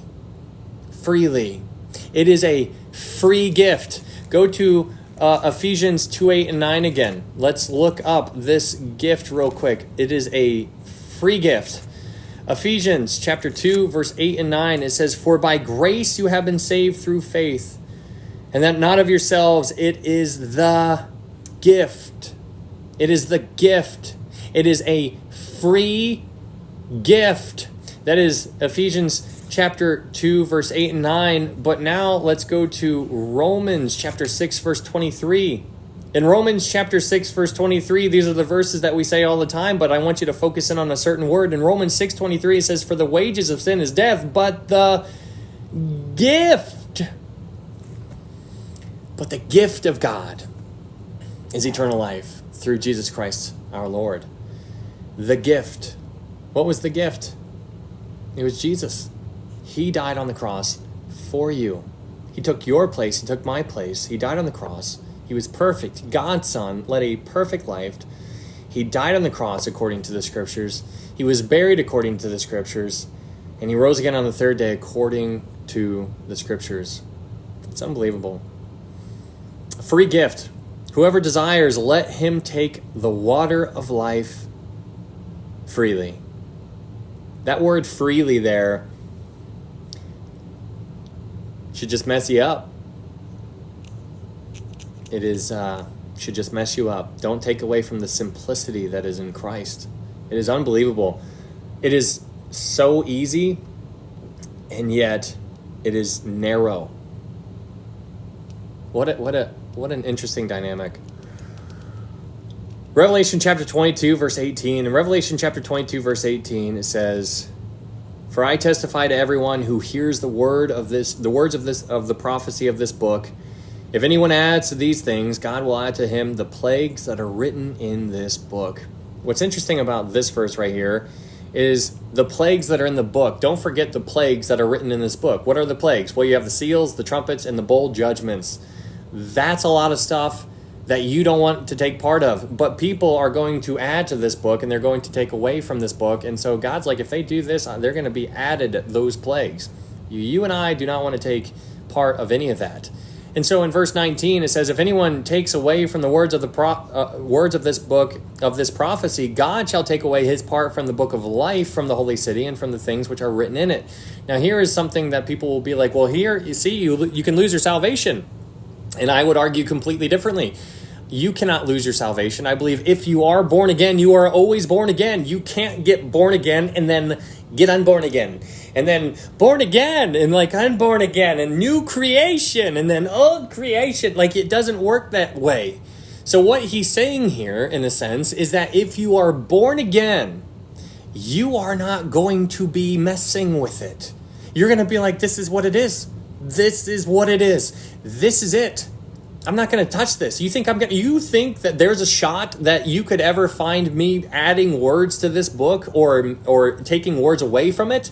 Do you think you could ever imagine if I did that? You would be like, what the heck is he doing? And I'm going to be like, yeah, I know, right? Somebody stop me. Like, it's just crazy. Like, I would not do that because I understand. And so he's not saying that these people are losing their salvation. He's saying that they're not doing it and they're demonstrating that they never had salvation by tampering with it. And so hopefully that makes sense. But all names, as we talked about before, all names at the beginning, everybody who has ever had a heartbeat, their names are written in the book of life, in my opinion. Everybody who has ever been born, every heartbeat that has ever had a heartbeat, everybody who's ever had a heartbeat, their names are written in the book of life. But their names can be blotted out if they never put their faith in Jesus Christ. If they do not put their faith in Jesus Christ and they die that way, in complete rejection to who Jesus is, it's at that point when their name is blotted out of the book of life because they never put their faith in Jesus Christ. And then that's the same time when their name is written in the book of works. You do not want your name written in the book of works. That's terrible. You want your name to remain in the book of life. And if you are born again, it is there forever. It's not taken away. There's no eraser. There's no eraser on your name once it's written there. So hopefully that makes sense. I know there's a lot of people who believe you can lose your salvation. I am not one of those people. Anyways, Revelation chapter 22, it says, he who testifies to these things says, surely I am coming quickly. Amen. Even so come, Lord Jesus. What an amazing verse. In verse 21, it says, the grace of our Lord Jesus Christ be with you all. Amen. So if you guys want to go to 1 Corinthians chapter 16, verse 22, 1 Corinthians chapter 16, verse 22, you see, I'm sure you guys have heard of this word. It's Maranatha. Maranatha. In 1 Corinthians chapter 16, verse 22 is where you find that. Thank you so much, Angie. In 1 Corinthians chapter 16, verse 22, you see the word Maranatha in Greek. But in our English words, in 1 Corinthians 16:22, it says, if anyone does not love the Lord Jesus Christ, let him be accursed. And then it ends that verse by saying, O Lord, come. O Lord, come. That's 1 Corinthians 16:22. That is where you get the word Maranatha. O Lord, come. O Lord, come. And so when people say Maranatha, they are praying for the kingdom or the king to return. Okay, so going back through it all, the rapture, there's going to be a rapture. Pre-tribulation rapture is what I believe. If you believe something different, that's completely fine. It's a secondary issue. We should never lose or take our sight off of the gospel. For by grace you have been saved through faith, and that not of yourselves, it is the gift of God, not of works, lest any man should boast. And so when you recognize that when you say Maranatha, you are praying what we should be praying to begin with. Jesus tells us what to pray in Matthew chapter 6. He says, when you pray like this, our Father who art in heaven, hallowed be your name, thy kingdom come. When we pray for his kingdom to come, we are praying for the kingdom program. We need to be active in that prayer. That's something that we should be doing. It's not something that would be repetitive by any means, but you need to be praying for it. And because when you're praying for it, you're praying for the king to return. And when the king returns, we're first going to meet him in the air. 7 years are going to go by, and then we come back with him during the second coming. And that is when everything else that unfolds that we've already unpacked. It's unbelievable. This whole story, the book of Revelation, is unbelievable. I mean, I love this book so much. And that's how that ends. But guys, this is all secondary as we talked about. I never want you to lose sight of what the main thing is. And the main thing is always going to be the main thing, and that is that Jesus died on the cross for you. You are a sinner. I am a sinner. For the wages of sin is death. We understand that. But the gift of God is eternal life through Jesus Christ our Lord. For all have sinned and fall short of the glory of God. John 3:16, for God so loved the world that he gave his only begotten Son, that whosoever believes in him shall not perish but have everlasting life. This book of Revelation is secondary. But my goodness, how encouraging it is if you actually know it, if you can dance on it. And it is so fun when you actually start to see it. And that's why I love the book of Revelation, because we barely spent time in the book of Revelation. We were all over the rest of the Bible. We were in Isaiah a ton. We were in Psalms a ton. We were in Ezekiel a ton. Hosea. We were in Micah. We were in Joel. Are you kidding me? Zechariah. We were all up in the Old Testament. And so when you study the book of Revelation, you get, hey, thank you so much, Pontius. You get so much, because it forces you. And I'm not saying read the book of Revelation. I'm saying study. When you study the book of Revelation, you get a huge picture of the rest of the Bible, because it forces you. You can't understand the book of Revelation without understanding the rest of the Bible, at least in a small way. And so it's so fun. And so if you guys are new here, thank you so much for being here. My name's Ryan. I am not a pastor or anything like that. Not a scholar, nothing super smart, not super intelligent, but I do try to study the Bible, and I'm doing the best that I can. And I tell you often that I could be wrong on a lot of these things. And so I want you guys to test all things and hold fast to that which is good. I want you to be like the Bereans, and they receive the word with all readiness, but they search the scriptures daily to find out whether these things are so. And so I want you to prove me wrong. If you can, then that means you are diving deep into the word. But I don't want you to try to prove me wrong in a way to be right. I want you to prove me wrong in a way to grow closer to the Lord, because that's what you should be doing. And so growing closer to the Lord should be the goal. Don't be like Ephesus, who was all about their duty for the king and their doctrine, that they forgot about their devotion for the king. Focus on your devotion for the king, and when you focus on the devotion for the king, then your life is just going to start looking like Jesus more, and then you'll be able to win somebody for the Lord, and that's what I would hope for you to do. What an unbelievable thing. Hey, Marius, thanks, man. You too, man. Such a good study. Hopefully you guys enjoyed it. Man, that was so much fun. If you guys are new here, I upload all of these to YouTube. There's a YouTube link up here. If you wanted to go follow me over there, that way we can stay in touch. I upload these studies to YouTube, so if you would like to go back and rewatch them or revisit them, all of the other past studies are up there as well. We've done Revelation, Daniel, Ruth, Hebrews, James, John, Acts, Romans, 1 Corinthians, 2 Corinthians. We've done all of Pauline epistles. We've done Isaiah, Zechariah, Matthew, 1 Peter, 2 Peter. We've done all of them in a very verse-by-verse, very meticulous manner. And so, but as per usual, test everything that I say. That's what we should do that with everybody.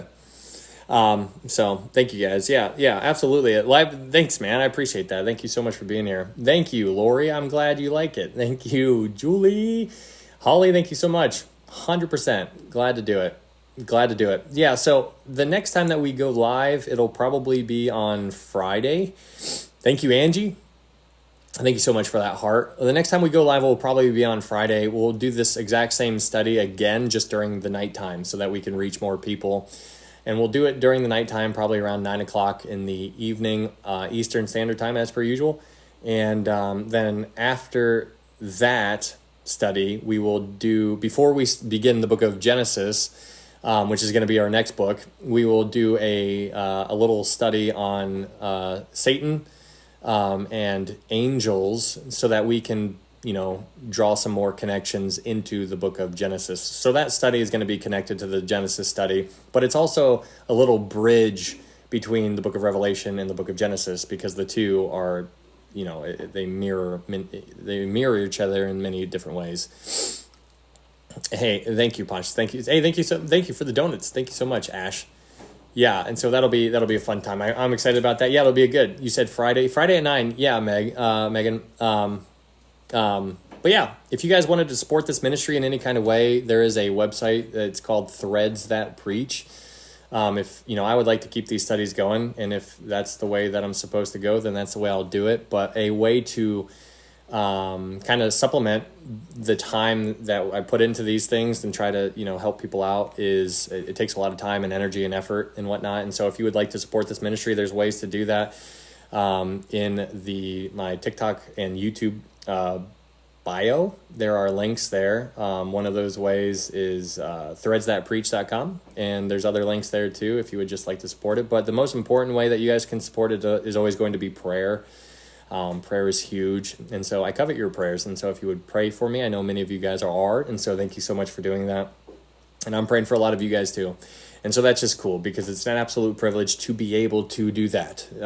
Prayer is action from a distance, and so we need to pray without ceasing. We need to constantly be praying for one another, because when I'm doing well, then I will be able to help you, and I'll be able to carry you, and if I'm doing poorly, then you'll be able to carry me, and if we're both doing well, then we're just trucking on and just get more people.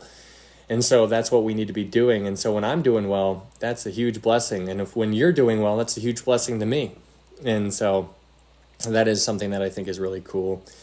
We are on the same team as what we've seen, as what we looked up already in 1 Corinthians. Some water, some plant, but God gets the increase. I mean, we're co-laborers in the field.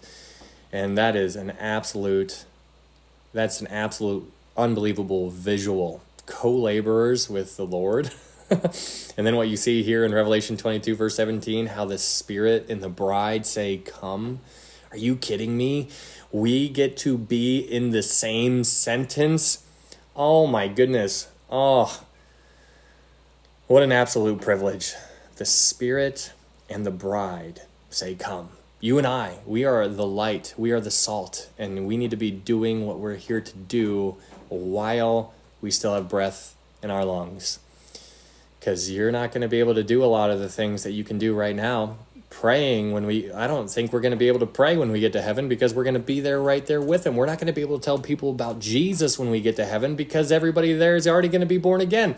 So this is something that you have the privilege and opportunity to do now. And today is the day of salvation. If there's anybody in there who's lost, I don't want you to put this off. If you're loving your lifestyle and you think, no, this is fine and this is for the birds and it doesn't matter, you need to really think about that, because this is real. And so is eternity. But so is what Jesus did on the cross. And so he wants nothing more. He thinks you are 100% worth it, because that's why he chose to dive in after us to begin with.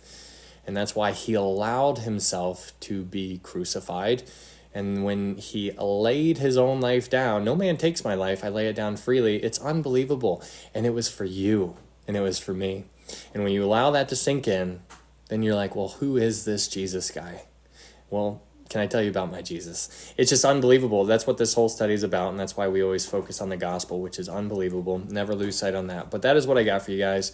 Revelation chapter 1 through 22.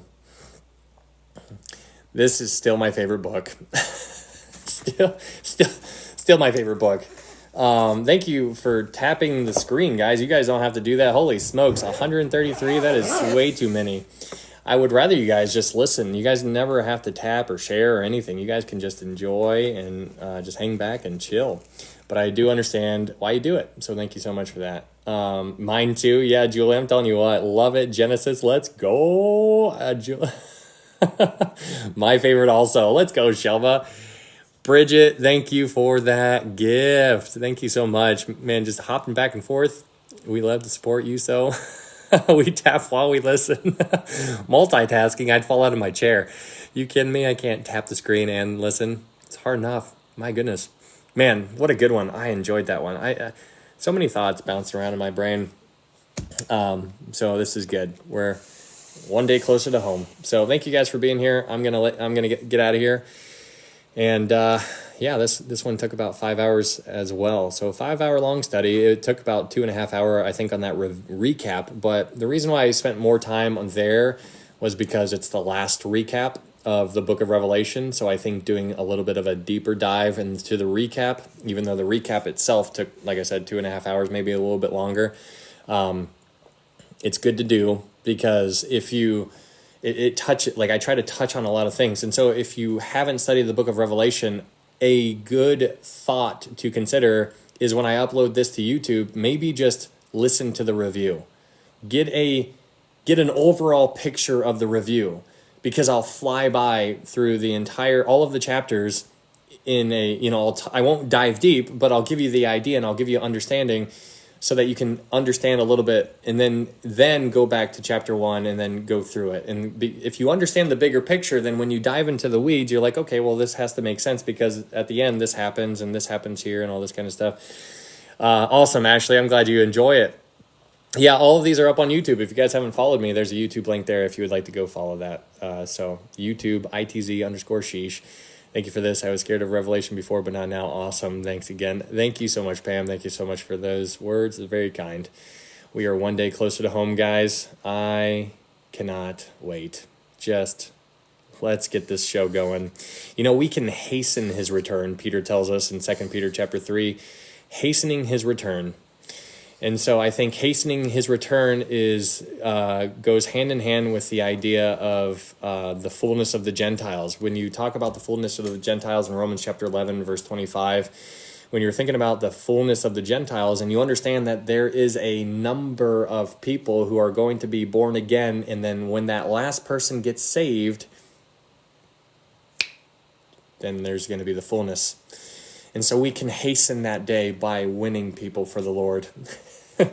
And so maybe there's only one or two people that need to get born again before that rapture occurs. And so if you're one of those people, can you just go ahead and just do it already? I'm just kidding. But serious, go ahead and do that. I'm not even joking. Do it now. Do it. No, I'm kidding. Okay. Well, I'm out of here, guys. Thank you so much for being here. Hopefully I'll see you on a Friday. And if not, maybe I'll see you up in heaven.